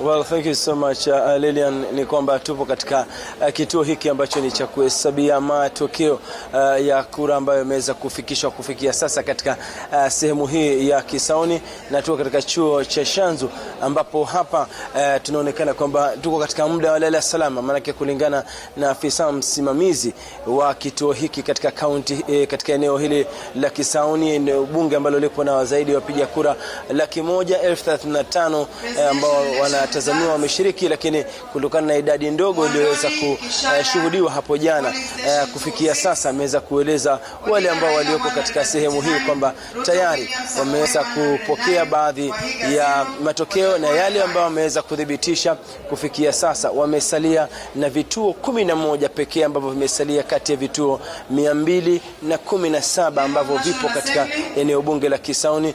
Kwa sasa anaonekana kuongoza katika kinyang'anyiro cha ubunge ni Rashid Benzimba, aliyekuwa mbunge wa Kisauni kati ya mwaka 2013-2017. anaonekana kurudi tena katika majengo ya bunge, kwa sasa akiweza kuwakilisha bunge la 13. Lakini nipo na afisa mkuu wa kituo hiki. Songa hapa karibu, alafu tueleze majina yako na kufikia sasa tupo wapi hususan na mambo ya mtiririko wa matokeo. Kwa majina naitwa Wario Ibrahim Ali, returning officer Kisauni Constituency. Tunajitayarisha na tumeshapokea police officers wetu zote, na wamepita kwa hatua na wako kwa tallying center now for clearance, na inshallah by leo usiku tunaweza fika kikomo ya hii. Labda mmesalia na vituo vingapi ambavyo vijaweza kudhibitisha verification? Vituo yote vimepita verification, lakini vituo kama 18 ndio inaongoja announcement of the result. Lazima result itangazwe ndio tuelekee kuweka pamoja. Watu watarajia labda mtaweza kukamilisha shughuli hii mida ya saa ngapi? Naona pengine usiku ya manane. Usiku ya manane, because tukimaliza kutangaza lazima tuketi chini tujumlishe. Kujumlisha pia inataka ujumlishe na makini. So saa 6 saa 7 ndio tutajumlisha. Asante sana. Na pia kuna baadhi ya wale ambao wamekuwa kifuatilia kwa karibu. Asante sana kuhusiana na masuala haya ya uchaguzi. Songa hapa karibu serikali ndio. Kwa kifupi sana tueleze labda hapa katika eneo la Kisauni tofauti iko wapi labda? Nafikiri tofauti kubwa iliyoko mwaka huu kulingana na awamu zingine ni kwamba tumeona amani imeweza kudhihirika. Kawaida Kisauni ndio huwa ina rabsha nyingi hapa na pale, lakini wakati huu tumeona polisi wamefanya kazi yao vizuri na wameweza kudumisha amani. Wananchi wenyewe pia wameweza kudumisha amani. Kwa hivyo hiyo ndio tofauti kubwa iliyoko baina ya miaka mingine iliyopita. Kama unavyojua Mtalaki, huku ndiko kule vijana kama wakali kwanza na wengine wanatoka huku, lakini ile amani tumeweza kuiona hapa hivi mwaka huu inaonyesha kwamba wananchi wakiamua kuwa na amani basi lolote linawezekana. Asante sana Hussein. Na kama alivyoweza kusema baadhi ya wale ambao wamekuwa kifuatilia kwa karibu kuona ni kipi ambacho tume ya IEBC, maafisa wa polisi nikiangalia kando hapa wameendelea kushika doria kuhakikisha kwamba usalama umedumishwa, na jinsi afisa mkuu wa masuala haya ya tume ya IEBC alivyoweza kusema kwamba usiku huu tunaweza kupata labda kujua mbunge wa Kisauni atakuwa ni nani, kizingatio kwamba mbunge wa sasa Ali Menza Mbogo aliamua kwamba hataweza kutetea kiti chake na kuweza kujiunga na siasa za ugavana, na pia hakuweza kutoboa kuhusiana na azma yake. Kwa hivyo tunataraji kwamba eneo bunge hili Lilian kutaweza kuwa na mbunge mpya, na ishara zinaonekana kwamba Rashid Bezimba huenda akarudi tena katika majengo ya bunge, na pia nikiweza kupata takwimu zingine katika maeneo mengine bunge ambayo ni eneo bunge la Nyali. Tulikuwa pale zaidi ya kama saa 40 dakika 40 zilizopita hivi. Inaonekana kwamba Mohamed Ali ambaye pia ni mbunge wa sasa anaongoza katika jadwali yale matokeo ambayo yameweza kufikia kutoka sasa, kifuatwa kwa karibu na Said Abdalla ama Saido wa chama cha ODM. Alafu pia katika eneo la Changamwe ambapo pia kuna kinyang'anyiro cha ubunge katika sehemu ile, mbunge wa sasa Omar Mwinyi pia wa chama cha ODM amechukua usukani katika safari ya kwanza ya kuhakikisha kwamba labda ameweza kutetea kiti chake, akifuatwa kwa karibu na yule mpinzani wake kutoka chama cha Jubilee Ali Daib. Na pia katika maeneo ya Jomvu pia mbunge wa pale Abibali Twale pia anaongoza, na Mvita pia kuna yule mwaniaji wa chama cha ODM ambaye pia ni Mohamed Machele pia anaongoza. Lakini pia kwa kina pia tutaweza kufuatilia swala zima la uwakilishi wa kike ambapo chama cha ODM pamoja na chama cha UDA wanaonekana kumenyana katika nyadhifa hii ya uwakilishi wa kike. Tutazidi kuona ni nani labda ataweza kuibuka mshindi. Kando na hayo pia upande wa useneti pia tunaona kwamba kuna ushindani mkali kati ya mwaniaji ama mgombea wa kiti cha useneta kwa tiketi ya chama cha ODM ambaye ni Mohamed Faki na mwenzake wa chama cha UDA Mohamed Hamisi Maguya. Wote hawa wanafuatana kwa karibu, kwa hivyo tutasubiri kuona labda matokeo yote yatakapojumuishwa ya useneta na uwakilishi wa kike katika maeneo bunge matano yaliyoko katika masita yaliyoko katika kaunti hii ya Mombasa, ni nani ataibuka mshindi, alafu tutaweza kuwajuza watazamaji wetu kwa taarifa zetu za baadaye. Lulu na Jeff. Many thanks, Francis Mtalaki. I'll be handing over to Lulu and Jeff shortly. But before that, we'll go to Rashid Ali. But just to recap what Francis Mtalaki has told us from Kisauni constituency is that counting is still underway. But the returning officer has told us that any minute now, he will be able to announce the provisional results there.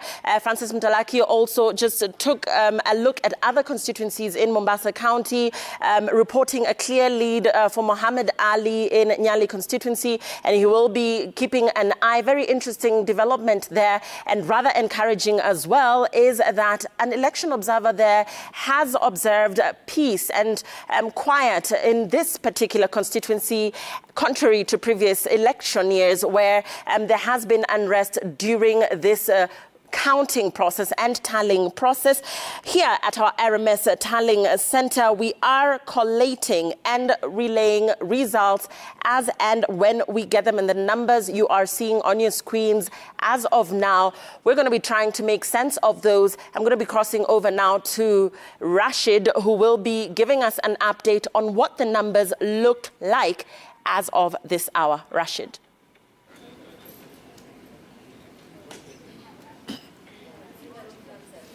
Na mtazamaji, kumekuwa na gumzo sana mitandaoni na mitaani kuhusiana na idadi kamili ya kura ambazo zinahesabiwa.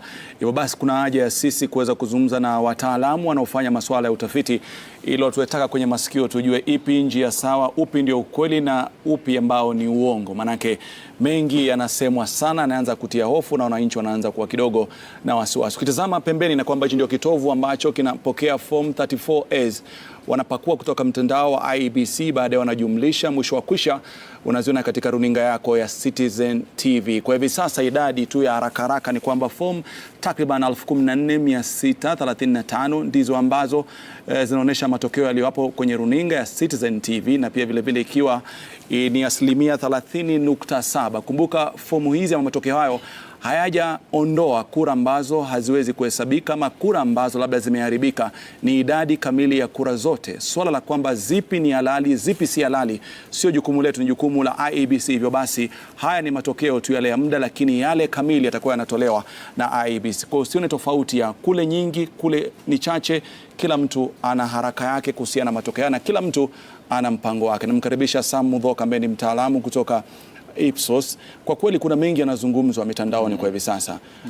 Na hali iliyopo ni kwamba IEBC inaposema kwamba imeweza kuweka takriban fomu 45,000 na katika mtandao wao, ni kama Wakenya wanaamini kwamba wanaweza kufanya hesabu za haraka na wakajua nani ndiye ni nani katika wadhifa tofauti. Je, hiyo inawezekana ama haiwezekani? Ni vizuri sana kwanza kuelimisha Wakenya kwamba kama mtu mmoja binafsi atachukua jukumu la kudownload hizo fomu zote ambazo IEBC wameweka kwa mitandao yao, kwa mtu mmoja itachukua siku 60 kutoa hizo fomu zote. Naomba tukumbuke kwamba IEBC haiwezi kuachilia hizo results kwanza kabla wafanye verification. Kwa hivyo IEBC wamepokea picha za fomu zote, na nafikiri hili ni jambo moja nzuri sana katika huu uchaguzi. Kitu kimoja kizuri sana IEBC walifanya ni kuhakikisha kwamba hiyo fomu ambayo imehesabu kura katika kituo polling station, hizo tu ndio kura za mwisho, na koti ilisema hivyo. Kwa hivyo sasa hizi fomu zinapokuwa uploaded, IEBC wakizipata wanaziweka kwa mitandao yao, na IEBC wamefungulia media houses zote ziweze kupata hizo fomu. Lakini IEBC wao wenyewe bado hawajaanza kuhesabu, kwa sababu wanangojea returning officers wote walete ile original form, wafanye verification, alafu sasa waanze kuhesabu. Na sioni wakianza kuhesabu muda wowote leo, labda kesho kutu. Na unaposema wazi anza leo, kwa sababu ukiangalia kwa kasi ya form 34 hizo ambao wameweza kuzia katika mtandao wao, ni ishara ya kwamba shughuli ya kuhesabu kura itafanyika kwa haraka iwezekanavyo. Na hata kama wana siku 7 kisheria, lakini huenda Wakenya wakajua nani ndio nani kwa siku chache badala ya kusubiri siku 7. Mimi nafikiri hiyo itategemea returning officers wote watarudisha form katika muda mgani. Kama returning officers wanaweza rudisha form zote katika muda mfupi zaidi, itakuwa basi ya IEBC wana uwezo wa kutupatia results, kwa sababu wanaweza kufanya verification na watupatie results. Lakini wacha niseme hili kwamba kulingana na uwezo wa media houses tofauti, kuna wale ambao wana uwezo wa kudownload forms nyingi kwa sababu wamepewa hiyo access na IEBC. Kuna wale ambao wana uwezo wa kudownload form nyingi, kuna wale ambao wana uwezo wa kudownload form chache tu, na ndio sababu unaona katika kila media house kuna results tofauti ambazo zinatolewa. Lakini naomba Wakenya wakumbuke hivi kwamba hizi results ambazo IEBC, hizi form IEBC wana upload, hawajafanya ile tunaitwa serialization kwamba hii ni hichi kituo, yani kutoka nambari 1 mpaka nambari 46 hivi. Kwa hivyo sasa wale ambao wana upload wana download tu randomly. Kwa hivyo hata majumulisho ambao wanafanya zinafanywa tu ni random. Lakini kunaweza kuna tofauti kubwa, mfano hata kama mtu anapakua tu ndivyo sivyo. Yes, kutakuwa na tofauti kubwa. Zikiwa zote 1046 kutakuwa na tofauti kubwa. Sasa zote zikiwa zimekuwa downloaded, na tuseme kwamba zile zote ambazo tumezipata kwa mtandao wa IEBC ni ile correct, yani ile halisia kabisa ambayo iliwekwa, basi tukijumlisha hizo, matokeo yetu na IEBC hayapaswi kuwa tofauti. Lakini hapo kuna assumption moja kwamba zile fomu ambazo zimewekwa pale ni zile halisi kabisa. Sasa hapo upaswi kuona tofauti yoyote ile. Na nafikiri hilo ni jambo moja la integrity ya uchaguzi ambao unafanyika sasa. Kwamba kama tutangojea vizuri, tungojee mpaka tupatiwe uamuzi wa IEBC wenyewe, basi hilo ndio itakuwa sasa matokeo yale halali. Na nafikiri kwamba kwa sababu ya kutumia kimskit ambao tunapiga picha form 34 na kuweza kutuma, ilimeweza kutoa nafasi kwamba unaona kwamba wapo wengi, labda baadhi ya viongozi na wagombea ambao wanajitokeza wazi wazi wasema kwamba hapa mimi nimeweza kushinda, hapa nimeweza kufaulu. Kimtazamo wako nadhani kwamba ni jambo zuri ambalo liendelee kuonekana katika mitandao, ama tungetulia kwanza tusubiri? Mimi nafikiri kwamba kwa sababu wananchi wanachukua haya, kwa mfano matokeo ya Citizen, wanaangalia matokeo ya mwingine, alafu sasa kwa sababu imekuwa huyu anampisha mwenzake, huyu anapita, huyu ako mbele, huyu anampisha, huyu mwingine ako mbele. Sasa venye inaendelea na kuzidi kufanyika, unaona kwamba kuna watu sasa wakiona mtu wao ako mbele wanaanza celebrations, wanaanza kuwadharau wengine. Lakini kuna haki ya, maana ukiweka usiri sana pia unaweza kuleta, mimi nafikiri lazima joto kwa Wakenya. Kwa wakijua nini kinachoendelea ndio vizuri zaidi kuliko kimya. Ni kweli kabisa, lakini lazima waelewe, kwa sababu waelewe kuna assumption fulani. Lazima waelewe hizi zimewekwa hapa kwa minajili ya sababu gani. Ukielewa kwamba hizi lazima tuziweke kwa sababu zinatuonyesha taarifa ambazo nini kinaendelea, hatuko ngizani kabisa. Nafikiri ni jambo msingi sana la demokrasia lolote ile. Lazima kuwe na uwazi, mambo yanaonekana vile yanaendelea, tunaona, lakini pia kuwe na caveat kwamba hizi namba ambazo mnaziangalia hivi zitabadilika, na ni kweli zinaweza badilika. Na zikibadilika usiwe na tumbo joto, ukubali kwamba zitabadilika kwa sababu sio utafiti. Hii ni mahesabu ambayo yanafanyika. Hizi namba zitabadilika tena na tena, lakini tusitie tumbo joto, tukubali kwa sababu tunaziona kwanza, tujue kwamba process ina uwazi. Sasa huo uwazi ndio utatusaidia. Kwa hivyo tuache tumbo joto. Mimi nafikiri kwa sasa hivi labda kuna idadi ya fomu 1045 ama 45637,000. Ndio. Kimtazamo wake, maana unashughulika na masuala ya utafiti, ili kujumlisha hizi kura na kutoa matokeo, tunazungumzia masaa mangapi ama siku ngapi kwa Mkenya ambaye anasubiri kwa hamu na gamu kupata? Mimi nafikiri vile naona, kwa mfano kituo cha Citizen kimeweza kufanya hesabu ya fomu kama 13,000 hivi katika 14 kwa sasa, 14 sasa. Hiyo ni kama 30% hivi ya fomu zile zote ambazo zinatarajiwa kwa siku moja tu. Kwa hiyo nafikiria kufikia kesho jioni labda huenda Citizen watakuwa wamejumulisha zote. Mimi nafikiri. Lakini sasa kwa mtu binafsi ama kwa nyumba yoyote ile ya habari ambayo haina equipment ama infrastructure yenye mko nayo, hata wanaweza kuchukua muda mrefu zaidi. Lakini naamini kwamba IEBC wana infrastructure smart vizuri sana kwamba wanaweza jumulisha katika muda mfupi zaidi hata kuliko vile vyumba vya habari. Na kabla tumalize masuala labda kwa dakika moja tu, alafu baadaye tuangalie masuala mengine. Nafikiri nyinyi mmekuwa mkifanya utafiti na mnakuja kwa kumalizia mnasema kwamba huyu anaongoza, huyu anaongoza. Kufikia sasa tafiti zenu zimewaitikia ndio ama Mimi nafikiri hivi kwamba utafiti wetu wa mwisho kabisa pasipo tuliutoa siku 7 kabla ya kura zifanyike, na wakati tuliutoa tulisema kabisa kwamba kuna hizi assumptions kwamba voter turnout itakuwa nzuri. Voter turnout ya saa hii ni kama 65%. Makisio yetu ilikuwa kama hizo namba zitakubaliana lazima iwe kule 78 na kuzidi na mbele. Sasa voter turnout iko chini sana. Jambo la pili, ukiangalia mgombea mmoja ambaye tulimwonyesha utaniwia radhi, nitakukatiza kidogo, nataka tuelekee moja kwa moja Bomas, after rudi bwana Sam Mudhoka uje kumalizia swala zima la tafiti, kama zimegonga ndipo ama hazijagonga ndipo kutokana na idadi watakojitokeza kupiga kura na masuala mengine. Lakini kwanza kabisa tuende moja kwa moja aliko Francis Gishuri, ambao ni ukumbi wa Bomas, ambapo ni sehemu kila Mkenya sasa hivi ameweza kuipa umakini wa kipekee, kwa sababu ndio msema kweli kwa ni nani ambaye atakuwa kiongozi wako kwa serikali itakayokuja.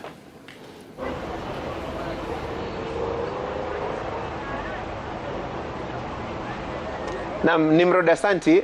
Tulivyosema hapo awali, tuko site hapa katika kituo cha kujumlisha matokeo ya urais katika kinyang'anyiro hiki cha mwaka 2022, yani katika ukumbi wa Bomas. Na hapo awali tulizungumzia swala nzima la fomu ambazo ni za kunakili matokeo na yale ambayo mwenyekiti wa IBC Wafula Chebukati aliyasema kuhusiana na utaratibu wa kuziwasilisha katika tovuti, katika mitandao, na vile vile zile fomu zenyewe kuletwa hapa na wasimamizi wa uchaguzi katika maeneo bunge yote 290 pamoja na lile eneo bunge ukipenda moja la mwisho ambalo linawajumuisha wale ambao walipiga kura kutoka kule ugaibuni. Na ninaye hapa Joshua Kiptoo ambaye ni spika wa zamani, kwa sababu sasa bunge hilo limevunjiliwa mbali la Nandi. Sasa wawakilishi wadi wapya wameshachaguliwa. Na Joshua, angalia swala nzima la kujumlisha matokeo haya. Watu wanauliza, mbona IBC wameweka kwenye mitandao yao 97% ya form 34A, lakini hamjatupatia matokeo ya mwisho? Lakini si ni kibarua kutenganisha haya masala yote? Asante sana Gashuri. Nadhani wananchi ama Wakenya kwa jumla wanafaa kuelewa haya mambo yalitokea na wapi. Ukiangalia uchaguzi wa mwaka wa 2013 na 17, kulikuwa na jambo kwamba wakati tunawasilisha matokeo kutoka polling station ikuje constituency hadi Presidential Tally Center, kulikuwa na tashwishi kwamba labda kuna mambo yanafanyika hapa katikati. Kukakuwa na kesi ilikuwa inaitwa Maina KI dhidi ya commission ya uchaguzi IBC, na koti likaelezea vizuri sana, likasema kwamba tuko na forms 3, tuko na form 34A, 34B na 34C. Form 34A inaonyesha matokeo ya urais katika kila polling station kulingana na sheria, na IBC wamefuata sheria. Polling station wakisha sema kwamba au wakitangaza kwamba fulani ameshinda kura fulani cha kiti cha urais, jambo linafanyika ni kwamba lazima waiandike kwa form 34A na waipige picha na waitume kwa portal yao. Ni hayo ndo maana unaona kwamba imekuwa vigumu kuyapata kwa haraka, kwa sababu Kenya nzima tuko na polling station ngapi? Hiyo ni 1046 229. Kuna mdadisi moja alisema kwa urahisi, kwa mfano saizi nikikwambia ende utoe form 34A moja, lazima uidownload, lazima usome, lazima unakili yale yote ambao mtu amepata kuanzia mgombezi wa kwanza hadi wa 4 na uiandike. Ndio maana unaona inachukua muda mrefu. Ya pili, kuna jambo linaitwa form 34B. Hilo linatokana na form 34A. Constituency returning officer katika kila constituency, kwa sababu tuko na constituency 290. Kila constituency returning officer lazima ayashike yale form 34A yote ya polling station, ayanukuu katika form 34B na kuonyesha kila mgombezi alipata kura ngapi, na lazima ailete hadi hapa kwa chairman wa commission. Ndio maana chairman Chebukati amesema vizuri, hawezi tangaza hadi constituency returning officer amlete form 34A na yale 34B kuonyesha kura ngapi mgombezi wa rais amepata katika constituency. Lakini ya muhimu zaidi kulingana na sheria ni form 34A. Ya mwisho wakati watakuwa wamejumlisha kwa pamoja, form 34C ndo chairman Chebukati ataitumia kutangaza kwamba fulani ameshinda urais. Joshua, kabla namuona kiongozi wa kundi nzima la IGAD ambalo limekuja kuangalia uchaguzi huu unaendeshwa namna gani, yani wanaitwa election observers, ni rais wa zamani wa taifa la Ethiopia. Anaandaliwa ili ajiunge nasi hapa tuweze kufanya mahojiano naye kwa kifupi sana. Lakini kabla sija kwenda kwake Joshua, angalia swala hili nzima la petition ama rufaa ambayo iliwasilishwa kupinga matokeo ya urais mwaka 2017.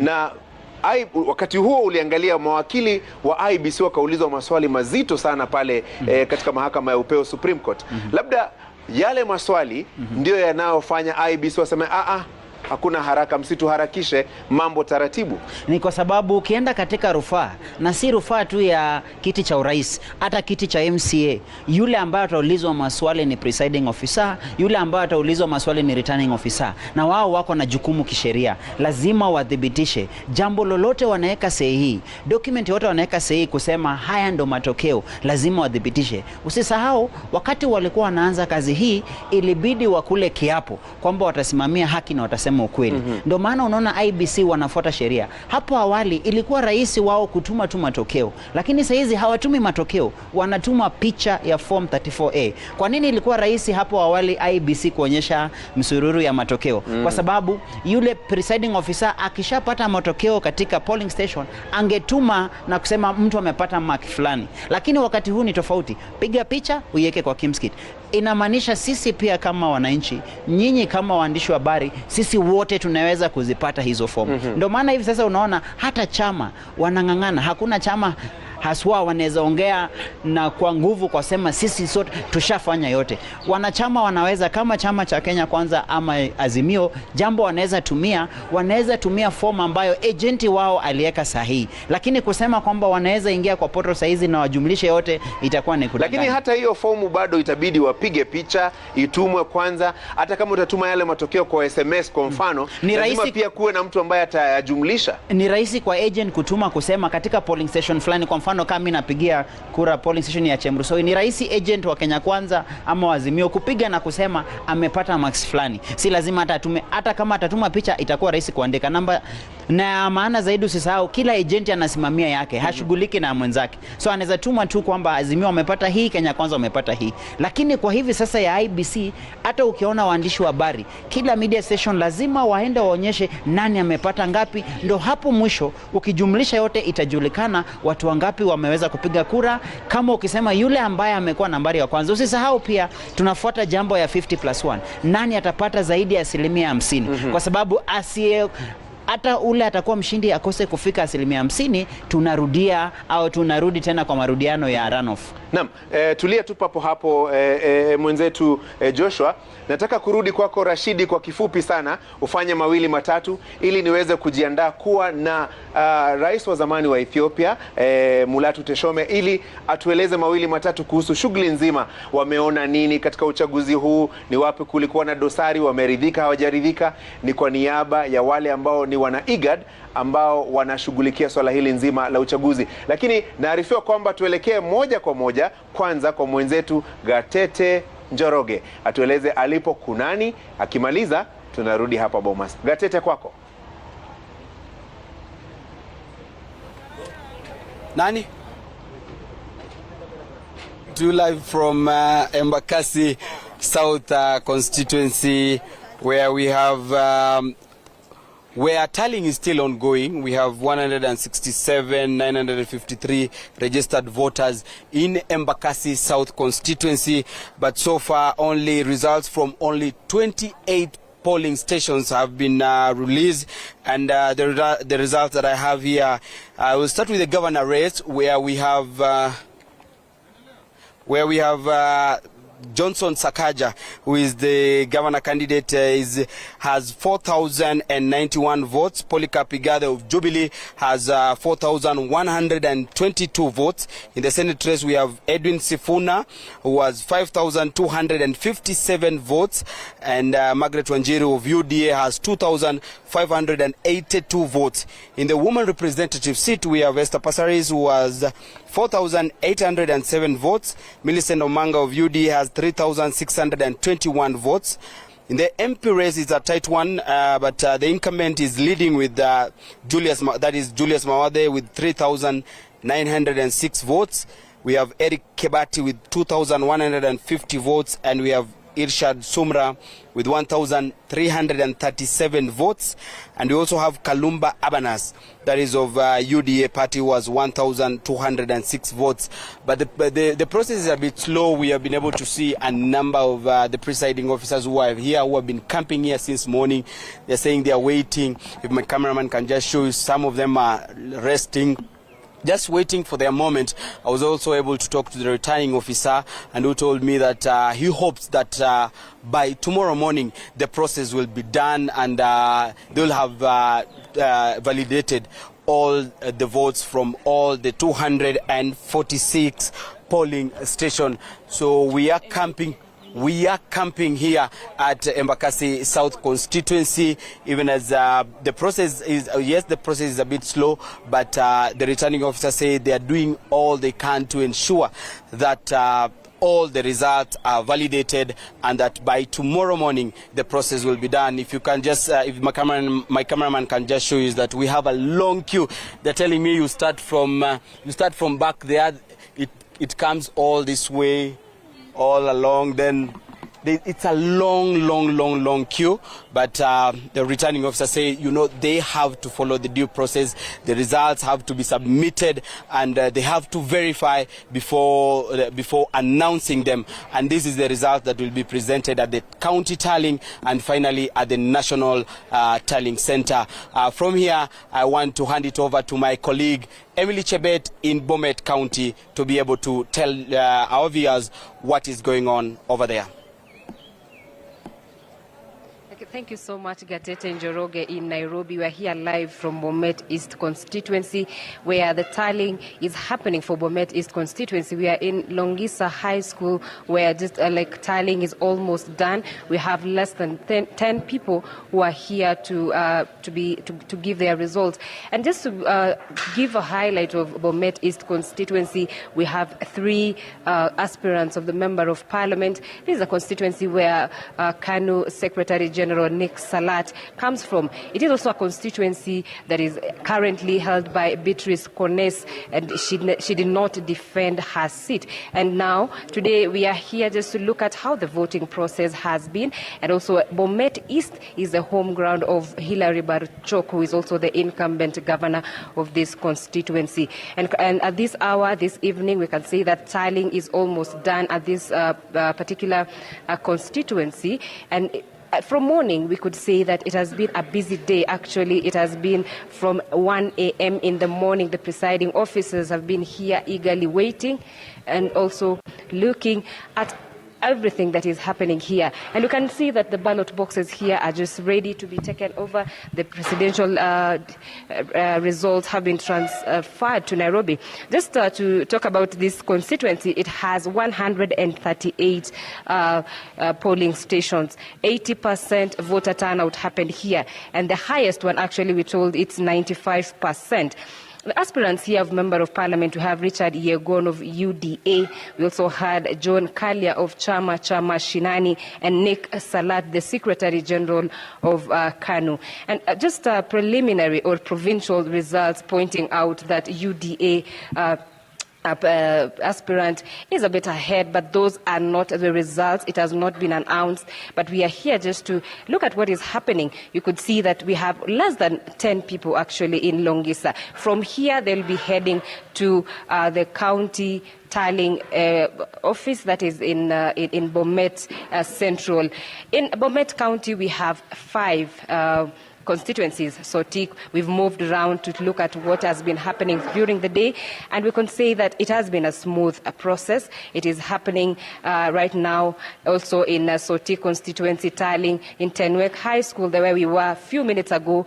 It is also happening tallying. And for Sotik constituency, I can say that they'll have to wait a little bit longer because the queues were a bit long. And now, at this point, I want to talk to the returning officer at this polling or actually a constituency to talk about what has been happening. Thank you, sir. Just introduce yourself, tell us your name and what is happening currently here in Bomet East. Thank you so much. My name is Mark Lembaka. I am the returning officer for Bomet East constituency in respect to this election. And as you can see, we are on high preparation for now the final journey of declaring and announcing of various leaders from various political positions.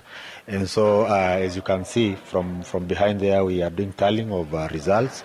We had results that came from the polling stations the day before yesterday, and even today they were trickling down.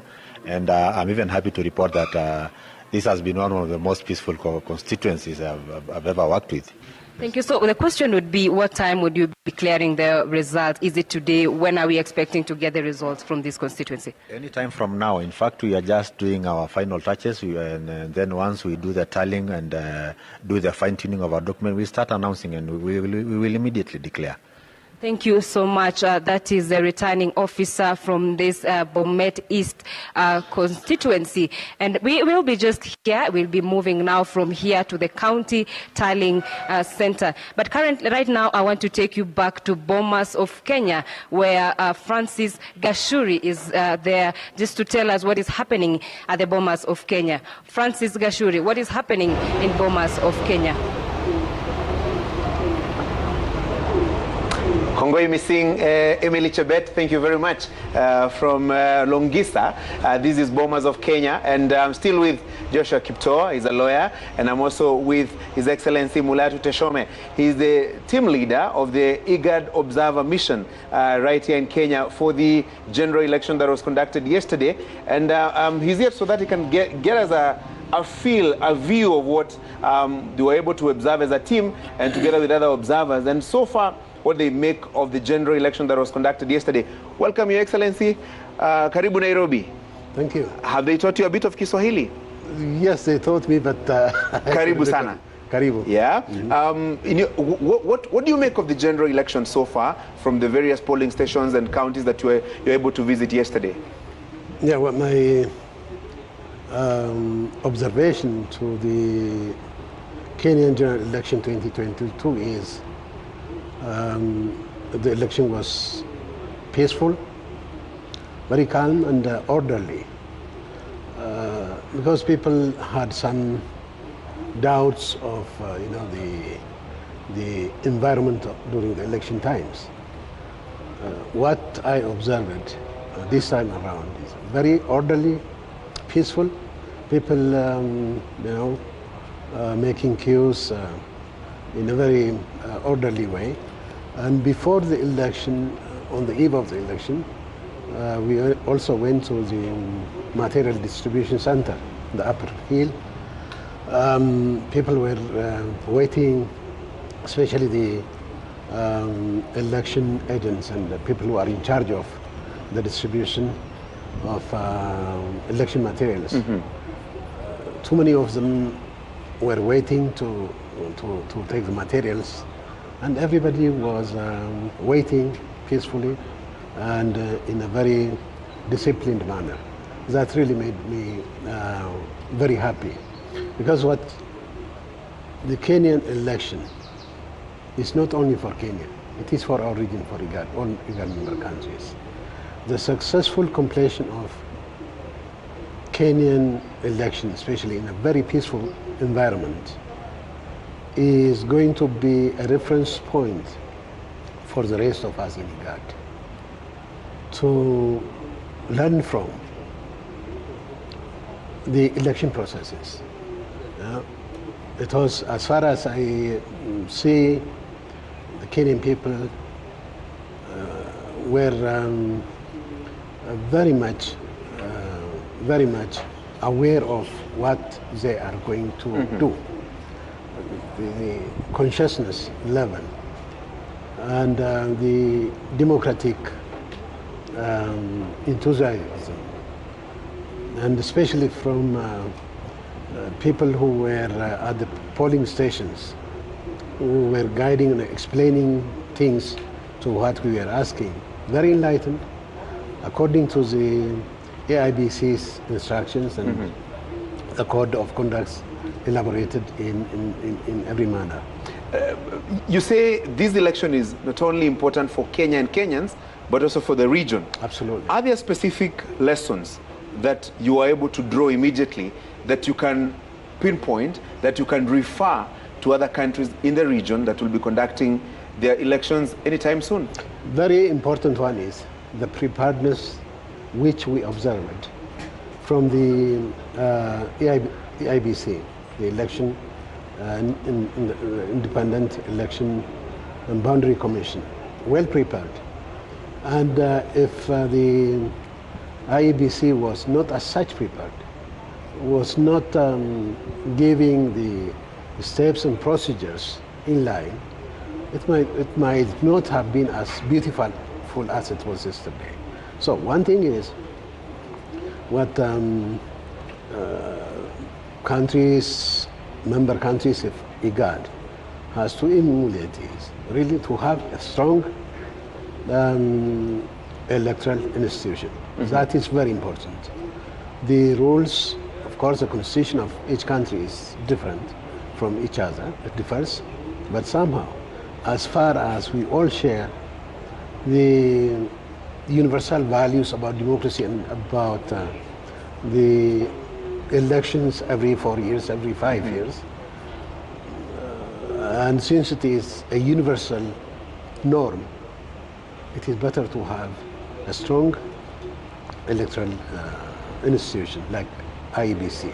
Other than the many good things that probably you were able to identify together with the observation team, are there challenges that were obvious that probably need to be fixed as the country prepares for another general election in 2027, and also similar lessons that you can refer to other electoral commissions in the region and beyond?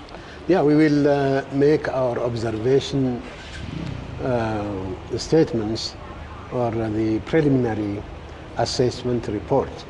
Before that, I'm not going to preempt that assessment report, but in that, definitely, we are going to pinpoint if there is any the areas where to be corrected, areas to be looked into, and to advise not only the Kenyan electoral institutions, but also our region, the IGAD region, and beyond, to have such strong institutions, which is very important to prepare and conduct a peaceful electoral process.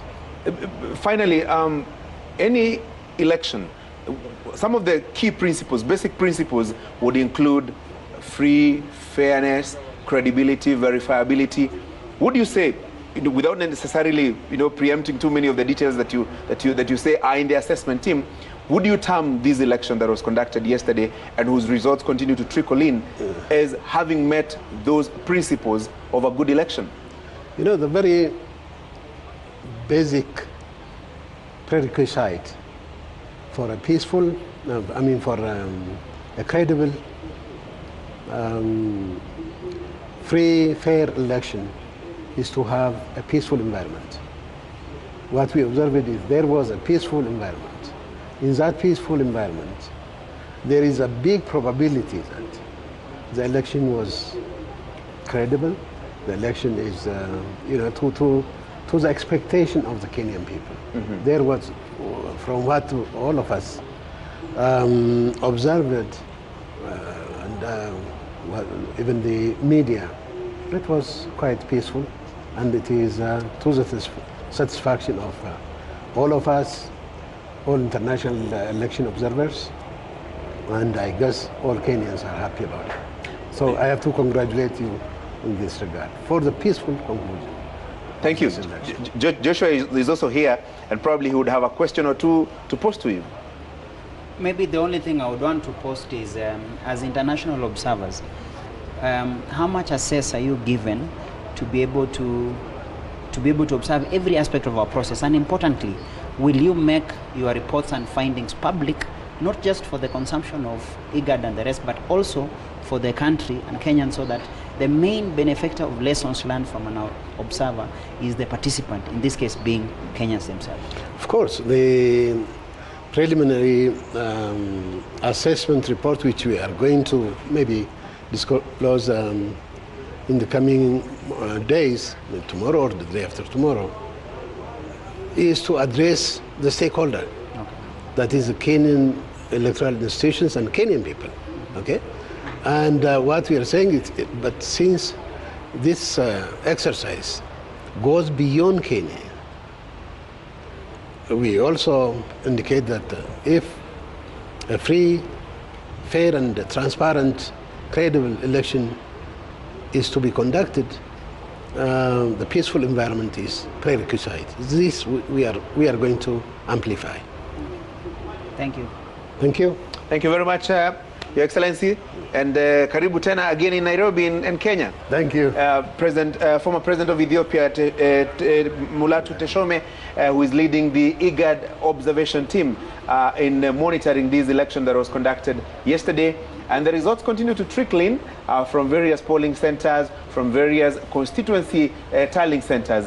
And we'll continue to give you our numbers as we receive them. And the tallying center at Royal Media Service is also working. We continue to stream the numbers as we receive them, as we tabulate, as we tally the numbers. And this is the place to be. From Bomas of Kenya back to Communication Center, Rashidi, Lulu, Jeff, and of course, Lillian. Back to you. Okay. For that, Francis Gachuri. Francis Gachuri has been getting the insights of an election observer, and he's a former president. That is Mulatu Teshome, former president of Ethiopia. I actually caught up with him in Machakos County yesterday. It was very interesting to hear from him what his perspectives are, or rather what his perspectives were on day one of the electoral process in Kenya, that is yesterday. And today just giving Francis Gachuri an update and views and, of course, his experience having observed elections, having been a contender in a presidential election as well in Ethiopia previously. We'll be going back to the Bomas of Kenya, which is a national tallying center. We'll be getting an update from Francis Gachuri and the rest of the Citizen TV team there. But before we get there, let's cross over to Lulu Hassan, who will be, of course, engaging our analysts in studio. We'll just be getting thoughts and views around the electoral process, what the numbers mean, what they translate to, and indeed whether it is too early for Kenyans to draw conclusions on who has won where. Thank you very much for that, Lillian. We do have Hezron Mogambi and Joy Midivu in the house, two well-known political analysts who call it like they see it. Joy, let me start with you, and welcome to Kenya's Choice 2022. The overall feel of this election, your thoughts? I think Kenyans are demonstrating a lot of maturity, because you have an election where people did exactly what they were asked to do. They turned up, they voted, they went home. We haven't had the previous sights and sounds of people milling around the polling station, barging in and breaking stuff around and, just being a general nuisance. This time around, we've seen Kenyans, they went in, did their thing and walked away. And even in places where there's pockets of violence, like in Bungoma, or in places like, for example, in Mombasa, where the politicians got into a spot of trouble, the Kenyans just watched them. And I think this demonstrates political maturity in the parts of the Kenyans. They've got to a place where they're like, you know what, as guys do this part, you guys do that part. And if you're not happy, sort it out amongst yourself. Because the visuals of Joho jostling with Sonko, before, the next thing we'd have known is their boys would have milled in and joined in the fray. But this time around, there's none of that. But over and above that, you realize that across the country, there's been a muted sense of this voter apathy seems to have crept in and, taken a bite out of both sides of the coin. And it tells me that there's a level of Kenyans who are not willing to engage in the political process because they don't think it's worth it. Now, in 2013, we had over, how many were there? I think it was 130,000 spoilt votes. In 2017, that went up to over 500,000. Now we've got guys who are not turning up to say we are spoiling the vote. We've got people who are simply staying away. So Kenyans are also trying to tell the leaders something. Give us real options. Give us something we can work with. And I hope the politicians are reading the signs of the times, that the demographic is changing to a level where if we're going to have more meaningful political engagement with a high level of citizen participation, we have to have a level of respect between the electorate and the elected. Naam, Bwana Hezron Mogambi, karibu tena katika studio zetu. Najua jana ulikuwa hapa. Kwa kifupi tu, labda utupatie taswira kamili kuhusiana na chaguzi hii ya mwaka 2022. Kama ambavyo mwenzangu amesema hapa, nafikiri uchaguzi huu ni tofauti. Hasa ukizingatia kwamba ni uchaguzi ambao umekuja ambapo tunabadilisha rais, ile ambayo tunaita transition. Wakati mwingine baada ya Rais Uhuru Kenyatta, kwa mfano 2017 alipokuwa na maliza ya kwanza akiingia ya pili, hiyo haina tatizo. Lakini wakati mwingi, wakati ambapo tunabadilisha rais mmoja tukiingia mwingine, huwa kuna shauku na matatizo na fikra kwamba kutatokea nini. Lakini ukiangalia uchaguzi huu tangu wakati ambapo tulianza matayarisho mpaka sasa, unaona kwamba ni uchaguzi ambao matayarisho yake, mifumo yake imekuwa tulivu. Hatujakuwa na visa vya utovu wa nidhamu. Hata askari wenyewe wamekuwa na kazi rahisi kwa sababu nidhamu imekuwepo miongoni mwa wapiga kura na jamii kwa jumla. Kwa hivyo tunaweza kusema kwamba kabla ya uchaguzi na baada ya uchaguzi tumeona utulivu mkubwa. Hata ingawa kwa hakika kumetokea na jambo ambalo halijawahi kutokea. Tume imekubali kwamba chama na mtu yoyote ambaye anataka kujumuisha kura anaweza kujumuisha kura. Jambo hilo halijatokea kabla ya hapo. Lakini tunaona kwamba ingawaje watu wamefanya hivi, Wakenya wamebaki watulivu na hali imekuwa shwari mpaka kufikia sasa. Kwa hiyo nafikiri kwamba tunaweza kujipa kongole kama Wakenya, pamoja na kwamba tunasema kwamba wale ambao walijitokeza kupiga kura si wengi jinsi ambavyo ilivyotarajiwa. Ukikumbuka kwamba mwaka 2017 tulikuwa na asilimia karibu 80 lakini sasa tunaambiwa kwamba tuna asilimia 65. Hiyo ina maana kwamba tumekwenda nyuma karibu asilimia 15. Ni jambo ambalo linakutilia wasiwasi, kwa sababu katika demokrasia tunasema kwamba tukiwa na watu wengi zaidi ambao wanashiriki katika kuhakikisha tuna viongozi ambao tunawataka, inakuwa furaha, inakuwa kwamba demokrasia imepanda na kwamba inakuwa vizuri zaidi kuliko ambapo kuna watu wachache ambao wanaamua hatima ya taifa zima. Acha tuchukue kutoka kwako Hezron. Joy, huu utulivu umeletwa na nini? Watu wamechoka ama wameona kwamba sio shughuli ambayo wameweza kuitilia maanani? Kuna kuchoka, maanake Wakenya wamefika mahali ambapo tumetoka tu katika msimu wa corona. Na watu wengi wametoka katika hali ngumu ya maisha, wamekuwa na shida nyingi ambazo zimewasukuma, zimewasonga.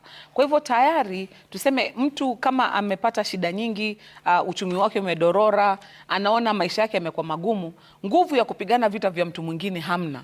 Kwa hivyo ukimwambia toka twende tukapiganie mtu fulani, anasema huyo mtu yatafuta kazi, yeye mwenyewe hana shauku atakula nini jioni, mimi wacha nikatafutie watoto wangu. Naona pia hata jinsi watu pia wamekuwa ni kama ambaye wanayumba. Sijui kama uliona zilizokuwa mtandao vijana wakitoa jezi hii, wakivaa jezi ile, watu walifika mahali wakaanza kuchuma na wao, manake wamesongwa na maisha. La pili pia kuna pia kubadilika kwa jamii.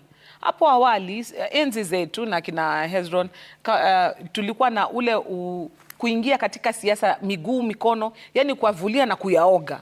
Siku hizi ukiangalia kizazi ambacho kimekuja sasa, wanachukulia siasa kama ambaye ni kitu ambacho kiko nje, ni kujaribu kuingiza ndani kidogo kidogo. Watoto wetu na watoto wetu wanaichukulia kama ambaye ni moja tu ya vitu ambavyo viko maishani mwao, lakini si kigezo cha muhimu ama cha msingi. Kwa hivyo unapata watoto kama hao ambao ndo mara yao ya kwanza kupiga kura, walikuwa wanachukulia almost ni kama mzaa, ni kitu ambacho tutafanya hatutafanya. Ndio naona hata kwa kusajili wapiga kura idadi ya waliojitokeza ni wachache mno. Ukiangalia pia kwa waliogombea, idadi ya watu ambao wako chini ya miaka 35 pia ni mdogo mno. Ukiangalia pia watu kujitokeza kupiga kura, hapa mlikuwa mkifanya interview na maajuza wa miaka 100, miaka 94, wakiwa wamebebwa. I think mlimpata tu mmoja, msichana fulani akisema ndo mara yake ya kwanza. Kwa hivyo unaona kwamba hawa watoto bado hawajachangamkia siasa vile ilivyo. Ndio nasema kwamba hawa wanasiasa wa sasa wakienda katika uongozi sasa, lazima wabatilishe vile wanafanya siasa zao ili kuwachangamsha na hichi kizazi kijacho kuangalia maneno ya siasa kama kitu ambacho ni cha makini na kuongeza pia ile kujivunia kwa Mkenya, kutaka kuona Kenya ikienda mbele.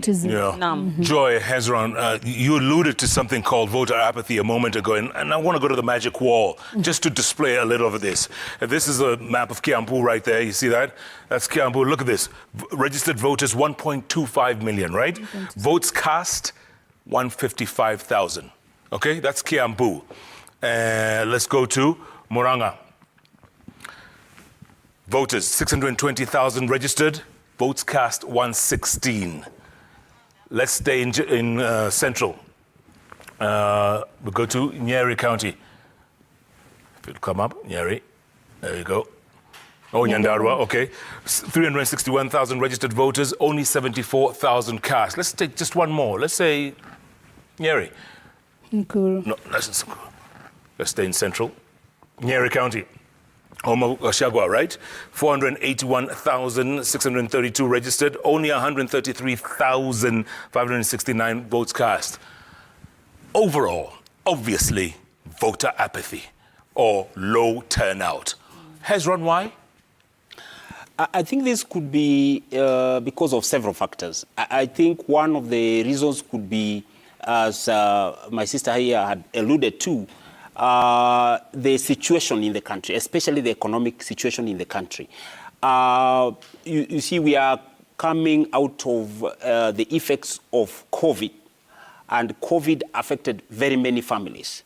In fact, although Mount Kenya region, as you have shown, between 12 to 27% is one of the lowest, but the general average will be, according to IBC, around 65. Yes, that's okay. 65 and thereabout.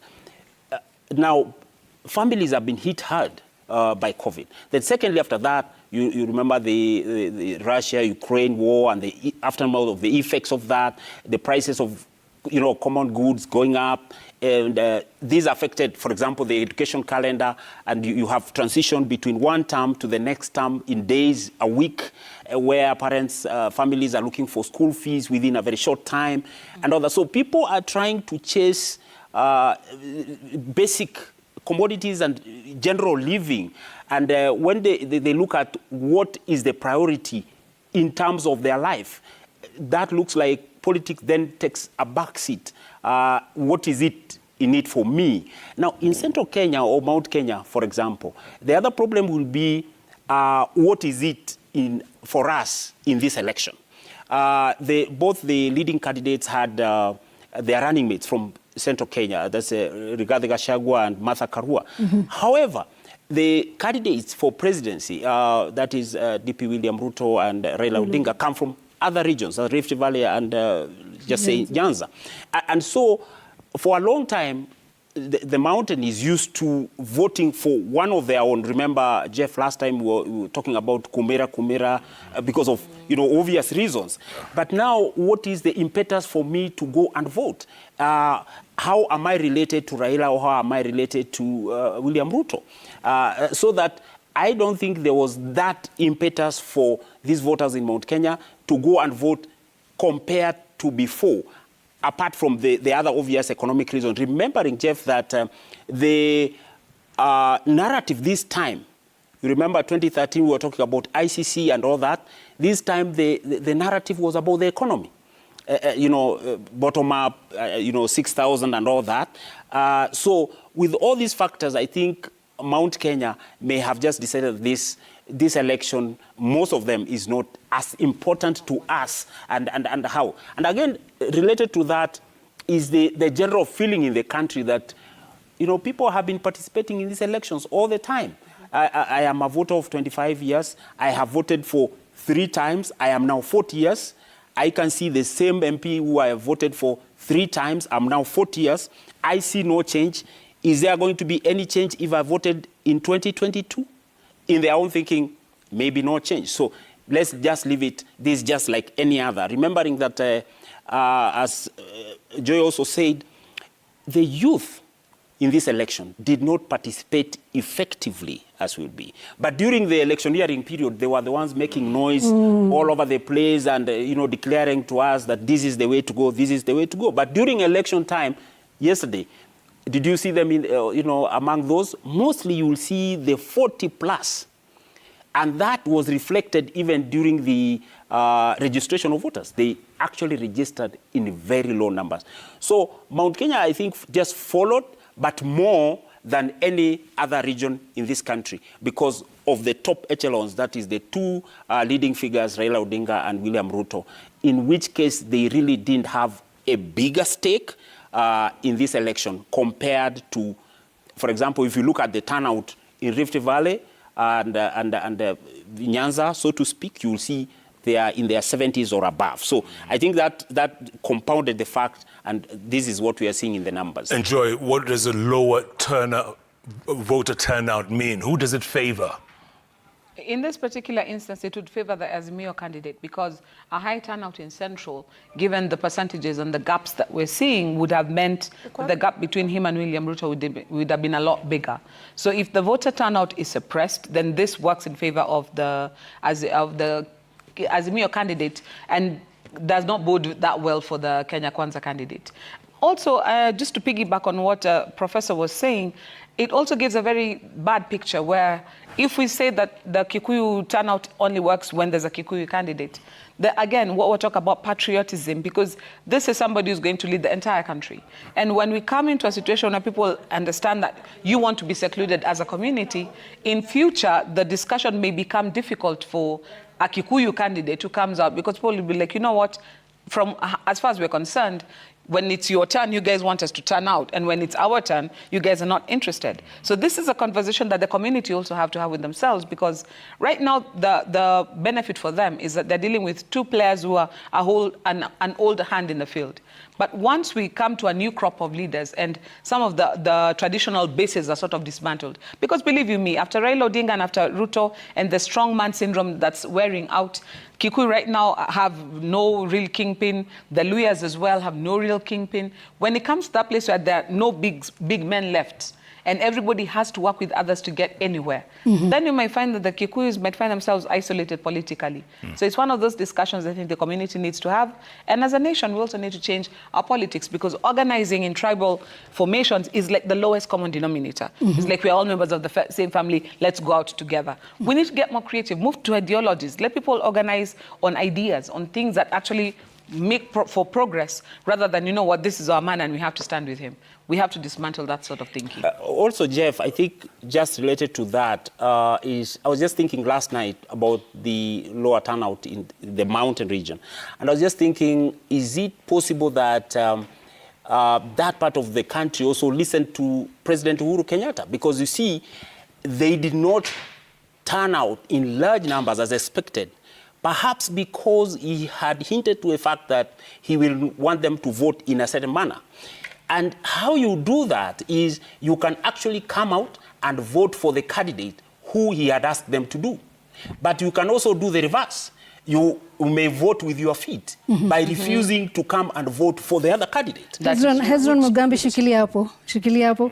Mtazamaji, kwa hivi sasa moja kwa moja naarifiwa kwamba kuna shughuli ambayo inaendelea kwa hivi sasa. Lilian, sijui ni yapi yanaendelea hapa jijini Nairobi?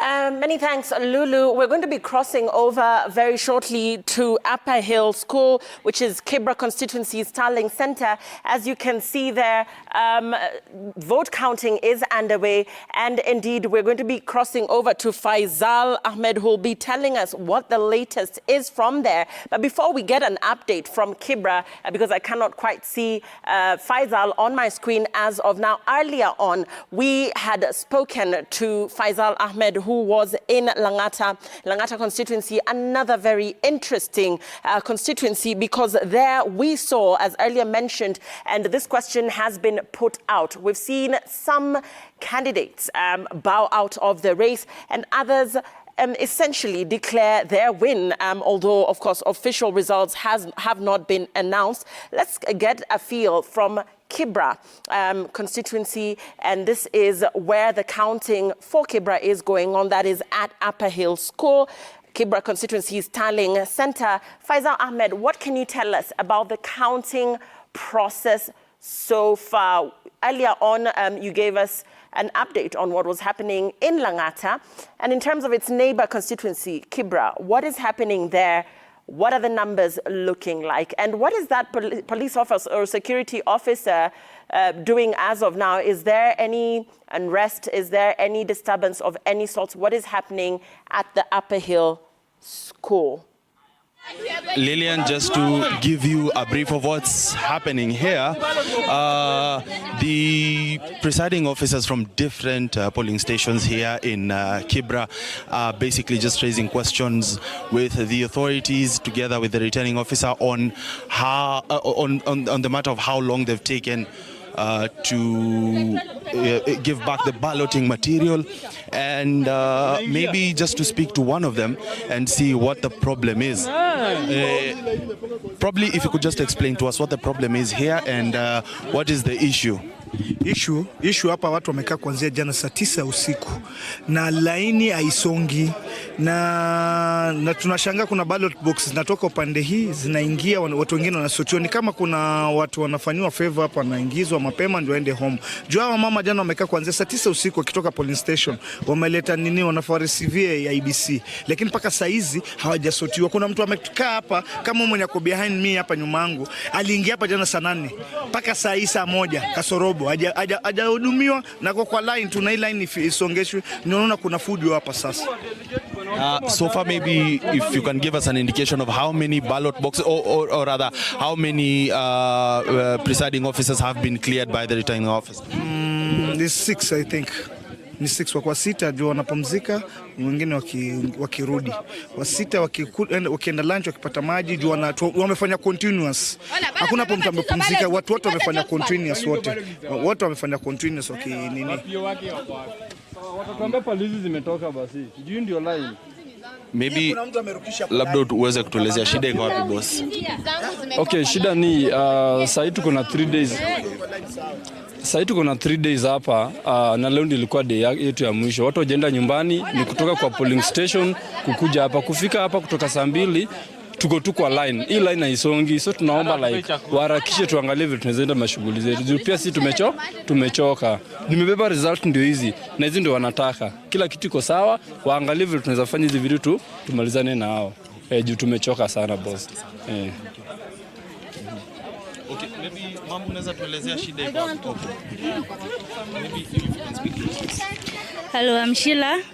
I was a presiding officer. We've been here, we've been camping here since last night. We've not eaten, we've not bathed, we've not gone back home. We are very sleepy. If you look at me, I'm very tired. So we have the results, we have all the forms they want, we have all the boxes, but as you can see the queue here, it's impossible. So we would just ask the IBC officials who are Kibra constituency, let them organize themselves so that the queue can move, because it's chaotic. Yes, thank you. Thank you very much. Now, Lillian, that is the situation here at the at Upper Hill Secondary School. This is the constituency returning point for Kibra constituency. Now, we were here earlier on in the day, and the situation was pretty much the same at around 7:30 a.m. And the issue is that there are a lot of balloting materials that are being returned and the results being submitted by the presiding officers. However, the process is very slow, and that is what they are complaining about.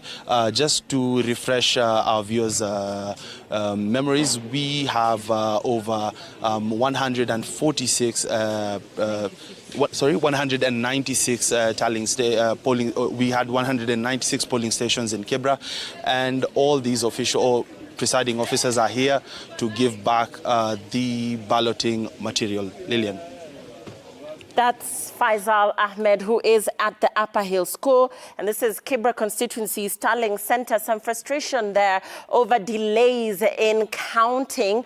And we're told that there's been delays from as early as 3 a.m. this morning. And as you can see, a bit of commotion there because there have been complaints that are coming in from the different agents that are at this particular tallying center. Kibra constituency is a very interesting one to observe because, for instance, we, as of yesterday, noticed that, or rather recorded a 56.5% turnout during the Tuesday vote. And this showed once again, as our analysts in studio have communicated, voter apathy, low voter turnout, as was the case that was witnessed across the country. We'll be going back to Faisal Ahmed, Kibra constituency, one of the areas where the counting is taking slightly longer than other constituencies in Nairobi County. We'll be crossing over to him. But let's get a feel from our analysts in studio once again what these low numbers translate to and what is likely to happen in areas such as here, Kibra constituency, where we're seeing delays in the counting, even as the IBC communicates to us that they have exactly 7 days by law to announce the results. Lulu. Ya, asante sana Lilian Muli kwa tathmini hiyo. Ama kwa hakika wachanganuzi wako tayari kujibu swali hilo, lakini moja kwa moja hebu tuende kwa Collins Shitiabai akiwa Trans Nzoia. Collins, tujuze ni yapi yanaendelea kwa hivi sasa. Je, mmeanza kuhesabu kura na kura zenyewe zinasemaje kutoka Trans Nzoia? Lulu, hapa katika kaunti ya Trans Nzoia, ukiangalia nyuma yangu ni ukumbi wa Kitale School katika kaunti ya Trans Nzoia. Ukumbi huu itakumbuka kwamba inatumika kuweza kujumuisha kura za wale ambao wamewania kiti cha ugavana, useneta na uwakilishi wa kike katika kaunti ya Trans Nzoia. Lakini kuanzia asubuhi hakuna kura ambayo imefika katika eneo hili ili iweze kujumuishwa, kwani hadi kufikia sasa, sawia na Kibra kama vile Faisal alikuwa anatuambia, bado maeneo bunge ya kaunti ya Trans Nzoia yanaendelea kujumuisha matokeo hayo ndiposa yaletwe katika ukumbi huu ili kujumuishwa, ndiposa tuweze kujua gavana amepata kura ngapi na ni nani ameshinda, tuweze kujua mwakilishi wa kike amepata kura ngapi na ni nani ameshinda, na tuweze kujua seneta amepata kura ngapi na ni nani ameshinda. Naam, so Dr. mtazamaji, utatuia radhi kwa hitilafu hiyo ya kimitambo, lakini turudi na wachanganuzi wetu ndani ya studio. Hezron, kuna jambo ambalo ulikuwa unasema kwamba watu walipiga kura kwa miguu na wala sio na mkono. Kupiga kura ni kupiga kura pia. Kwa hakika nilikuwa nikisema kwamba kuna njia mbalimbali za kupiga kura. Unaweza kupiga kura kwa kutumia mikono ambako una alama na kutumbukiza. Lakini vile vile unaweza kupiga kura kwa kutumia miguu. Njia ya kutumia miguu ni kwa kutofika au kutembea mbali na sehemu ambako unahitajika kupiga kura. Kwa hiyo kuna uwezekano kwamba wale wa Mlima Kenya waliamua kwamba badala ya kujifadhaisha na kujitokeza, hii ni baada ya kumsikiza rais.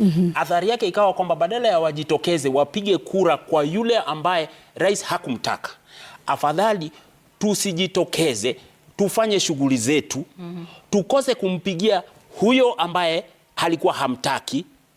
Na kidemokrasia tunasema kwamba kwa kukosa kufanya hivyo umempigia yule mwingine kura kwa kumnyima yule mpinzani wake. Kwa hiyo walipiga kura kwa kutotembea au kwa kutofika katika vituo vya kupiga kura.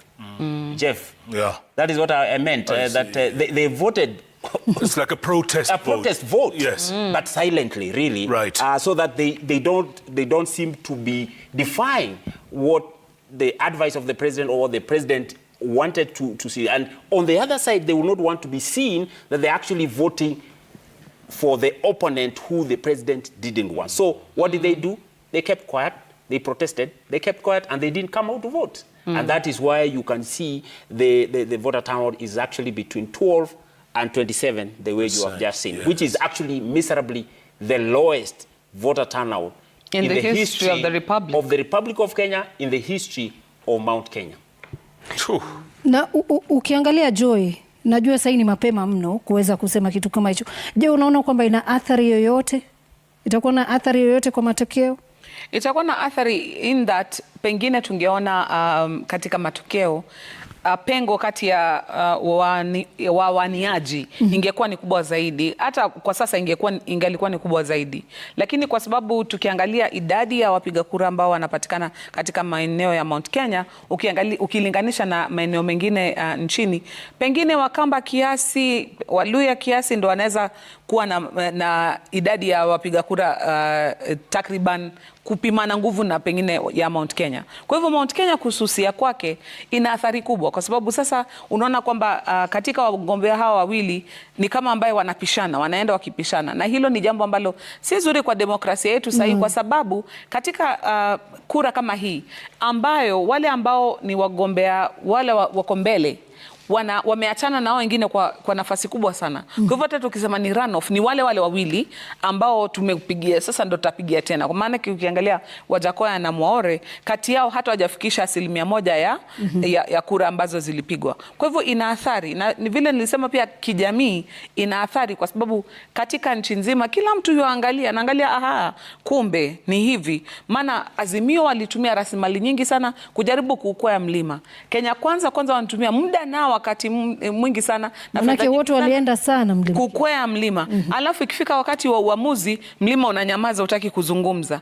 Utapata kwamba itakuwa na athari kusonga mbele, kwa sababu sasa hata mkitaka, unaona kama vile kabla mtengeneze Azimio wala nini, hiyo kuzungumza kati ya viongozi wa Mlima Kenya sasa watakuwa na ugumu sana, kwa maana tutatuambia nyinyi mnamzaha, mna mchezo. Na ndio nilikuwa kisema lazima watafute kujujumuisha na Kenya nzima badala ya kujitenga. Kwa hivyo ule umati wote ulikuwa ni wa nini? Ulikuwa ni kuogeresha tu wanasiasa? No, umati kama uliangalia ilikuwa vijana wengi walikuwa wako pale ndani. Na vijana hawakujisajili kupiga kura, hawakujitokeza kupiga kura. Kwa hivyo vijana walichukulia huu kama ni wakati kuchuma rasilimali kidogo kidogo ambayo inapewa na wanasiasa na kujaza idadi, maana kila mwanasiasa atakwambia anafanya kitu kinaitwa kumobilize. Kwa hivyo wanakuwa mobilize, unapewa jezi, unapewa shilingi yako 500, ni kazi ya siku ambayo umefanya. Kwa hivyo ukiangalia ni idadi kubwa wale watu walikuwa kija kwa mikutano ya kisiasa. Mengine tena ni msisimuko.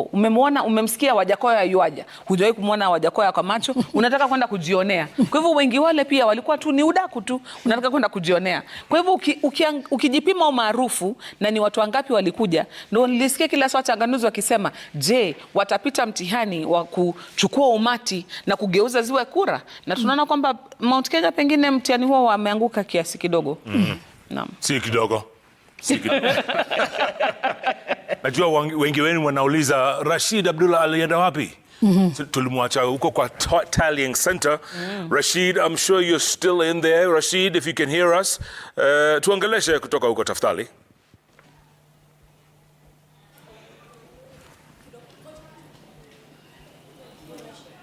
Na bila shaka shukran sana Jeff Koinange mkiwa hapo ndani na Lulu na Lilian Muli pamoja na ndugu zetu wa pale kina Profesa Hezron Mugambi pamoja na Joy Mdivo wakili ambao wanajaribu kuweza kuzungumza mawili matatu kuhusiana na hali ilivyo ya uchaguzi wetu tunapokuwa tunasubiria matokeo kwa hamu na gamu. Tulikuwa tunazungumza mengi na umeweza kuyasikia mengi, tutaweza kuzungumza mwelekeo wa jinsi unavyoendelea na matokeo yanavyojitokeza. Labda kuna swali nipenda kukuuliza kwamba katika tafiti zenu kwa mnaashiria kwamba idadi ya watakaojitokeza kupiga kura itakuwa ya kuridhisha, mkisema 70 kwa 80. Tumepiga kura. Je, utafiti ule? Naomba niseme hivi kwamba kufikia sasa tumeona voter turnout imefikia 65%. Nafikiri hicho ni kiwango cha chini sana, labda cha chini zaidi katika zile chaguzi ambazo tumefanya tangu tukue demokrasia nchini mwetu. Na ukiangalia hilo itaadhiri wagombea wote, kwa sababu kwa mfano tuangalie kaunti ya Murang'a. Kaunti ya Murang'a katika uchaguzi ambao ulipita walipiga 95% voter turnout. Saa hii nafikiri ni 68%.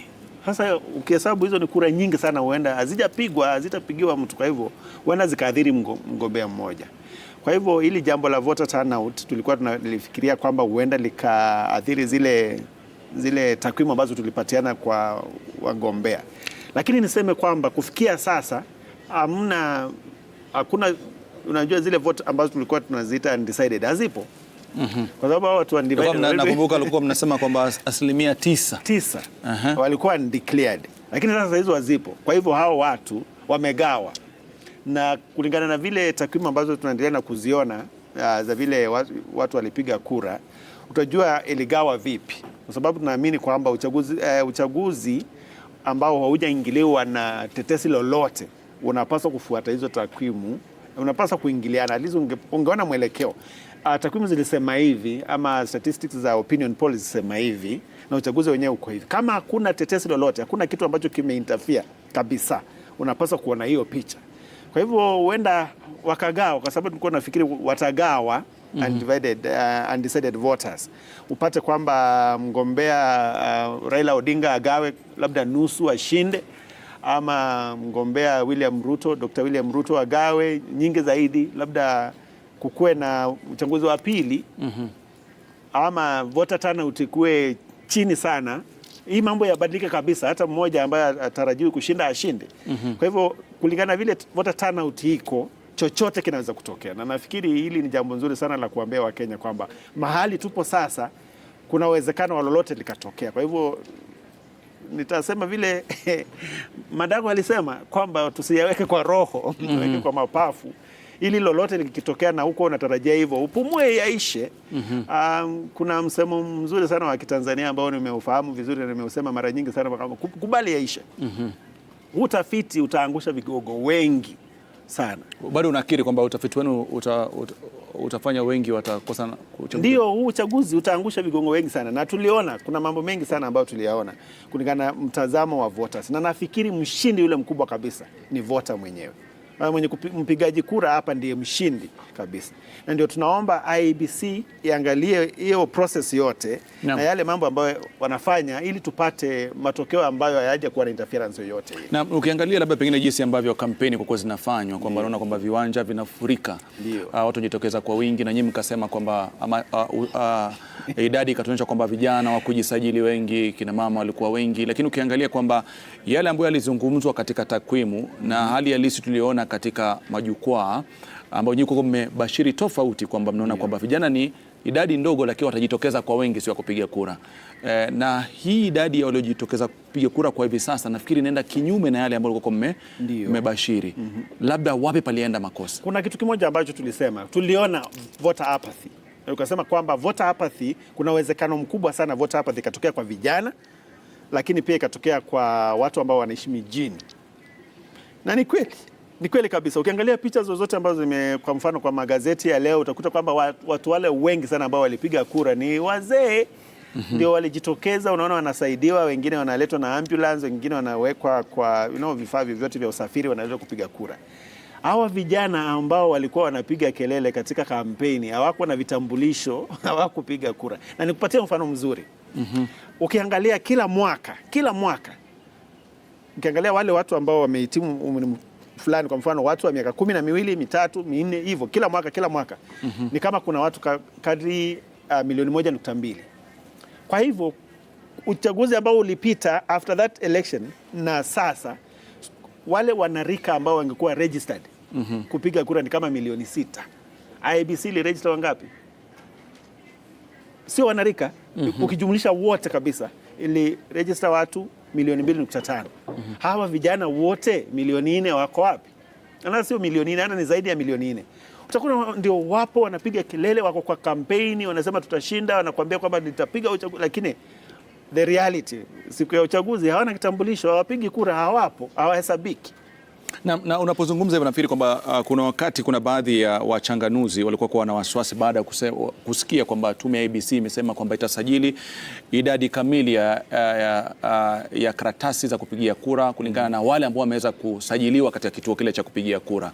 Na wakasema kwamba kwa sababu katika historia ya chaguzi zetu ni vigumu sana kupata 100% ya watu kujitokeza kuweza kupiga kura. Na watu wakaona kwamba labda katika uchaguzi wa mwaka 2022 kutakuwa na mabadiliko, kwamba huenda tukakaribia 90 ama kuelekea mbele. Ukiangalia mengi yaliyozungumzwa, tumekuwa na kampeni za manifesto, tumekuwa za kampeni za sera na hoja. Vipi kufikia sasa kuna baadhi ya Wakenya ambao walikuwa na kura lakini kimtazamo wao hawakuona haja ya kwenda kupiga kura? Unadhani wapi ndio pana tatizo katika hawa wapiga kura ambao walidinda kujitokeza? Mimi nafikiri kuna jambo moja la msingi hapa. Katika muda wa miaka 20 ambayo imepita, tumekuwa na mgombea ambaye alitoka mlimani. Ni mafikiri yangu idadi ingekuwa